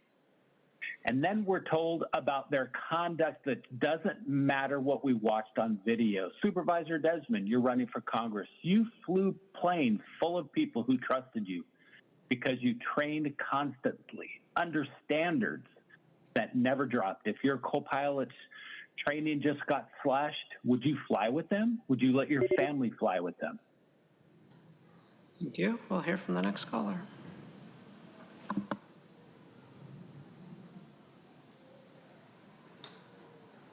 Hi, this is Consuelo Martinez. I am a resident of Escondido, District 5, and I'm also a councilwoman for the Escondido City Council. I'm calling to strongly support this item. I want to thank Supervisors Tara Lawson-Remer and Paloma Aguirre. In my city of Escondido, we have the same issue with DHS using our firing range, something that I do not support. For decades, I have worked with immigrant families. I currently represent District 1, in a majority Latino city and a majority Latino and immigrant district.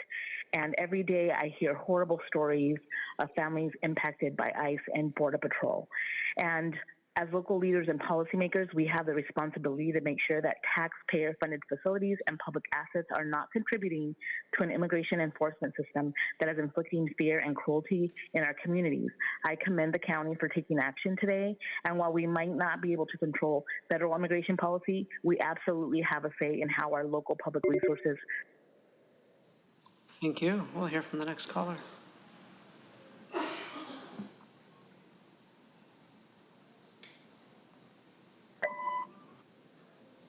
Hi, Natalie Ashke here. Can you hear me? Yes, we can. Please go ahead. When it comes to, yes, the county shouldn't be allowing the federal government to be trained within this county. But the fact of the matter is that they now have gloves. I haven't heard anybody speak about this yet. They have gloves that officers can wear that electrically shock whoever they may be taking down. So they don't need training on gunfire. As soon as they grab them with these gloves, they will be electric shocked. I haven't heard one person talk about these gloves yet, and though it's out in, the information's out there, we need to start really doing our research and be diligent on everything that's happening amongst the humanity and what's happening in this county. Thank you. Thank you. And we'll hear from the final caller.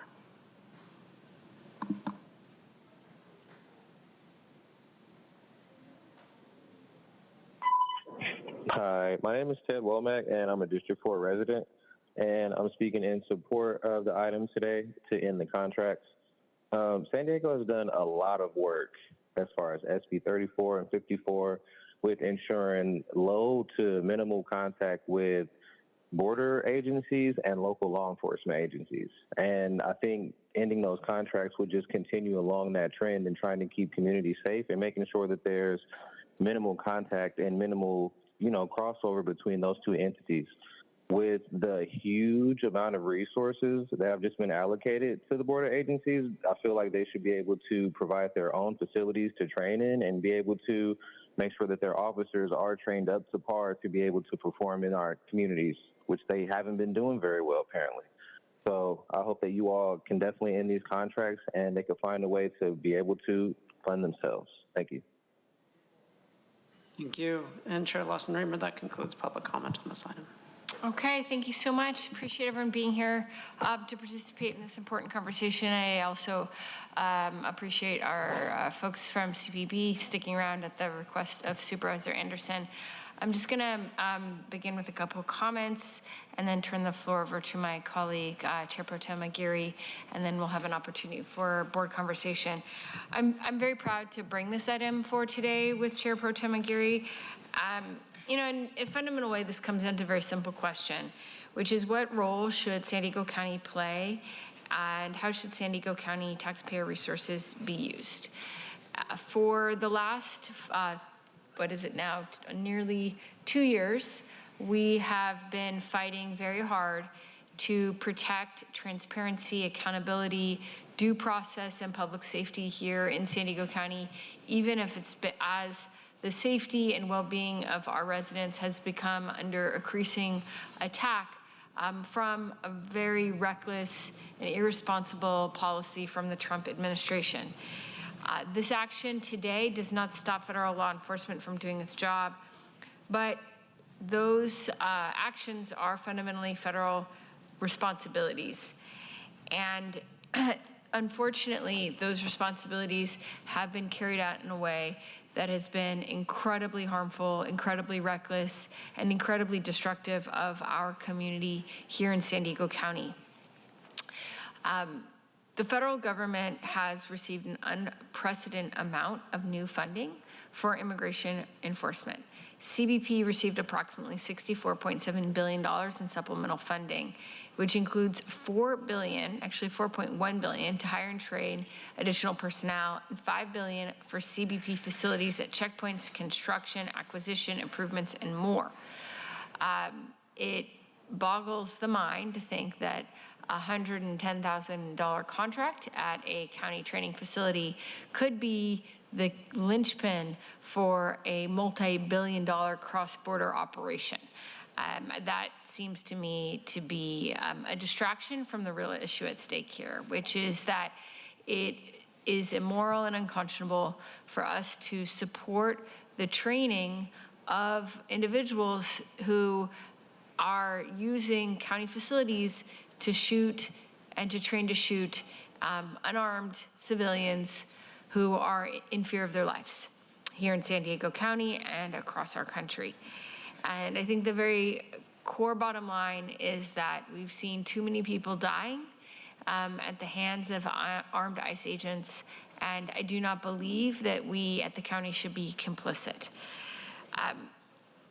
I do want to reiterate that I strongly support cross-border trade and cross-border commerce. It's incredibly vital for the economic health of our region here in San Diego County, but also I think really important for our community and the fabric of our community, the binational character of our community. One of the things that I think makes San Diego so special is that we really are a binational community, and there's really no one better to speak about that than my colleague on the board here today, who embodies that ethos and that spirit of a binational community here in San Diego County. My partner on this project, Supervisor Aguirre. That's not what this is about.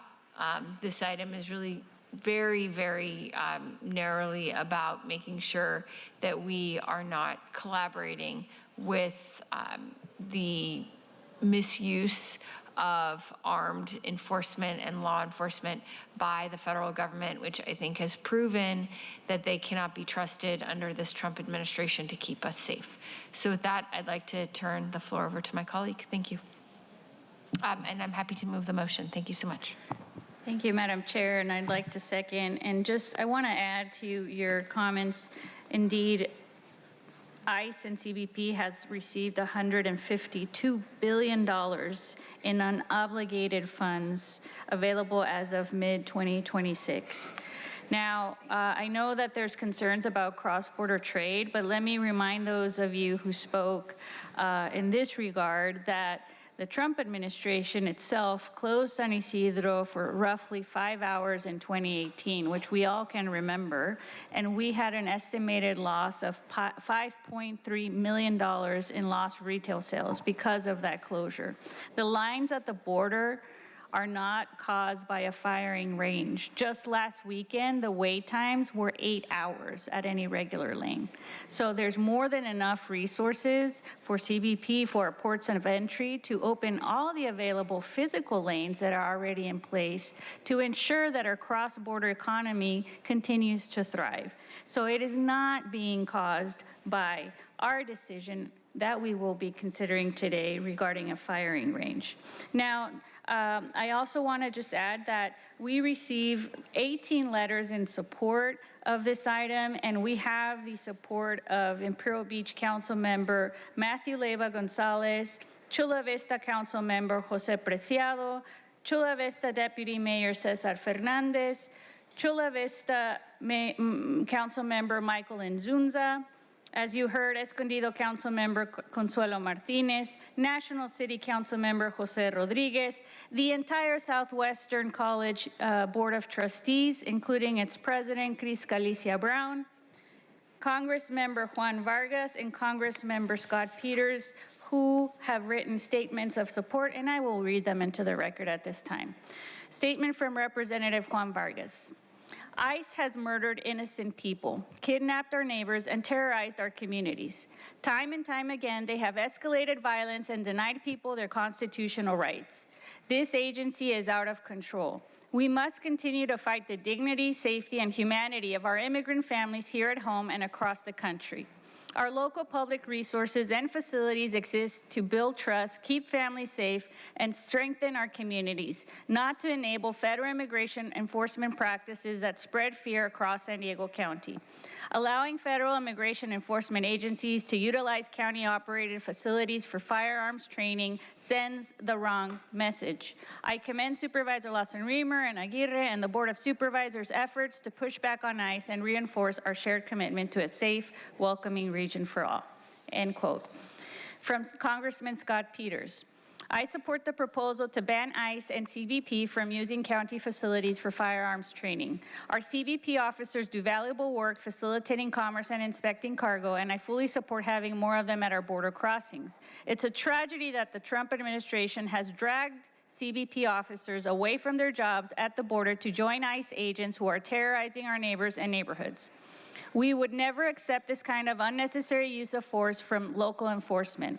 I fully understand the county's reluctance to support it. ICE needs more training, the kind that leads to de-escalation, transparency, and public safety. That's why I introduced the Stop Excessive Force in Immigration Act, which has broad support. I'll keep fighting to make it into law. The Department of Homeland Security is currently better funded than the United States Marines. Let that sink in for a minute. They can get their certifications anywhere without closing lanes at the port. End of quote. And I'll pause there, Madam Chair, because I would love to hear my colleagues' comments before making closing remarks. Thank you. Okay, turn the floor over to Supervisor Desmond. Well, thank you very much, Madam Chair, and thank you to everybody who spoke today, and thank you to our Border Patrol agents that are here today as well. You know, a few years ago, we had millions of people, tens of millions of people coming across the border, unvetted. Even if 0.5% of those people coming across the border meant us harm, 0.5%. If it was 1 million, that'd be 5,000 people. It was more like 10 million, which is like 50,000 people. That's what ICE is for. ICE is Immigration and Customs Enforcement. And because we had so many people overwhelm our borders, unvetted, coming across, is why so much more funding is going to ICE and going to Border Patrol agents. Because of that, that's what really caused all of this to happen. So now we're kind of reeling with the consequences of that. And yes, I'll admit, ICE has overreached and overstepped. But how do you fix that? You fix it with more training. You fix it with more, deal with them with training on how to handle the situations that they've been put in. That's how you do it. One of the things we've learned in the past years in 9/11, the 9/11 report came out, and the lessons learned from that was law enforcement agencies weren't working together. The CIA had a little bit of information, the FBI had a little bit, local authorities had a little bit of information, but they weren't working together. They should have been working together to keep us safer. Same thing here in 2003, 2007, we had the huge fires. Not to say that it's not going to happen again, but we learned from those lessons. Our fire departments and different agencies out in the unincorporated areas weren't working together. They weren't being trained together. They weren't using the same radios. They needed to collaborate and work together. And I think law enforcement keeps us safer when law enforcement agencies are working together. We shouldn't be siloing them and said, no, you can't train here with us. You have to go train by yourself. I think that's detrimental to the safety of the San Diego region. And by changing their training center, it's really not going to change anything in their tactics or what they're doing. It's just causing people to travel farther to get the training that they need. I mean, they don't have time, to even build a facility here locally that's just for the federal government. That's going to take years to do. Our sheriff's training centers are utilized by a variety of local and federal law enforcement agencies. In fact, both of our facilities are possible through partnerships that we have with the federal government to keep us safer. Our facilities are not just shooting ranges. It's not just guns. They also have classrooms. They have simulation rooms. They have tactic trainings to how to de-escalate, which I think would be helpful for some situations, especially the ones that are televised, de-escalating. And those are the types of training that I think ICE and other agencies could use. Our law enforcement agencies should be working and training together, not in isolation. And no matter what you think about ICE, I think you all agree that training and more training is more efficient than isolation or lack of training or making it harder to get to. And I'm disheartened that the Customs and Border Patrol Department is being dragged into this as well. They handle the border. They are required to complete firearms training on a recurring basis as part of their job. They use our OTI facility primarily. That's conveniently located near the ports of entry where they do most of their work. If we block access to them, to these officers, they're going to have to travel out of town for firearm training, potentially to Camp Pendleton, which is probably an hour away, depending on traffic, hour and a half maybe, 2 hours or 3 hours round trip, that they're off a workstation. And these are hours of them unable to do their jobs. They protect our borders. They process hundreds of thousands of people and vehicles and trucks and cargo through our ports of entry every day. They're our first line of defense against drug and human trafficking as well.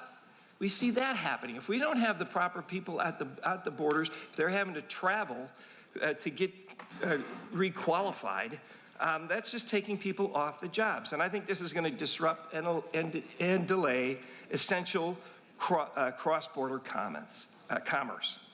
It's going to result in increased waiting times at San Ysidro, Otay, Mesa, Tecate, CBX. CBX, that's the cross-border terminal that many U.S. citizens use. If you want a flight out of to go further than San Diego is able to go, out of San Diego, you want to fly out of Tijuana, it's a cross-border terminal. And Border Patrol agents are the ones there that check to make sure when you're coming back and forth across that border. So they may have to close a lane down there, disrupting travel back and forth. And I don't really think this fight against ICE really should have these types of consequences. So, I've heard, a lot of good things about that Border Patrol or the CBX crossing, and I'd hate to see that negatively infected. So this is going to have lane closures. I mean, if we stop letting ICE use our facilities next month, they're not going to have a place for a couple of years to do that. It's going to lead to cars and trucks idling longer, and we already have bad air quality at the border, and this is just going to add to that. So regardless of where you stand on ICE, I believe we can all agree that more training, and more training is better than less and harder to get training. ICE needs training, absolutely. Let them train in a place where they can learn how to de-escalate a situation. That's the training that I think we'd all like to see, and should be done with other law enforcement agencies. So I think this item is dangerous and is going to make San Diego County less safe and have delays at the border. And I want to thank you once again to our Border Patrol folks. And I'm trying to be reasonable here, but I don't think this is the answer. Or it's going to have much effect on ICE and ICE tactics. I think they need better training, and I'd like to see that happen instead of kicking them out of San Diego County. Thank you. Thank you so much, Supervisor Desmond. Vice Chair Montgomery Stepp. Thank you. I will be brief. I want to start by thanking you, Chair Lawson-Remer, and also Chair Pro Tem McGinn for bringing this item forward. I also want to thank the members of the public who have come to comment on the item. I think we've made it clear, the majority of this body has made it very clear through policy its intent for the County of San Diego to cease cooperation and partnership with federal immigration enforcement agents. This action helps further shore up that intent. And federal immigration enforcement agents have harmed our communities in many different ways, here locally and throughout the nation. And what I'm getting from this and why I will be supporting it is that we just don't want to be complicit in that. And we will continue to stand up to those who are committing these types of harms and will not allow our facilities to be a part of it. And so with that, I do support this item. And again, I thank you for bringing it forward. Okay, turn the floor back over to Supervisor Chair Pro Tem Aguirre. Thank you, Madam Chair. Just I want to mention that I do agree with Supervisor Desmond. We want to make sure that our local law enforcement is supported and that they are proficient in de-escalating and continuing to build community trust through initiatives, specifically with our sheriff, our district attorney, our local FBI. I will mention that CBP and ICE have extensive alternative options. They will not have to leave the county. U.S. Border Patrol San Diego Firing Range, which is located at 2301 McCain Road, which is just down the street, with a $2 million funding and forecasted funding for 2026 for facility improvements. They also have access to Escondido Police Department Range, currently has an agreement allowing up to 200 ICE agents to train. Naval Air Station North Island Small Arms Range, which explicitly accommodates law enforcement agencies. And there's also the ability for access to commercial facilities. CBP's Office of Field Operations regularly procures commercial range space for officer qualifications. Thank you. Supervisor Anderson? I have a few questions, and I'm not sure who's best to answer them. Of my colleagues, was there stakeholder meetings to draw people together on how it would impact them? And if so, what types of people were what types of stakeholders were invited? We had stakeholder meetings. I'm sure my colleague did as well. If you want to share, yeah, we had lots of different kinds of stakeholder meetings. So all sorts of people were invited. Like we heard a couple people come up and say that it's going to impact them directly, cross-border travel and port of entry type issues. Did you address any of those folks that maybe have trucking firms or live on one side of the border and have to come to work on the other side of the border, or like, you know, maybe the hospitality folks? We spoke with quite a number of people. I think at the end of the day, none of us actually believe that a $100,000 contract with the county on this particular issue is the linchpin on massive border waits that have been already caused and created by the Trump administration. Happy to see if my colleague has anything to add on that. Yeah, so you know, we are very committed to cross-border commerce. I know I am. That's been a priority of mine for decades, and it's really important to have that kind of integration in this region. I think the question just is, you know, what is the county's role in training people to shoot other people? And this does not seem like an appropriate use of county facilities. And I'll just, I forgot, there was ample outreach to all the stakeholders, Supervisor Anderson. We always do our due diligence. I forgot to mention in the list of support and all the elected officials that support this item, I failed to mention that there was a petition circulated that was signed by over 1,000 people of our constituents and stakeholders. Thank you. I'm glad I gave you that opportunity. Thank you. So we had a speaker earlier who started to address what I think they were forecasting what negative impacts this would have. And if they're still here, would it be appropriate to bring them back? I don't know if they're appropriately called an agent or an officer, or do we have an in-house expert that can speak to? You're welcome to bring the CBP officer back if you have questions for him. Thank you very much. And the name is Sydney Key. So, yeah, for my purposes? Yeah, really quick. Should I refer to you as officer or agent? Officer. Okay, because I want to be respectful. So you started to touch on this, and I was concerned about it. So if we move forward with these actions, will there be a negative impact on our cross-border workforce, students, tourism, trade? And is it just the Mexican border, or does it also involve the port of the water, yes, port, and the airport? Yes. So if you could address all those, I would really appreciate it. No, I appreciate it very much, sir. With regards to the San Diego field office, we are the busiest field office in the nation. Ideally, what happens every day is our officers working to assist with the movement of cross-border travel. 225,000 people cross every single day, 90,000 passenger vehicles, 50,000 pedestrians, over 5,500 trucks worth $174 million every day of merchandise coming to our communities here. And that's just at the border.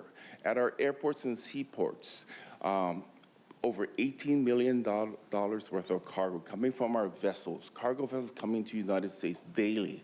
We have air cargo. We have international flights, 7 to 8 international flights with over 3,500 individuals crossing, to include Carnival, Disney cruises entering our ports of entry.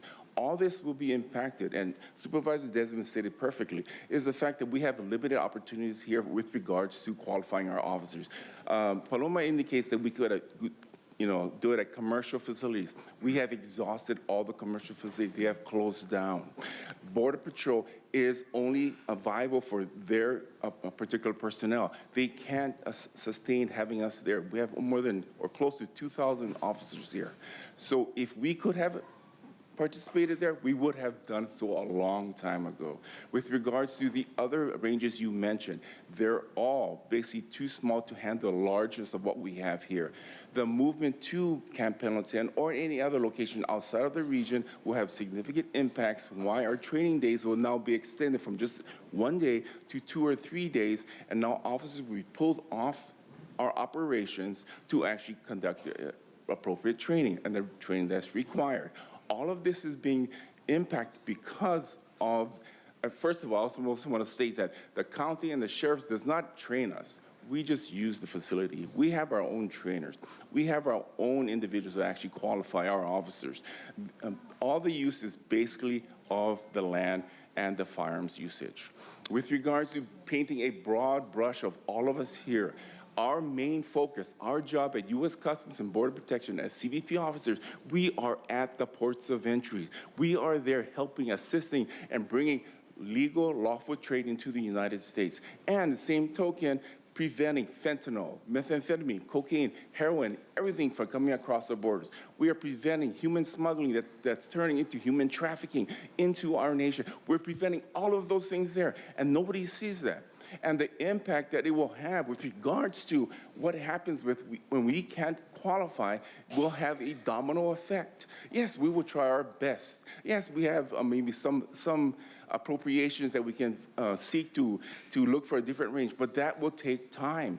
This immediacy in which we are now saying, hey, from this point on, you cannot use the range, that will put us in a significant harm's way. And that is what I'm trying to kind of elicit to each and every one of you to do the right thing. We're not trying to attack families no.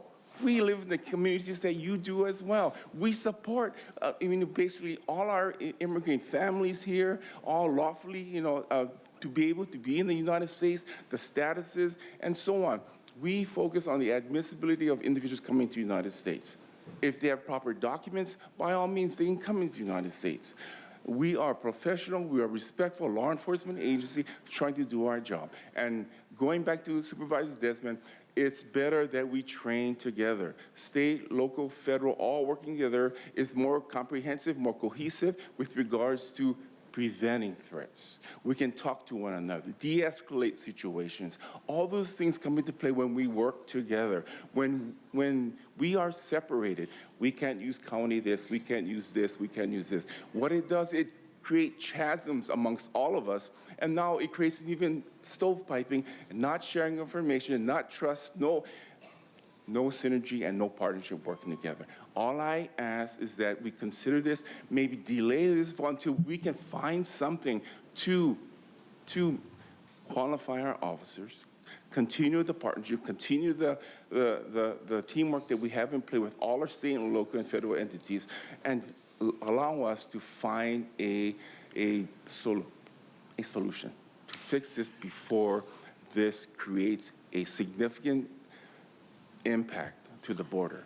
Alejandra from CBX to everyone, they are very on point with regards to the impact that it will have if and when we start pulling officers away.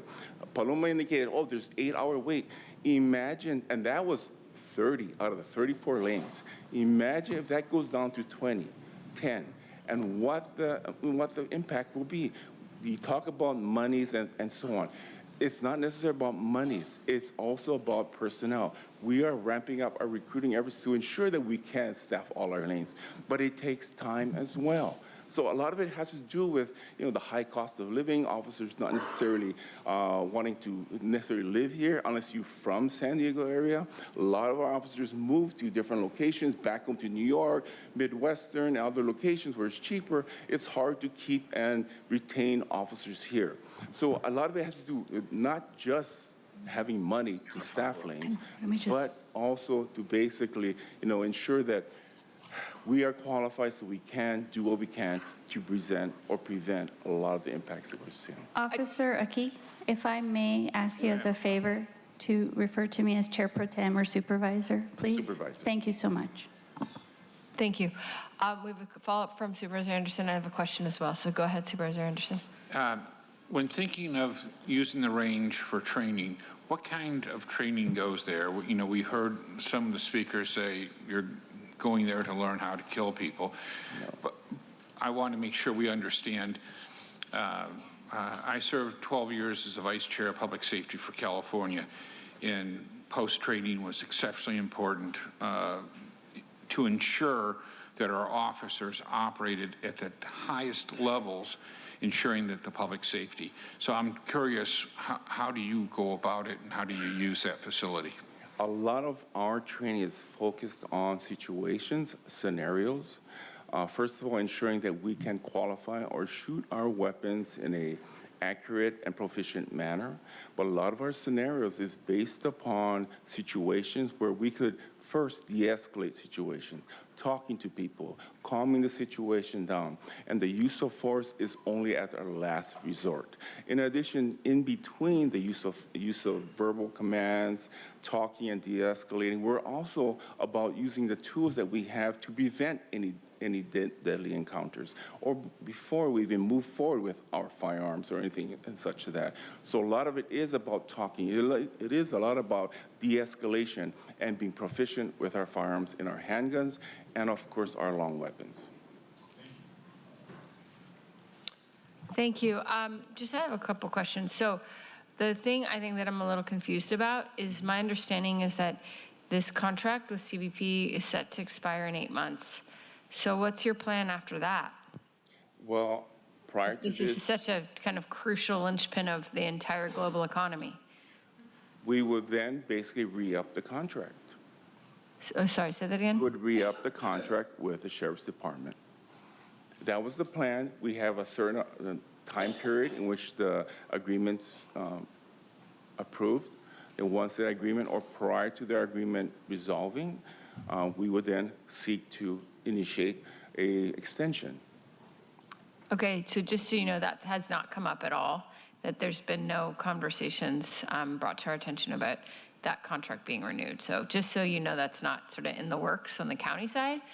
I just want to say in response to this, there's no question that making sure that we continue reducing wait times and facilitating the ability for people to travel across the border and transport goods and services and people and share and in kind of the generation of a cross-border binational region is an enormous priority for me. I can't speak for my colleague, but I'm sure she can speak for herself on this matter as well. I think the issue comes down to whether the feedback I've received from lots and lots of stakeholders is that this is not really the linchpin of those kinds of waits, that those wait times have been created for many other reasons and many other forces, and that it's quite possible and feasible to reduce wait times already if the funding at the federal level were appropriately allocated to reducing wait times and improving cross-border commerce instead of increasing wait times and essentially cracking down on people who are here in our community and living their lives and building deep ties and going to school. So I think that's really the question. I'd be happy to put a note or an amendment to this motion to say this needs to be implemented in such a way that makes sure that we continue supporting a binational integrated community, because I think that's certainly the shared values that we all have here. But I do not, from the data I have here, it's certainly not clear to me that a $100,000 contract or $120,000 contract at the county is really the driving force behind border wait times. So I don't know if my colleague has anything to add on that matter. Thank you, Chair. So you mentioned that you've received some congressional appropriated funding, but just to be exact, the Senate Budget Committee records show that roughly $152 billion were assigned to ICE and CBP for the 2026 federal period. So are you saying that that money is not making its way down to the local?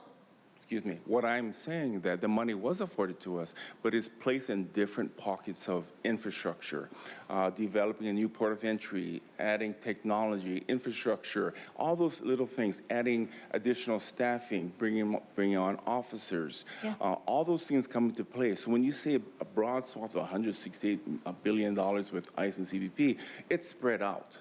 So when it hits the headquarters disperses the money appropriately where the needs are, concerns are. We are clearly a very voluminous and complex organization here in San Diego. We get a good chunk of money with regards to how to run the operations. But as you mentioned, both of you supervisors indicated that, 120,000 is nothing. But it's just a time away from our officers departing, training, and coming back. Adding more time, pulling away from the operations is significant. Also, you mentioned that there's long wait times, and it's not because of the training.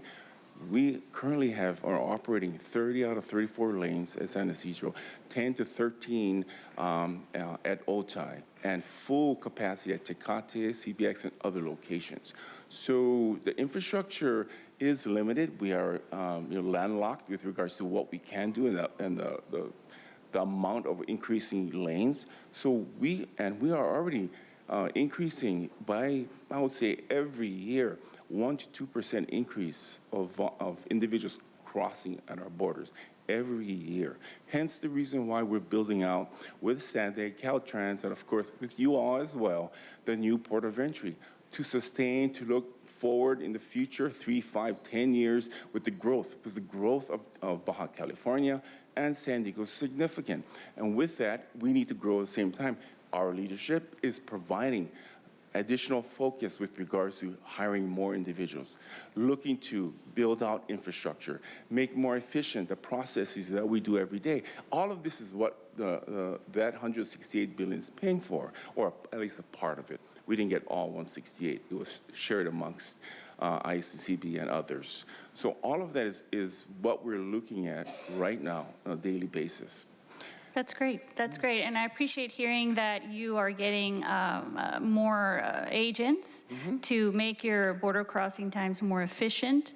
And I think we do agree that we all care about preventing human trafficking and drug smuggling and any violent offenders from coming into the border. I think that that's something that we can all agree. But I think the concerning thing is also that according to your own memos, we know that roughly 2,000 CBP officers and agents are being diverted from ports and the border to run raids in interior American communities. So that's also a concern, and there's no need to respond to that. But I also want to add that immigration roles have now been expanded across other federal agencies, such as deputizing diplomatic security agents, giving DEA Title VIII authority, and utilizing FBI and Border Patrol personnel in interior enforcement operations. So that is what we're talking about here, is a concern that, that you have this behemoth of an amount of unprecedented resources that, yes, they're being distributed in different pots and for different reasons, as you mentioned. But at the same time, we have an administration that's diverting those very same agents that are at the border ports of entry to keep us safe and to do all the good work that you guys are doing to be used for raids and for, the activities that so many of our speakers today spoke out with concerns, especially in my district. And I can ask you to sit down. Thank you so much for answering my questions, because I would like to also call up 2 of the activists that were present here. Thank you so much, Officer Aki. Let me call up. Hold on. Let me. Thank you. Thank you. If anyone else has any questions, they will call you back up here. Thank you I so very much. much I appreciate your you time. staying here. And I do appreciate how much you care and are passionate about this issue, that you want to keep talking about it. So thank you so much. Thank you. And I might want to continue this conversation offline. So thank you for being here. I appreciate it. Thank you. I'd like to also call up Alondra and Lillian from Universidad. They were part of the earlier presenters. You all mentioned some of the incidents that your communities have been experiencing, not just as it relates to ICE agents, but as it relates to CBP and Border Patrol agents. Can you elaborate on that, please? Yeah, I could start off and then I'll ask Lily to step in. I think what people are failing to really understand is that the consequences of the federal government deputizing all of these agencies has created mass fear.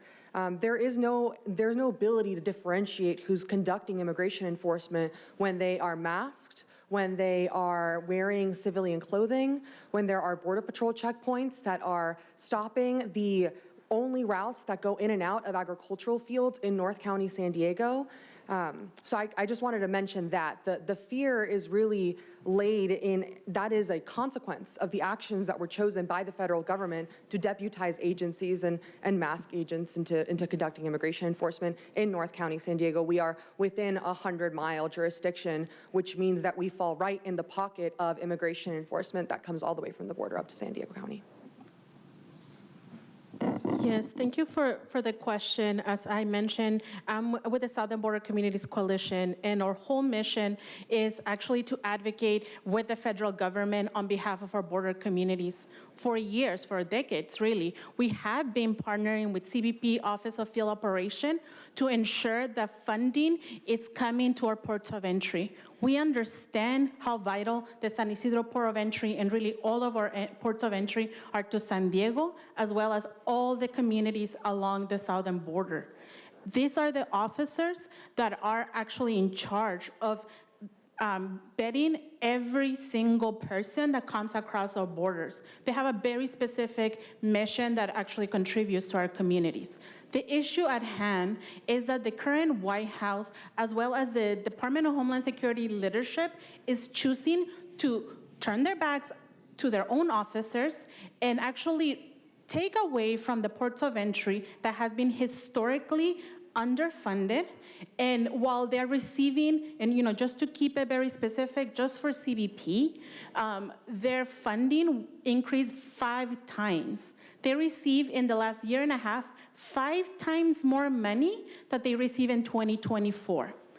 All of that, as Officer Aki mentioned, is coming in different pockets. There's billions of dollars being allocated to improve CBP facilities. So again, there is funding if there's a will from the federal government to actually respond to decades of advocacy from organizations like ours, as well as officers within DHS to ensure that we have the resources to address waiting times. But this administration, this White House, is turning their backs on us and instead are using the money to terrorize us. So we're asking the county not to be a part of that.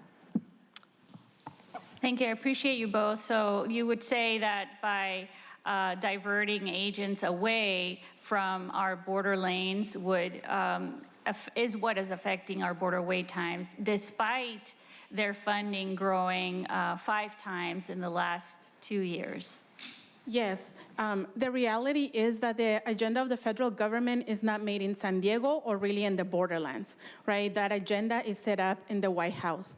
And we know memo after memo from leadership within the Department of Homeland Security is that all resources are to be focused on one thing and one thing only, and that is to drive up the numbers of arrests and deportations. They don't care that we have, as Chair Pro Tem point out, long waiting times. I'm a North County resident. I drive from Vista to the border, that hour and a half, very constant, and then I still have to wait those long waiting times just to visit my family, just to engage in milestones that are very important for my culture, And I very much understand that waiting times, using that as a ransom, like telling us that waiting times will increase, will create a lot of fear in our community. But the reality is that we need to take a look at who's actually in charge and who's actually making decisions. That's Washington, D.C., that's Department of Homeland Security headquarters. That is unfortunately not our local leadership. Thank you so much. Thank you. You all can stay up here. You might be able to answer my question, maybe my colleague. I think the piece that I'm not completely following here is it seems to me that CBP is telling us that wait times are going to increase because we don't have enough trained officers. Well, where are they? I mean, why can't we take the ones that have been trained and are being sent to arrest people in our communities and prioritize reducing border wait times and processing people at the border? I don't know if this is something you all have insight into. We have lots of people in the audience raising their hand, but let's turn first to the folks on the dais. Yeah, sorry. Yes, sure. I mean, I would just, again, point out that there are multiple memos from the Department of Homeland Security that continue to be focused only on the numbers of deportations, right? It has been practiced for many years within DHS to have these quotas, but under this current White House, we actually have a quota of 2,000 arrests and deportations on a daily basis for the entire country. So again, when you're taking an entire massive federal agency like the Department of Homeland Security that already has the biggest chunk of the federal budget allocated to them, and you're telling them every single one of those officers and that money needs to be pointing at increasing arrest and deportation quotas, something has to give in. And unfortunately, under this administration, what we have seen is that the ports of entry are having to divert their officers, and we are seeing an increase in waiting times, not just in San Diego, but across the Southwest. Thank you. So we do have a motion on the floor in a second. I would be happy, I think, if this is amenable to my seconder, to make it clear that the intent of this board letter is to be implemented in such a way that does not contribute to increasing border wait times. And I'm certainly happy to continue a dialogue of what we need to do to advocate at the federal level to ensure that we have appropriate staffing at all of our ports of entry. It seems a little like we're trying to kill a whale with a bow and arrow to try to think that we're going to address border wait times or tackle that the border wait time issue is primarily being determined by the use of a county facility. It seems a little bit disproportionate, but so I'm happy to kind of make sure that we have an open dialogue on continuing to reduce border wait times, but this does not appear to me to be the appropriate vehicle to tackle that issue. It seems like that's really a federal issue. I don't know if my colleague has anything further to add. Thank you. I accept the friendly amendment, and I will just add that we can work with our partners, our congressional delegation, to see if we can schedule a hearing in Congress to better understand, so that the public can better understand how those $152 billion that are going to ICE and CBP are being used, especially those who care about commerce in the border region. Thank you. Any further comments? Okay, thank you. I have a motion and a second.